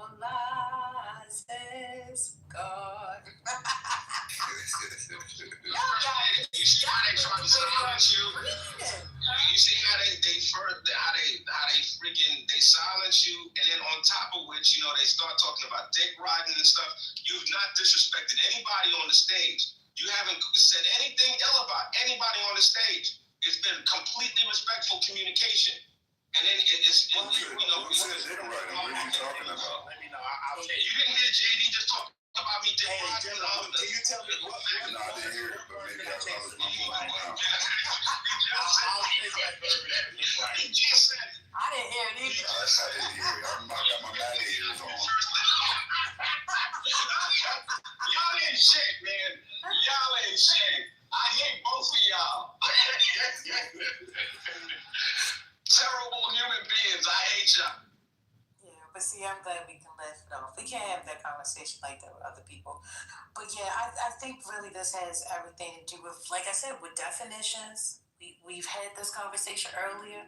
There was a fundamental crack there, and how, you define one thing. And as we read this, for me, I'm looking at this, I see what's in bold letters. This is the topic. This is what they're talking about. And then out of nowhere, you just get the statistics and stats on Black American men. Like, what? But I get it, because you don't find it offensive because you go around touting that stuff, to be honest with you. That's what I'm thinking is the who's that trying on stage? The crux. Oh, thanks a lot.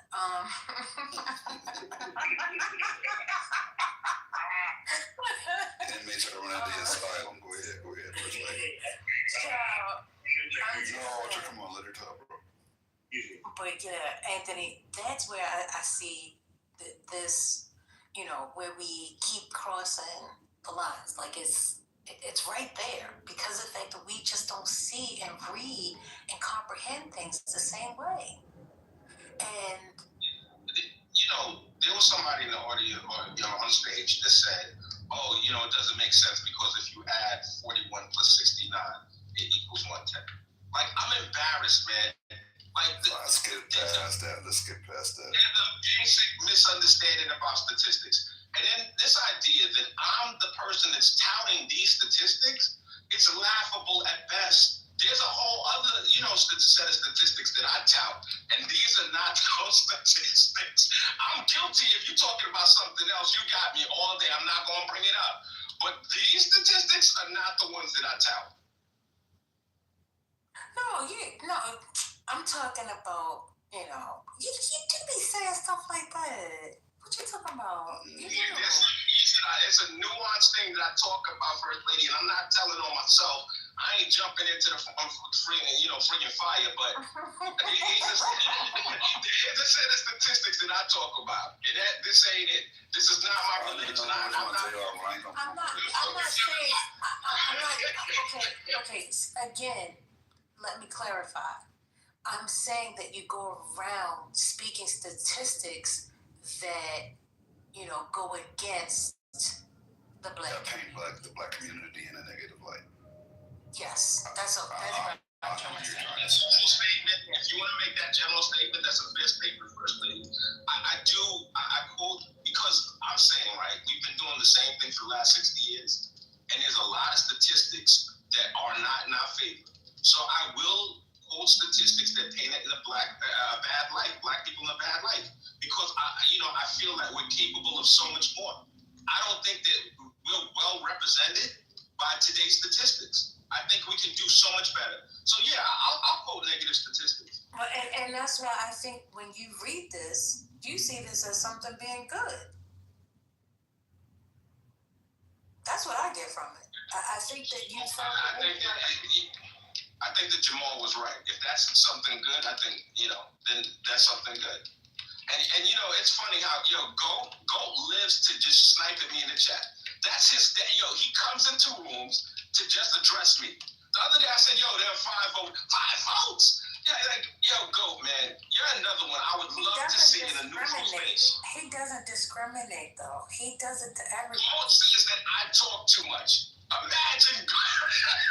Have you seen the stuff that he says about me? Imagine Goat saying somebody talks too much. Who loves the sound of their voice more than Goat? And when's the last time you heard it? When's the last time you heard it? I don't miss it one bit. I don't even at all. I thank God he doesn't come up on these stages. I don't miss that's it. Not nice. Yes, you do. I don't miss it. Do you think Goat is intelligent or not?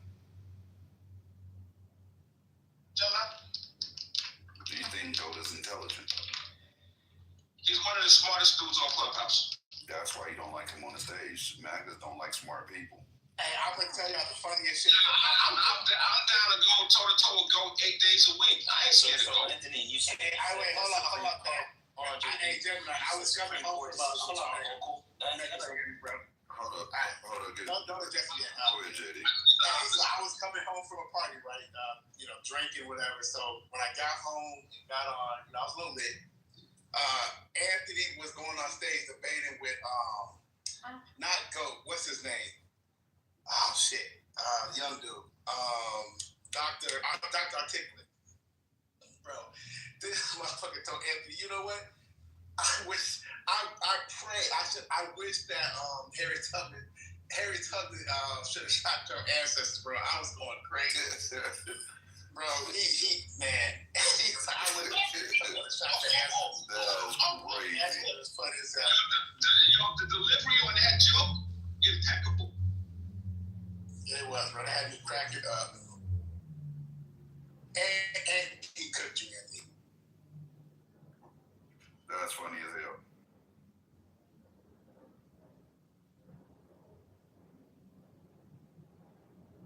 But Anthony, you phony, because you would be up here kicking with go to region and you still be laughing at him. That was the one person that you would kind of listen to. Listen, I said Goat is one of the most intelligent people in the app.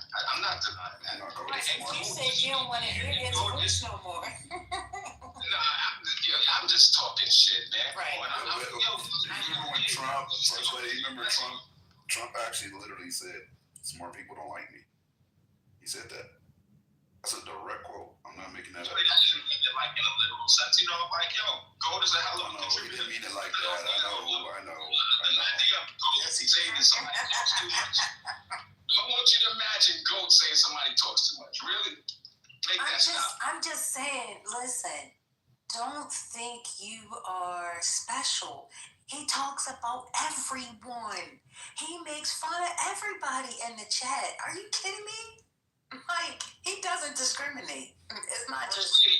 There'll be like 4 people in the room and gold will come in there if I'm in there and start talking shit to me. Like, I'm talking about the most obscure rooms.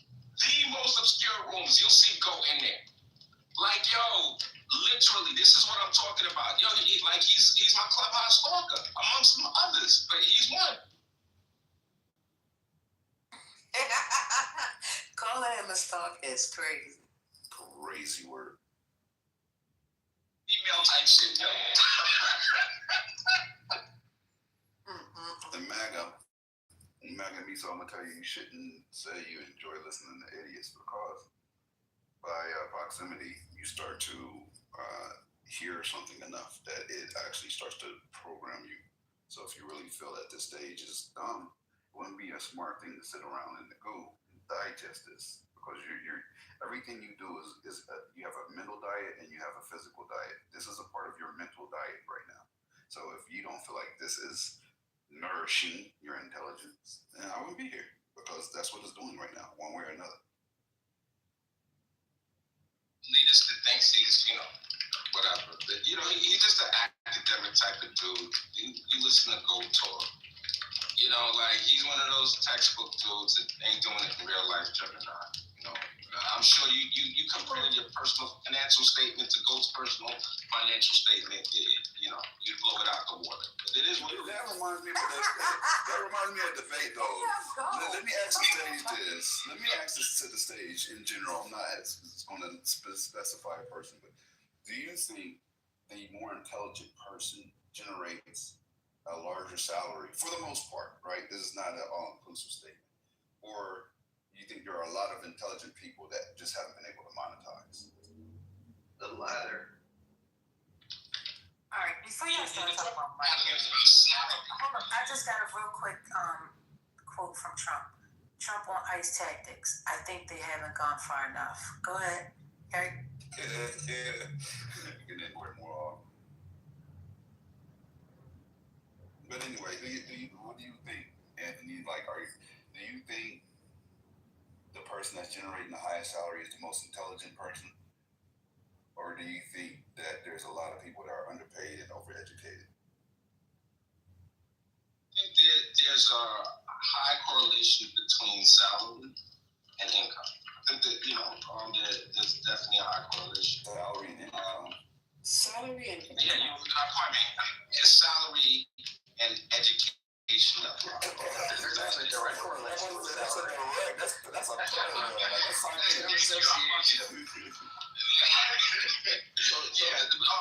salary between salary and intelligence level, I think there's a high correlation. So Stephen Hawkins, Anthony, you think Stephen Hawkins is a smart individual? Yeah, I think he was. Do you think correlatively speaking, how smart he was, do you think the value, do you think monetarily he made the same as how smart he was, compared to Jeff Bezos?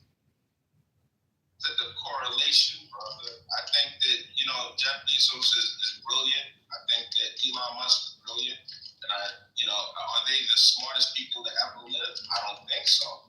But I think that there is definitely a correlation, not causation, but a correlation. Do you disagree with the statement, Arthur? Is there something that you, I don't even know if you disagree. You're asking me questions. Are you saying, well, nah, I disagree, and this is why I disagree? Anthony, do you disagree with I agree with you on this level, right? I think the smartest people are generating the largest incomes, but that doesn't mean they're the smartest. And what I mean by that, I know that sounds kind of dumb, but they are surrounding themselves with people that are competent and capable, and probably more competent and capable than themselves in various areas, right? They're smart enough to know what areas they need supplementation in, and they supplement it with people that are of super high value, and that by default makes them the more intelligent person in the room because they're hiring the person that's more intelligent than them to work for them and to benefit their overall agenda, which leads to their salary. Does that make sense? It's a lot of sense, man. But all right, so what is your take? Do you think that there's a correlation between intelligence and salary? 1,000%. Okay, cool. So yeah, we agree. Are you eating Doritos? Lisa? Lisa ain't going on with Mike. That sounds kind of crazy. That's so It's cool. raining where I'm at. It's raining where I'm at, and I'm talking in my car's Bluetooth. You can't get out of your car? It's raining. He driving. No, he said I'm sitting in my car. So The wife ain't gonna let him stay on Clubhouse so you walk into the house. Sometimes I leave the car. I won't speak again until I get out. He's sleeping in the car again tonight. He brings you to sleeping.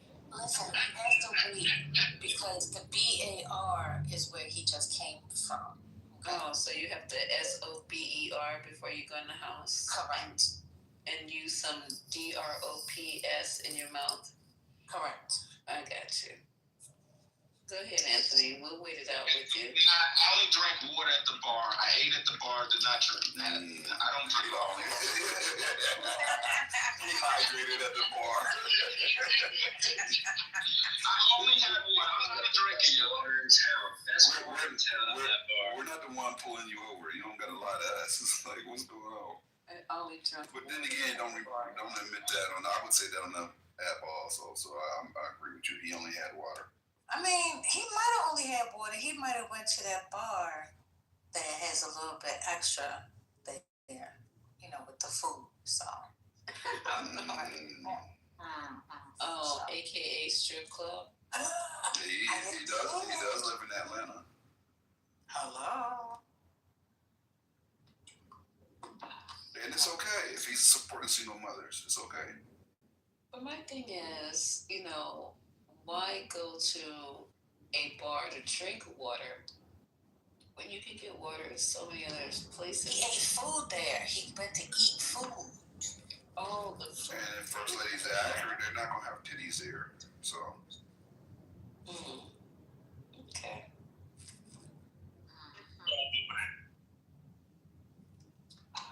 Yep. I was at a restaurant that had a bar in it. Oh, now it's a restaurant with a bar attached.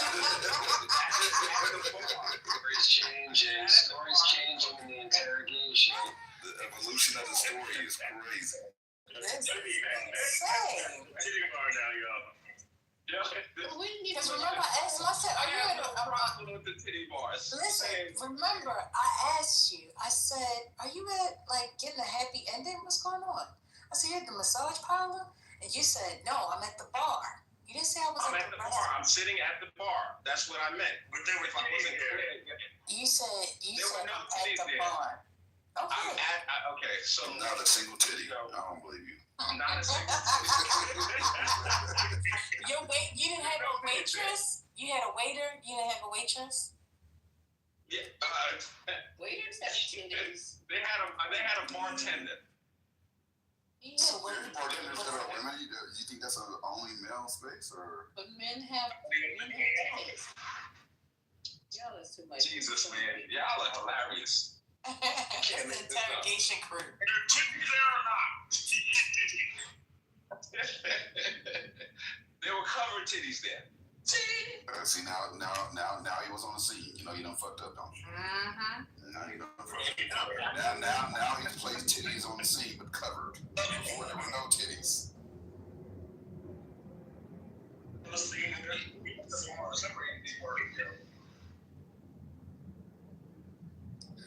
Well. So we have the candidates, Madami and Cuomo. They're going back and forth. Tuesday is the final day. I guess we'll find out what happens there. Lisa, did you have any topics that you want to talk about today at 7? Oh, I'm sorry, 7:11. Look at that. Yes, sweetie, I wanted to.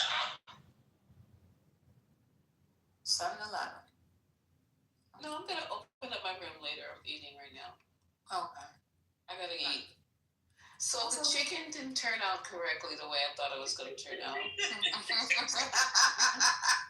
I wasn't gonna laugh on. Okay, what happened? I don't know if I'm understanding how this chicken El Pollo stuff is supposed to go. So the recipe called for the chicken to be baked or stewed, and then the last 15 minutes you put the chicken on the bed of rice with the juices, and you cover it up in the pot, and you let it cook till it's completely done. But that didn't work out right. Well, what happened? I don't know if I did not. First of all, it was way too dry. Way too dry. What did you cover it with? The actual fitted top. No, I mean, did you put it in aluminum foil? No, I did not put it in aluminum foil. Did you cook it in a crock pot? No, the chicken itself I baked in a rotisserie. Not a rotisserie. What's the blue pan? I baked it in that, and then I made the rice separately. So then I put the rice. I layered the bottom of the pan of the LaCroix pan, whatever that thing is.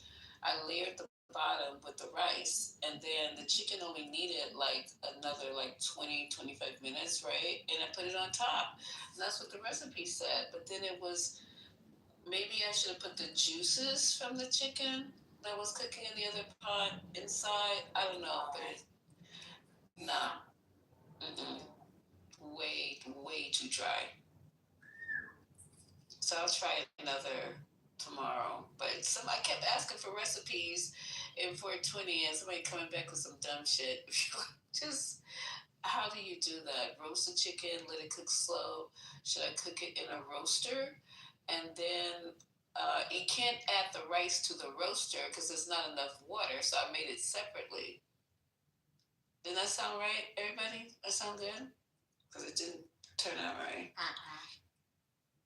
Somebody said crock pot is the best. But crock pot, okay, so if you're cooking in the crock pot, and when am I putting in the rice? At what point? You could just cook your rice separately and then put the rice on the plate and put the chicken over top. You don't have to cook the rice. Erica's saying crock pot is the best, so. Because the thing about the rice, you don't want to overcook rice because then rice will get mushy. Mushy, right, and that's what I was thinking of. Yeah, so you don't have to cook it in there with it, not unless you're gonna, mince it together to create, like a whole dish. But if you just want the chicken to have like a rotisserie kind of thing and the rice, you just cook the rice separately and then take the juices and pour it on top of the rice. And then put the Yeah, I think that's where I went. That's where I went wrong. Because I went to a Cuban restaurant and they served it like this.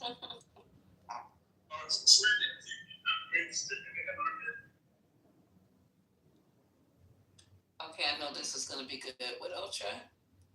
Be shredded chicken, not like full shredded chicken, not minced chicken like you mentioned some onions. You know what I'm saying? It wasn't shredded. It was parts. It was like the fresh tomato. Hi guys. Oh, okay. You know that place called Marcel? What's that place on La Cienega and what's the name of that Cuban place? Versailles. Where the hell Gemini go? Oh, she's there. Gemini. No, she actually said Lisa. Oh, okay, go ahead, babe. I'm sorry. Oh, she got placed on the cool. Damn. You want me to help you find her? Yeah, just want to ask her what she. Oh, I'm not helping her. No, I'm talking to Ultra. Oh. You want to help find her? No, you know, she'll find herself. Go send the search party. Ultra's going to be the search party for sleeping. Thank you, Jesus. Okay. Look, I'm going to 319. Is it 310 Athens? Anyways, that's another topic. Anyways, back to y'all. Oh, Jesus. Okay, so Kathy wanted to talk to you about, I a different kind of rice.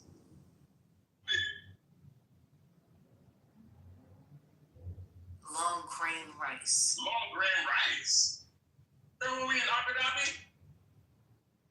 It's good. Jasmine. But yeah. Okay, so we're moving forward. This section of the recipe is closed.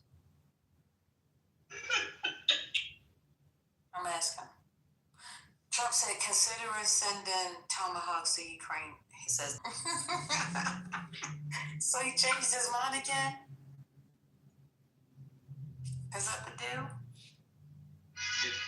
Did y'all talk about What's going on? Putin winning the plane in Venezuela? Y'all talking about that? I think we mentioned it yesterday. There's supposed to be 3 planes heading there in tow. Where? To Venezuela from Russia. These big old cargo planes that can hold like military equipment like helicopters and things like that. What? Who's shipping it over there? Putin. For what? Because you know, Domingo Mussolini was like, I'm gonna go invade Venezuela. So Putin's doing to us what we're doing in Ukraine.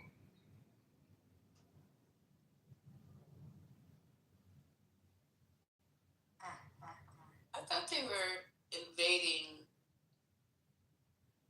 another African country. Wasn't it, how you gonna do both? Nigeria. Right. I heard that in this room I was dozing. Venezuela. And now... Do we know if they actually offloaded cargo or if they just touched down? Gemini, hold on for a second. Did you hear me ask you about that Cuban restaurant Versailles? No. Have you been there? No, I haven't. The one on La Cienega or the one on Pico? No, I haven't been there. Oh, okay. The one off of what's the name of that street? You know that street right there on the damn. It's by the Netflix building. Is that Fairfax? On La Brea? No, Vine. It's off of Vine. They got a Versailles at Vine right there. I don't know it that well. That's why I was asking you guys. Ultra be lit. He be lit. Ultra lit. That was normal. I thought that was normal. No, Ultra be, yeah. Now you had to cover your ears first, lady. Let me know when you covered your ears. Your ears covered? Okay, I'm assuming they're covered. Lisa, Ultra, y'all need to check out this place called Destination Smokehouse. Like, it's been going super viral. It's a barbecue spot out here that is going, like, you won't be in line forever. It's just, I'll post a link. It's just south of LA, but everybody from LA is going there, even though it's not technically in LA. Like, it's south of viral. LA. Mm-hmm. So what freeway are we talking about that I have to get on? Right, let me look real quick. Give me 1 second. South of LA. The 10? Probably, the 107, the 105? From, yeah. Damn, that area I really don't know that well. Man, just MapQuest it. That's not too far. far. Throw it into your GPS. Yeah, I'll do it. I'll throw it into the GPS. I'll post it in the chat. I just saw that he was pulling. They said, "Is it bone? Skin off the bone?" Tenderism. That's the word. These are the tenderisms. That oxtail bone didn't fall up out that bitch. Hey, that old man got that place so like now all the food critics got it lit, but he's the OG that got it lit. Destination Smokehouse. Destination Smokehouse. Audrey just dropped it in the chat. Okay. Okay, I want to go. There's food. That sounds good. There's food there. Where's that at? Click it and look at it real quick. You can get there from Click Texas. the link in the chat. Oh, damn. Wait a minute. It looked like something you would get in Texas, honestly. I know, right? Oh my God, this is for 2 or 3 people for one platter. Oh, that's just way too much food for me, but it looks good. Jesus won't be eating. Me and Jesus and the angels. Take me home. Destination Smokehouse. The only thing is, so the line is the worst. The food is bomb, but their line is crazy. Ooh, I don't do lines. You don't want to be waiting in line. Can you pre-order? Yeah, you can. For me, at this point, I'd rather just pre-order and pick up and bounce because that line. Exactly. And pulled pork. Oh God, Jesus. That looks really good. Oxtail is good. Their food is good. It's really good. Is this a black owner? You know what? This is disappointing. Like it's no, it's not the hard and fast, but the face is, which is he utilizes him to promote his product because he's really good and charismatic and he has that old black soul to him. So he's like he's doing viral. Like because of him, all the food critics, like his videos have been duplicated by the food critics that come here because his format is just he's got a dope format. But the owner is not black. No. Okay, I just want to see what city they're considering this in. Directions.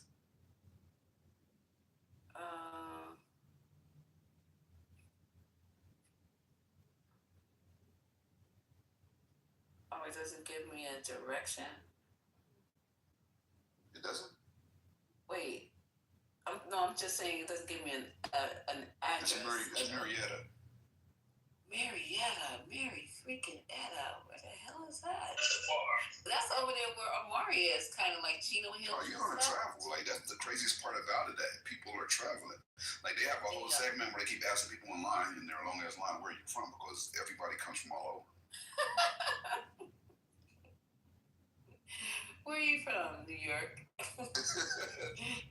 You'll be a highlight on the page for real, right? New York is crazy. I would definitely say I'm from Manhattan. Damn, this is a lot of ass food. So what's the price range? Let me go up here. They're not ridiculous, but no, because their mac and cheese is $5.99. Yeah, they're not ridiculous, but when you get the platters, it's gonna cost, but it's worth it. Yeah. For the restaurants I like, I don't want to sound bougie. I don't care about the pricing too much of the foods, right? I don't either, but I'm just like sometimes I'm shocked. You know? Oh yeah. What I don't like is the bougie restaurants that give you the small portions, but it's real dainty in the middle of this plate, and they do all the little dressings around it. I'm like, man, I should have got a cheeseburger. The fuck is this? Before I got here. Right. Lisa, and you hate them restaurants like he's talking about. Man, I thought I was gonna get something very voluptuous, something very great. Voluptuous. Well, I think like that all the time. Voluptuous is a shame to me when I hear voluptuous. Well, the grapes on the plate. That's where we're headed. I'm thinking I'm gonna get something really nice. No, the plate was small. I'm looking. I told the lady in the back. I said, "Hey, is there any way the cheese is bigger?" She said, "No." I said, "Well, you know what I mean? So them fancy restaurants, yeah, you're paying for, I guess, the atmosphere and stuff, but you sure don't get a lot for $110. And you don't get a lot of food." I hate that. It's not even the money I'm spending. I'll just be mad at the portions, man. Like, this is the exquisite. I'm like, I don't care how exquisite it is. I would cut that into 4 pieces. Like, what are we doing? Like, I said in one restaurant, I said, who plate is this for, Barbie? I need a bigger something. Right. Like, where's the food? Like, this is not the appetizer? No, that's the food. This is the food? Yeah, I've been in many places like that. Man, I hate that. No, like I said, it's not the price, it's just the portion. Like, that's what killed me. Tell me what you want, but give me a full plate.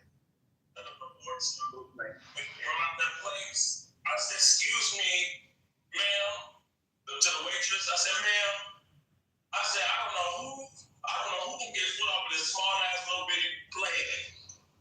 Probably a Barbie doll, but can you please bring me some more food?"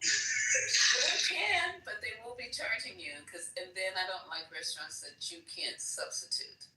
It's like I don't like coleslaw. Like it's an insult to the chef or something. Exactly. They're like, well, not really. I could ask them if he could put corn instead of coleslaw. I was like, I don't eat coleslaw. It's just like I got a lump of coleslaw on my plate for no reason.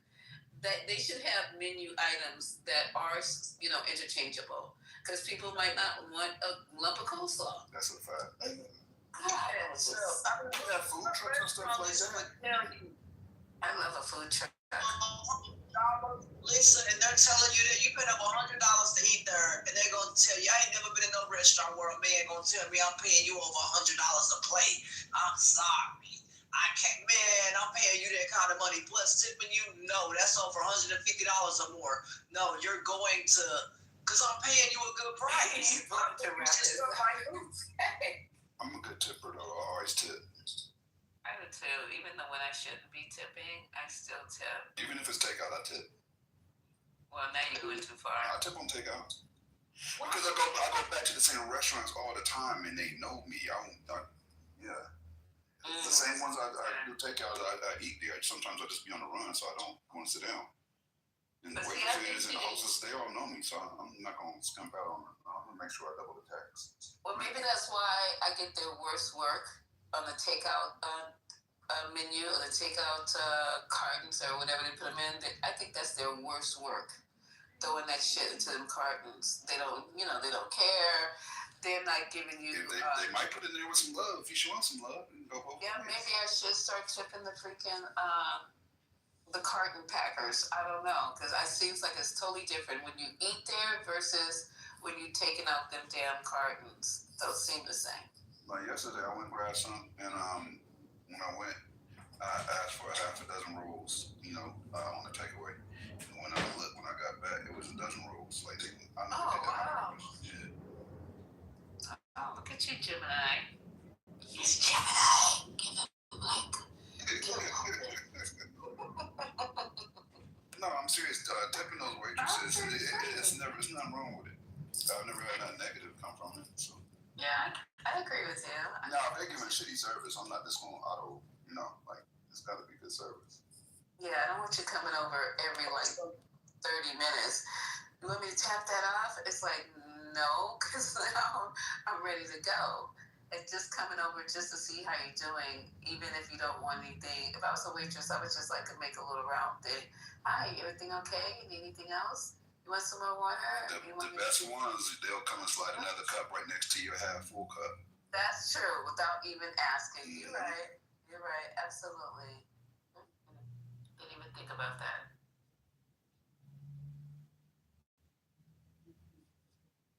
Ones that can bring me the most food. I told one lady, I said, hey, if you can bring me a good amount of food, I handed her a $50 bill under the table, man. She gave me, she said, don't tell nobody, but I'll give you the rest of the stuff folks didn't order in the back. That lady hooked me up. I said, hey, here's $50 under the table. That lady came back with so much food. I said, thank you, ma'am. She said, no, thank you. So yeah, if you tip people, man, they may let you have the rest of the food, man. I get a lot of food when I tip or do it like that. I swear, y'all do it like that. Hey, you'll be able to clean them out. There you go. Tip them well, they'll give you a lot. Ashton, one of my exes was a waitress. And she started turning me on to how it worked. And that's probably one of the reasons why I tip so good, because she always explained the stuff to me and how it worked. She used to have me call up and order whatever she wanted for lunch, right? So let's say she wanted a certain pasta or something. Calling me, order it, and it's never come, and they give it to them. If the person don't show that calls up for the food, then they give it to the staff because they already made the plate.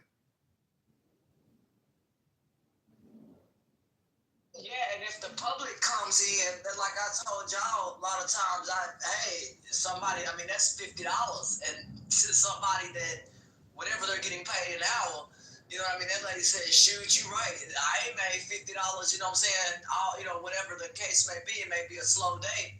They may not make, $50 $50 in 3 hours or whatever that lady told me. She said she was thankful. I said so was I. So I don't mind tipping at all. And if you do tip, they will hook you up and give you a lot of food. When I was at the Reunion Tower up in Dallas, I paid $110 in there. And that is a buffet. It's unlimited. You can also pay for a plate to take home. Lady hooked me up there. So yeah, as long as you tip people, hey, they'll bring you the rest of the food from the back. I'm telling you, anywhere I go, y'all won't go hungry with me because you're going to eat. You may be full and wobbling out of there, but you won't be hungry coming out.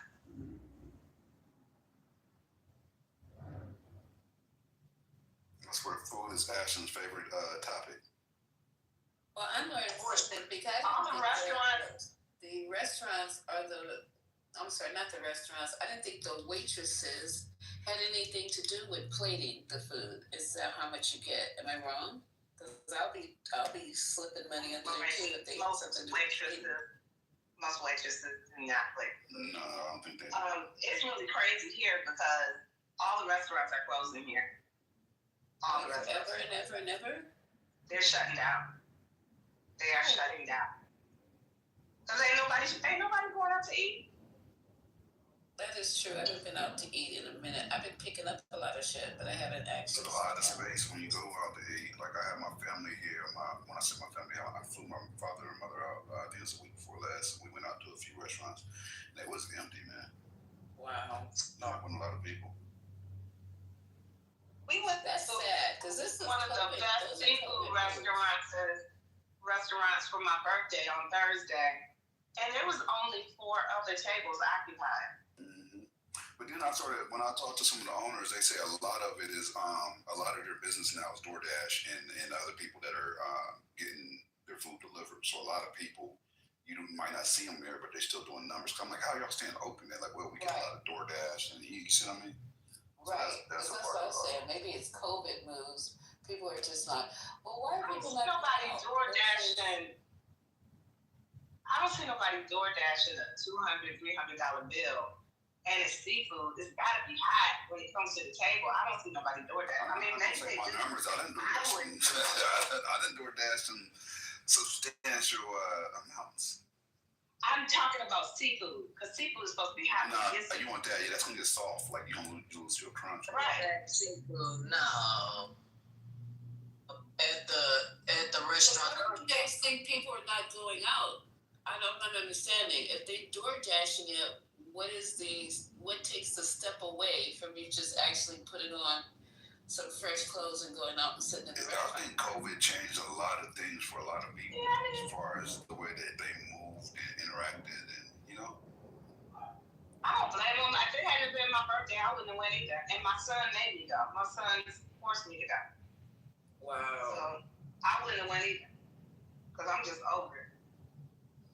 I don't know, you guys. I was thinking about this 2 days ago, how we are not just, maybe, I'm just saying we, I mean as a populace, but I think we need to start going back at some point and being more outside, because my house is like, it's nice and everything, but damn, every day, all day, I want to go outside and interact with people, talk, meet people at the coffee shop. Gentleman talked to me at the coffee shop the other day, and I didn't know how to act, because first of all, why are you talking to me is the first thing my brain went, and it was an older gentleman.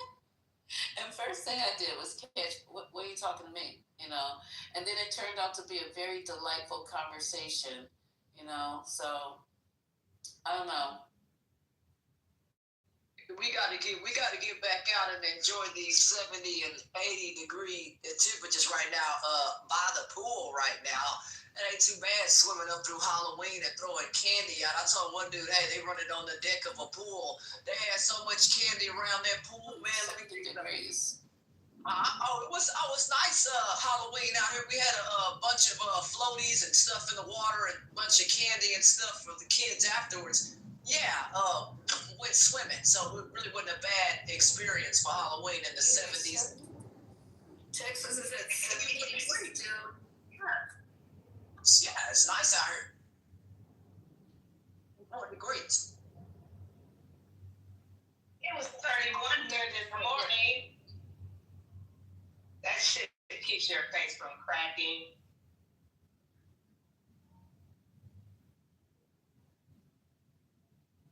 Repeat that again. You said what was cracking? I didn't hear you. 31 this morning, it's 6:30 this morning here. I said it keeps your face from cracking. It was nice and toasty here. Plus it was heated. There were heaters and all that out there, but still, folks still wanted to swim and have a good time. And long as the temperatures were able to do it, the water's heated, so you're not, freezing in there or anything. But it's a good time to, have a swim party around Halloween. How often you get to do that? Never again, unless you're inside. But I don't even have my house 70-something degrees. That's too hot for me.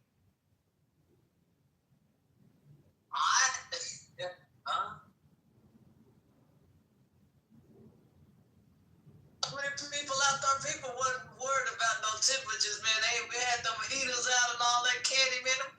Man, it was a great time around Halloween and celebrate. Temperatures allow you to do that. Why not get outside and, like she said, be around people and have a good time? That's what I love, being outside by a pool. Why not? As long as the temperatures allow us to, we'll heat it up. Let's go. Good. That's good. It ain't for everybody. I don't like being around. My mother made me take swimming lessons all the way up to lifeguard training. So I don't like being around a pool with a bunch of people acting stupid. It makes me very nervous. So that's not my thing. But it sounds like fun for other people. Well, I feel you. The kids and stuff that was in there mainly some adults mainly, but kids for the most part wanted to have a good time. The adults, they was up there where the food was at. They really wasn't trying to do no swimming, but we just wanted to have something for the kids to do, and they wanted to swim, and so we, why not? Who has been in a public pool? That's one thing I don't do. Is public pools, all the urination and shit going on in there, and I just don't. Come on, son, be real, because you know what I'm saying? The same people that filled them in with concrete when they didn't want the black people swimming in the pools, and they covered the pools over with concrete. They the same ones that invented them. Yeah, I see you. It's just that it took me one time to see somebody, release themselves in a pool, and that was just it for me. So I said, if that one person do it, and there's like about 50, 60 people in the pool, at some point, there's just not enough of that chloride, whatever they put in there for me. You're swimming in the urine. Go to a private pool, Lisa. Don't public pools aren't the best. Go to a private saltwater pool. It's better for your parents. DNA up in that pool. Some pools require you to shower before you even get in the pool. Other people, you can come sweaty, musty, just, dive in there with the clothes you probably got there, drove there. No, you need to take a shower, at least a water down, and then jump in the pool. A lot of places used to mandate that. Wait, I don't know if you do that. Shower before you got in the pool. That's so nasty. Oh my God. Yeah, and my hot tub is salt water. Oh, Lord. My hot tub is salt water. But it's a lot of work. It's way more difficult than when I had a party hot tub. So yeah, that's another place that people go and pee. Don't nobody get my hot tub but me, honey. I don't share. I've been places are a lot better than public places, let me tell you. And some of the private facilities, they hook you up, man, for real. But a lot of public places, they don't maintain a lot of the maintenance like they should. Here in Arlington, a woman got sick from a brain-eating amoeba over in Arlington that they found over in the water a couple of summers ago. So it's a very serious thing, and for that reason, you just really have to be careful dealing with public areas and what do they call those splash pads and things like that, and making sure the maintenance is taken care of on those and getting the maintenance reports. And a lot of the public doesn't get or either look up pool maintenance reports or water reports. And if the water report is bad, I'm not going to swim in a pool. I told the dude, I said, hey man, I don't think so. I didn't swim in that pool because they had horrible state failures for maintenance and other issues with the pool. So yeah, no, you got to be careful when dealing with public stuff. No, I can't take that chance. Have you been following the testing of the restaurants in your area? Because you know they publish it every week.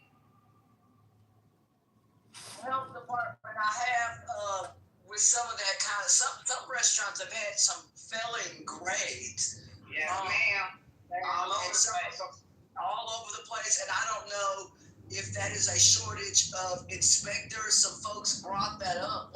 It's interesting that you mentioned that one of the cooks for our church brought that up. Somebody who was out there with the health department brought up some things about restaurants and failing grades and asking that they can hire more staff, or asking if it is possible to get more inspection staff, or whatever you call the people who do restaurant inspections. And they are woefully short staffed. Is that the reason that all these restaurants are having failing, these grades? Because they are being, essentially just randomly inspected. But we need more of those staff, is what they're saying. They're seeking more failing restaurants. They cut the staff during COVID, and I mean, we're talking about not just restaurants. We're talking about salons, everything. I've been a licensed nail tech for 30 years. Never had my license checked. Not one time. 37 years I've been licensed. So they don't. They ain't doing nothing. As long as you keep your license up, you did. It's really sad, but the restaurants too. And the restaurants that they're taking are bad. They're getting horrible scores. Rating of we ain't gonna have no restaurants around here in a while. They're already gone. The F ratings do not help restaurants and things like that, but the restaurants and anything that sells consumables, they need to be inspected quite frequently, because there was a restaurant, man, they found mice in there running around, you know what I mean, at night. You could see them on the camera or whatever they had up there for security. I said, well, that's horrible, you know what I mean? On your own cameras, you see mice running around. So yeah, you got to be careful with a lot of these restaurants and things like that, because I don't just eat anywhere either. There's certain, like some restaurants don't have soaps in the bathrooms. I told the lady, I said, ma'am, how in the world are y'all washing your hands? Hand sanitizer, that ain't gonna work. The health department requires you guys to have soap. And the lady got mad at me. I said, and some customers in there was like, yeah, how are y'all washing your hands? And so these are questions that, you walk into a bathroom, yeah, I'm asking because your staff cooking our food. Man, I left out of there. I said, I'm not eating here because they had no way to wash their hands except for hand sanitizer. No, y'all need to wash your hand with soap and water. Girl, no. That's why I cook and I stay home. That's gross. Oh, I gotta go get my dog, y'all. Y'all have a good night. Yeah, I'm sitting there trying to figure out what I'm gonna eat real quick because it's getting late. Told you, order you a nice steak or rice, some chicken or something like that. You got some blue shrimp, man. You can order that. You got at least 30 things you can order. I don't eat seafood at all, so that's not one of them. Again, I didn't hear you. I do not eat seafood, so that's not going to be one of them. I'm not a seafood eater. Seafood, you like steak, chicken? Yeah, I'm gonna order something really quick. It's not gonna be nothing elaborate. Just something quick. Probably a monster salad with chicken or steak on top, and that'll be good for me for tonight. And like Anthony, some water. Decent steak, I see it. Yeah, a really quick flank steak. You know, the thin steak. You saute it on both sides, and then you cut it up really, really thin, and you place it on top of a monster salad, and you're good to go with some what is that salad dressing? Parmesan salad dressing. I'm good. I'll be good for the night. It's gonna take me a long time to chew it, but it's gonna be good. And some water, courtesy of Anthony.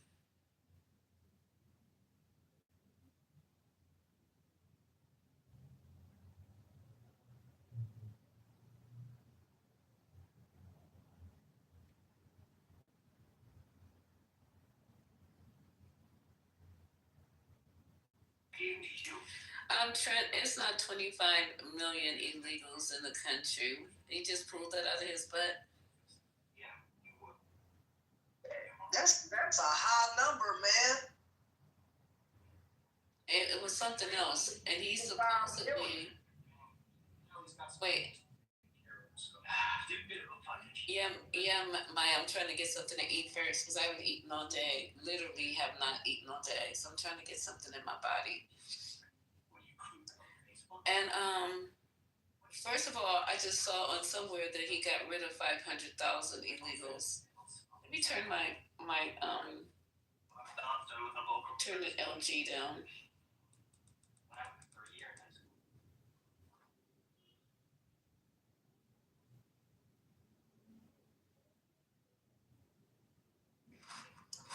You got links. Oh, he's on 60 Minutes. Oh, okay. I don't have 60 Minutes.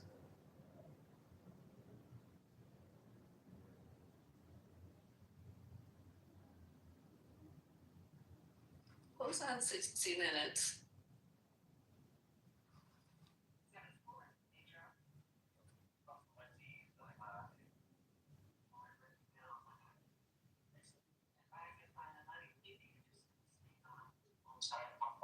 So what's on 60 Minutes? Trent, I'm not gonna keep trying to bring you up. Every time I bring you up, it says I brought you up, and you can't come up. Well, so you wait, because I can't bring up Trent. I did it just tried, it didn't work. I know, right?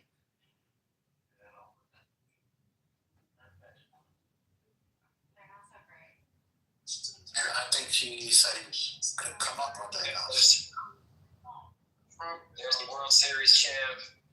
Thank you, man. I appreciate that. We can check that for the beautiful game. But Trump is on 60 Minutes right now, and he just said that he thinks that there's 25 million illegals in the country, and it's not 10 million.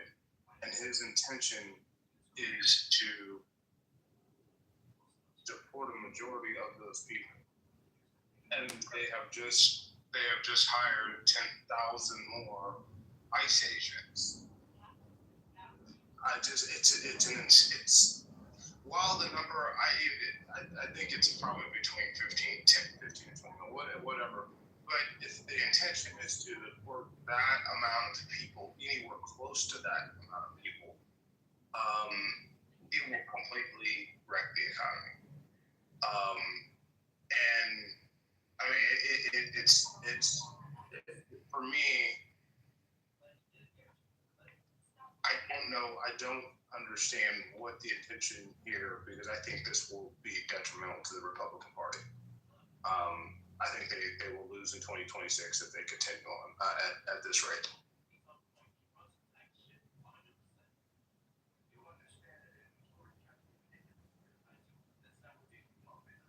What are 25 million people doing Republicans on the stage, so I'm like, that's fine with all of us. If they ruin themselves, then they ruin themselves, right? I mean, That's the Republicans on the stage. That does sound crazy for 20. If you're trying to get rid of 25 million people, so 25 million people are just sitting around on the dole. Yeah, that's the What are you doing here? He does have that math on answer.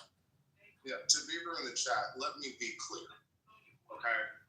I don't think you understand the precariousness of the economy right now. So if you're talking about interdicting, the reason why so many of these subprime banks are having problems is because we're deporting people that were paying loans with ETI numbers. And so if this is not just like the beginning. This is like we're going to interdict more into society. Not only there are a lot of people who voted for Trump that are disgusted by this because it's not going after criminal organizations. It's nannies and landscapers and waitresses and people who have been here for years peacefully. But what you have to understand, Beaver, is especially in the area that I live in, all along South Texas, where you have millions of people, it would completely flip our economy. It's having an effect on our tax base now, and so there are a lot of people who, even though maybe for strong border controls, do not want to see people forcibly removed that are peaceful from this country because of what it causes. There has to be some sort of amnesty clause with this for people who have been here for quite some time and working and contributing to society.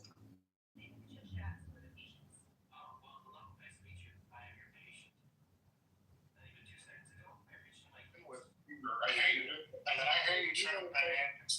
Yeah, you're not gonna convince Brother Beaver either. I mean, I don't know why you did. I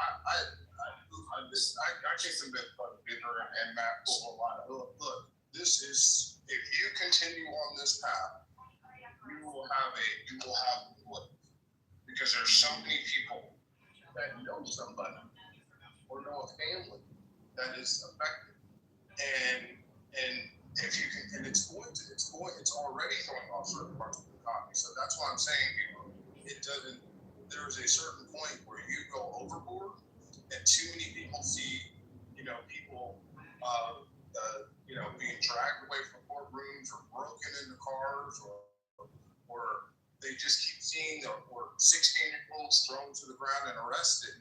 And now you're going to add 10,000 more agents to go after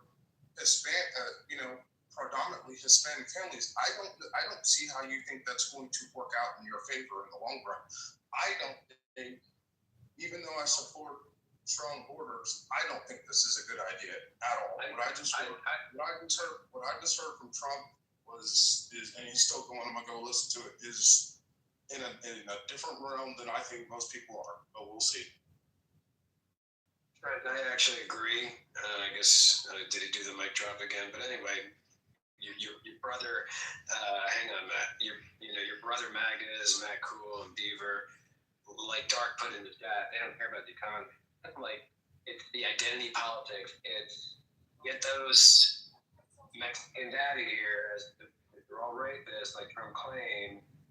Never mind the impact on the economy. And I kind of wish, I don't know, Dark or if anyone else listened to the interview. I'm assuming Trump is implying that these 25 million illegals are undocumented, are all from Mexico. Like, never mind all the undocumented folks that are here from Europe and South America and other countries.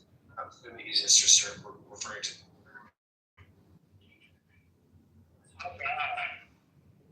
Like, for real, like, Trump needs to get it together. You feel me? Ain't that about a bitch?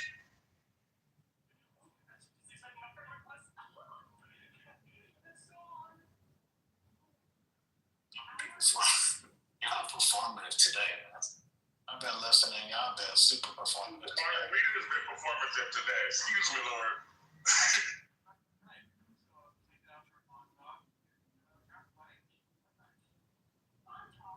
Isn't 25 million more than what he claimed during the campaign? Yeah. So somehow, Nothing that he said. somehow illegal immigration has actually increased while Trump's been in office? And how is this calculable? Where are these numbers coming from? Did they have like one of those things at the border when you go through the turnstile or at the airport? I don't understand how these numbers are calculated. 25 million. He says so far he is caught and exported, or whatever you guys are calling it, 500,000. So you guys got a long way to go.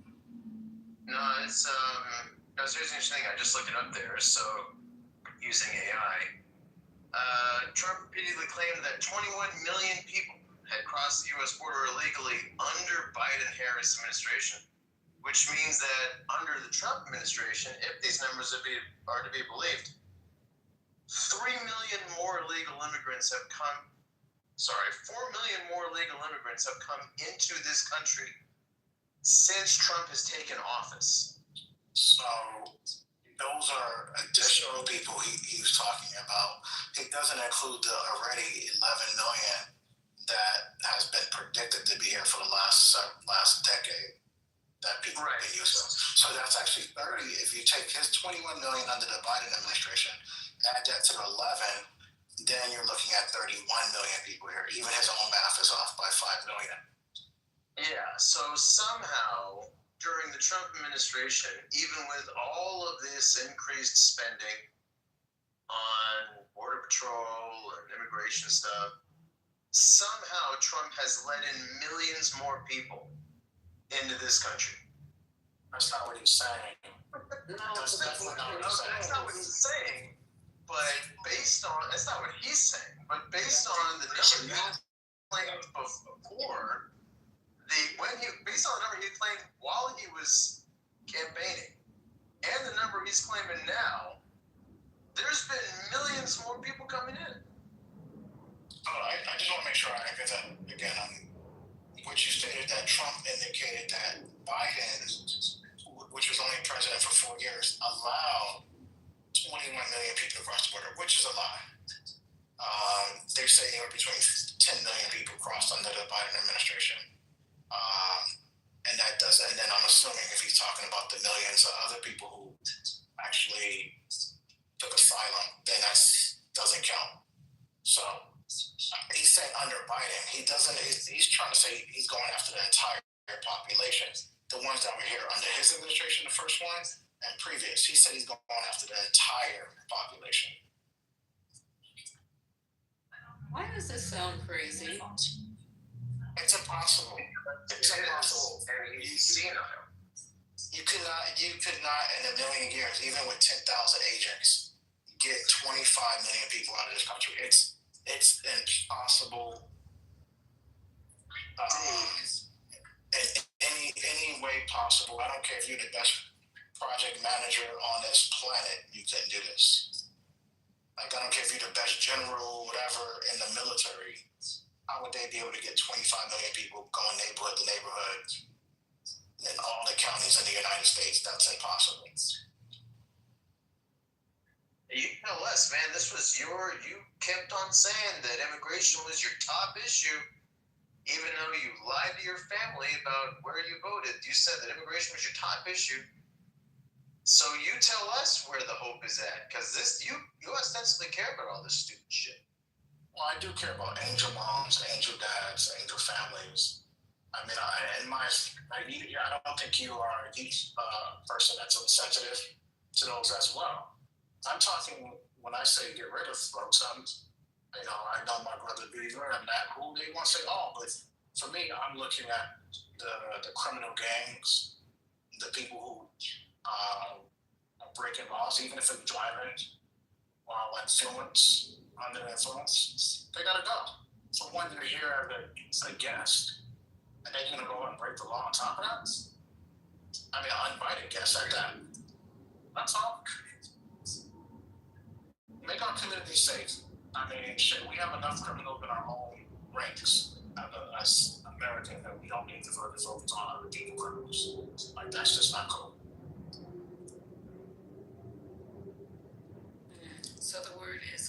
invited guest. But even if they're here as an uninvited guest, it is crazy that we are going to put this type of money. I don't know. Let me just be quiet, because when the government reopens, I want to see where the focus is actually going to be. Are we still going to be cutting and chopping and eliminating? Are we going to be building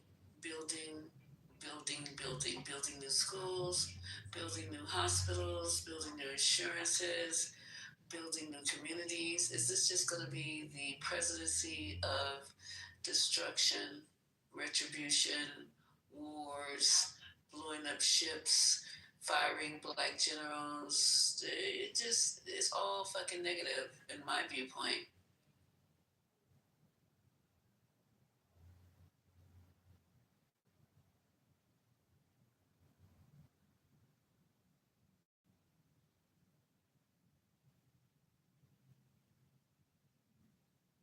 Man, Maya's my other heart attack.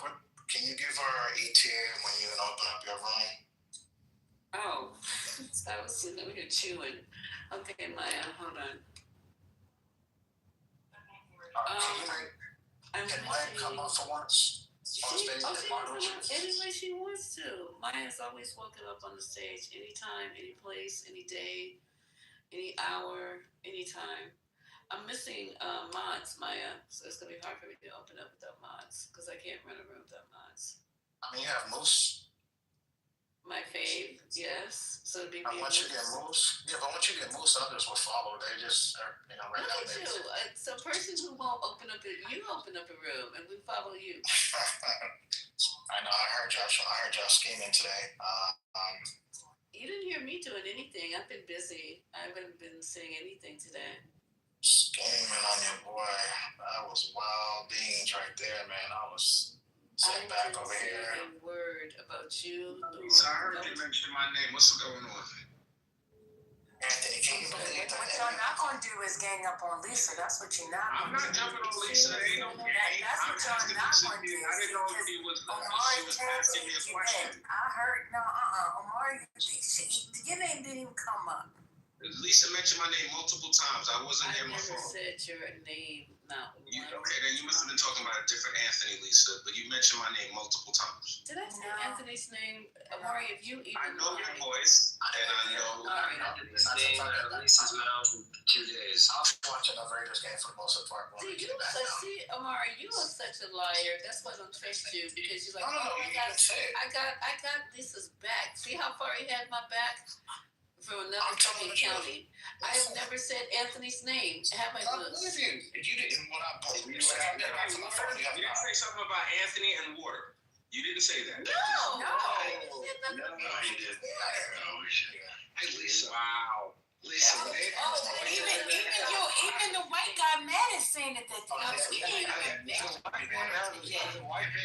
guys, hold up, you guys. I did say I'm having chicken, rice, and water, like Anthony.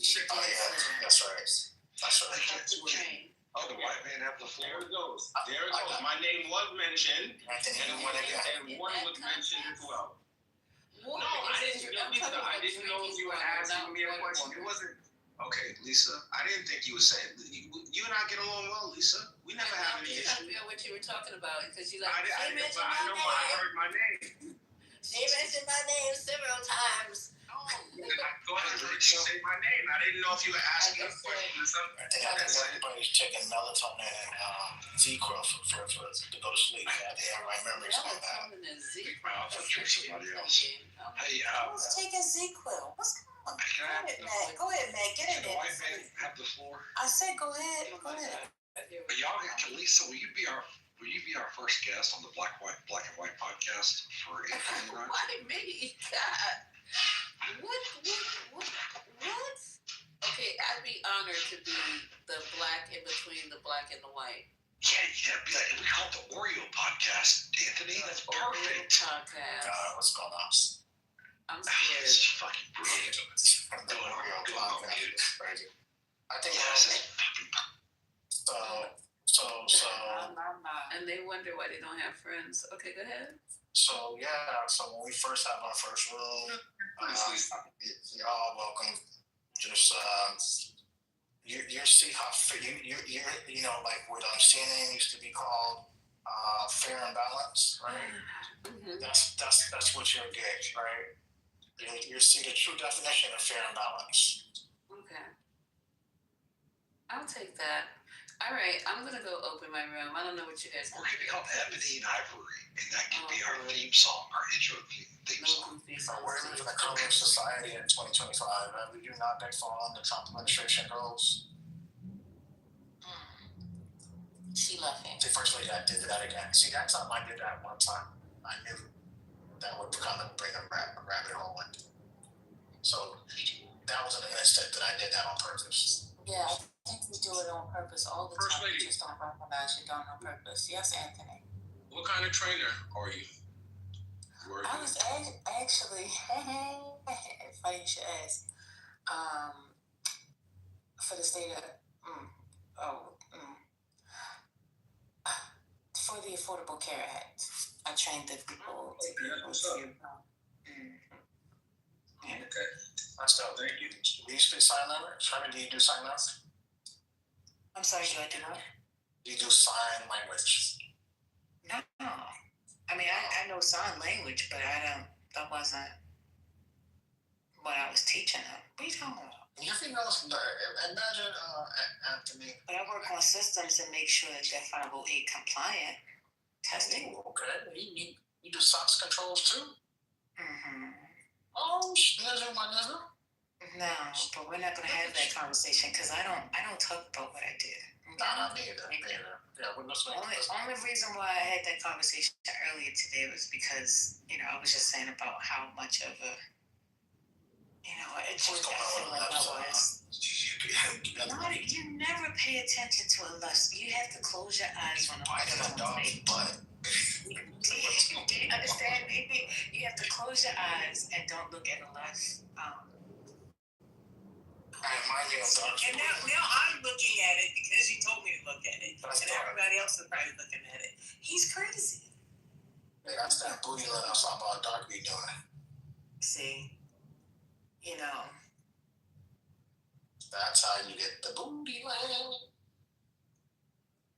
It's the alternative facts for me. Yeah, you said that earlier, man, and we didn't get a chance to dive into it because everybody was being hella emotional. I got a good example. I'm glad you asked. Okay, go ahead. And this was just a few seconds ago when Anthony said, "You mentioned my name, Anthony and Water." Now, immediately, we all thought that he was talking about two people, but not in the context of Anthony drinking water. You understand? Because he was saying it was like, he made it, again, this is an assumption, he made it seem as though it was something negative that she was saying, because you had just said, yeah, they got my boy. Who was you talking about when you said they got my boy? Who was you talking about? What was you talking about, Omar, when you first said? You was talking about the first lady. I never have any negative interactions with Lisa. I didn't think it wasn't negative. No, okay. So I thought I. No, you said she was talking about me. That's what I'm saying. So I didn't think that Lisa was talking about me in a negative light. I was just wondering if she was asking the question. She wanted to know something. Lisa and I get along swell, I know you did. No, so here's the thing. This is what I heard. This is how I'm rewinding it in my mind. Omari was talking about somebody getting jumped. Next thing I know, you coming off like I still haven't understood what exactly or clarified what he was talking about. Only to then have you come off mic and then say, "Hey, Lisa, you said my name." Okay, I remember. I was talking about when ML and Gemini was talking, and GA was saying they want to get a space. I was like, yo, that was to get rid of us, in essence. That's what I was talking about. And then that's when Anthony came on. And then I was trying to tell Anthony, and you got to remember that this Anthony, ML said we go in rooms, and he swore by it. I've never been in a private room with you, Anthony, ever. That's absolutely true, man. And ML said that 52% of black people arrested are exonerated. I'm not even sure if ML knows what the word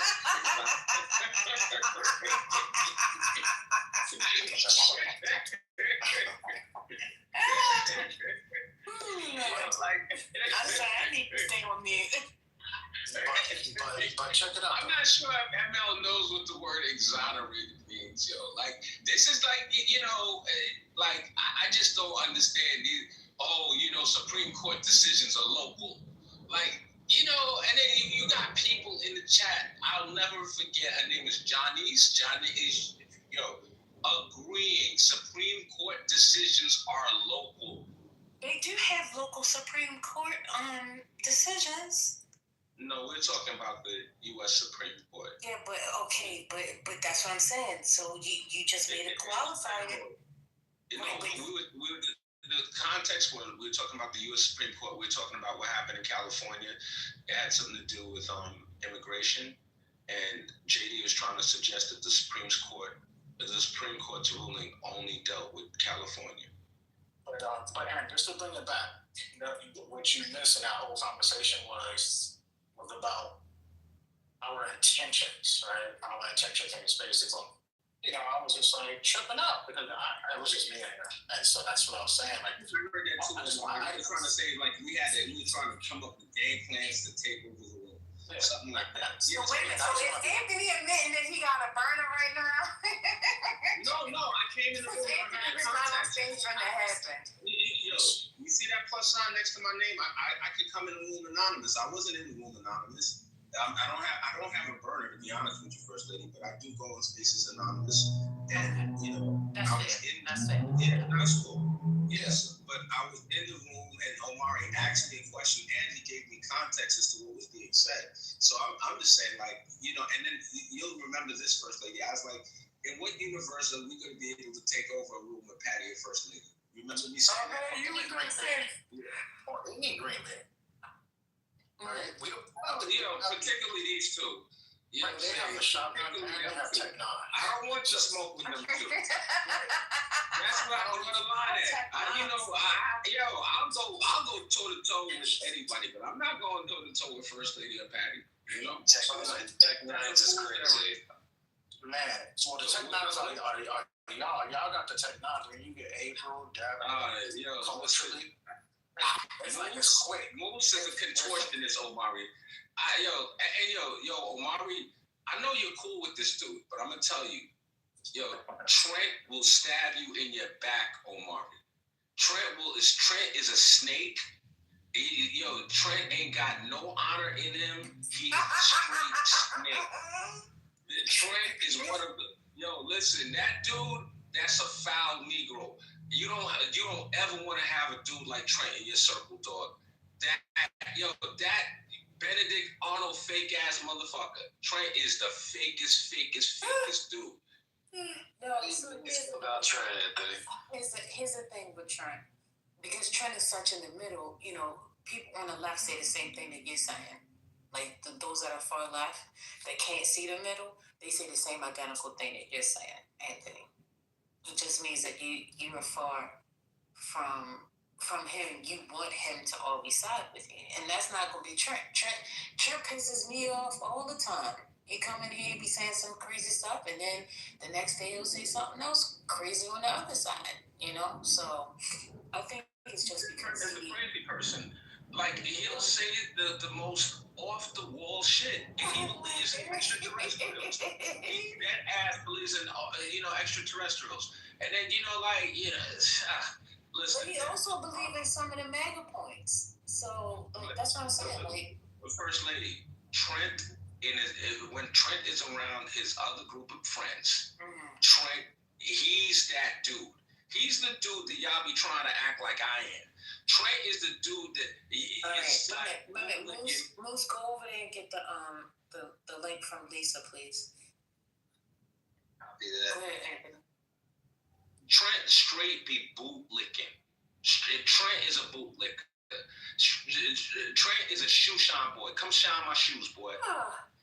That's Trent, and I say that to his face. Trent is the fakest Negro. You know what I'm saying? Like, yo, fake.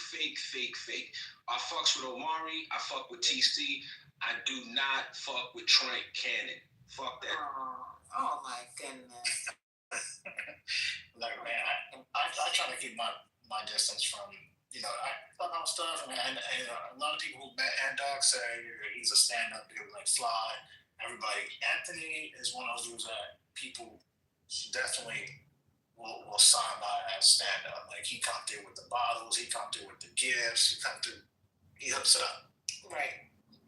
And then he met the great one, he met Maddie, you know what I'm saying? So that was a good relationship right there. He got a chance to be here. 99% of people want to be here and not going to be able to. So, that's because everybody knows it's a good dude.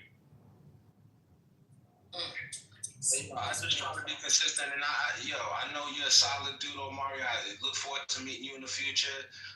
I'll be out there. I'll be in Georgia. Savannah. I don't know how far.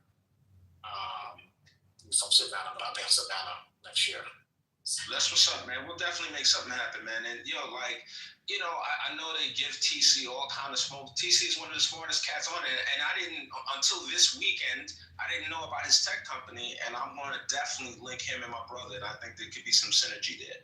My brother has a boutique investment bank, and if TC is interested in raising capital, I could see some synergy there. So we'll see how that goes. But yeah, absolutely. What happened? Did you fail? I'm trying to pin it to the top. It's not. You need help? Yeah, I'll just put it in the chat. Maybe you can grab it. I don't know maybe it's my phone. I don't like clicking on links, but I'm gonna copy this. I'm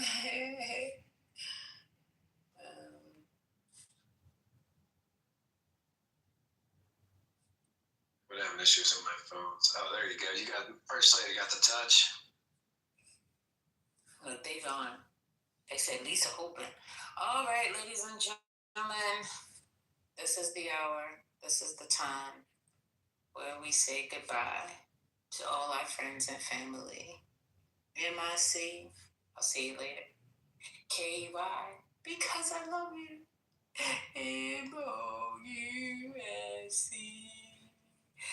Thank you for flying with Politically Skies. See you next time. Bye.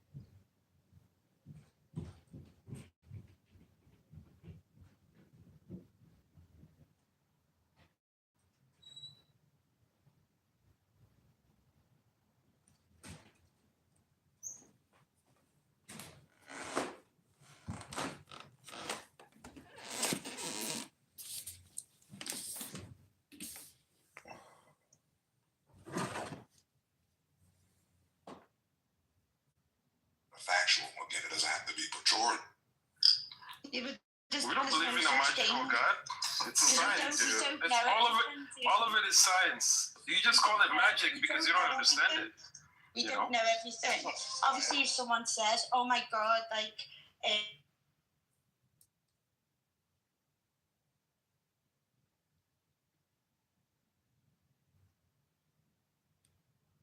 Circumcised. Based? My kids aren't though. Good for you.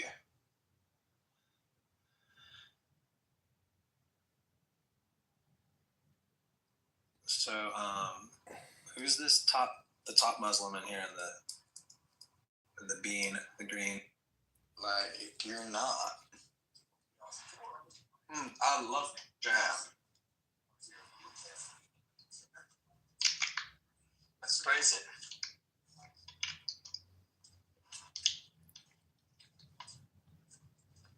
So, Sahi, where are you going? It's for a walk.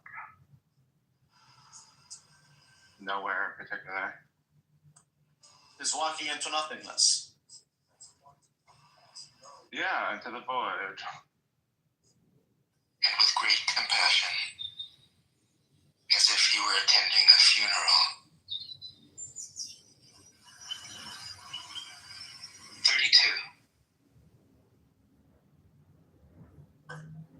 Deliberately say we're not even going to talk to them is the center of the crux of the dysfunction that we're having. It's all within nature and science. Okay, it's something. You know, and he's sitting there bitching and griping about how there's no money to be made on the internet and how, you know, they're losing everything. And I'm like, you just bought a almost $800,000 house here. You guys are so full of shit. Yeah, I mean, I would even say my evolution was like weird.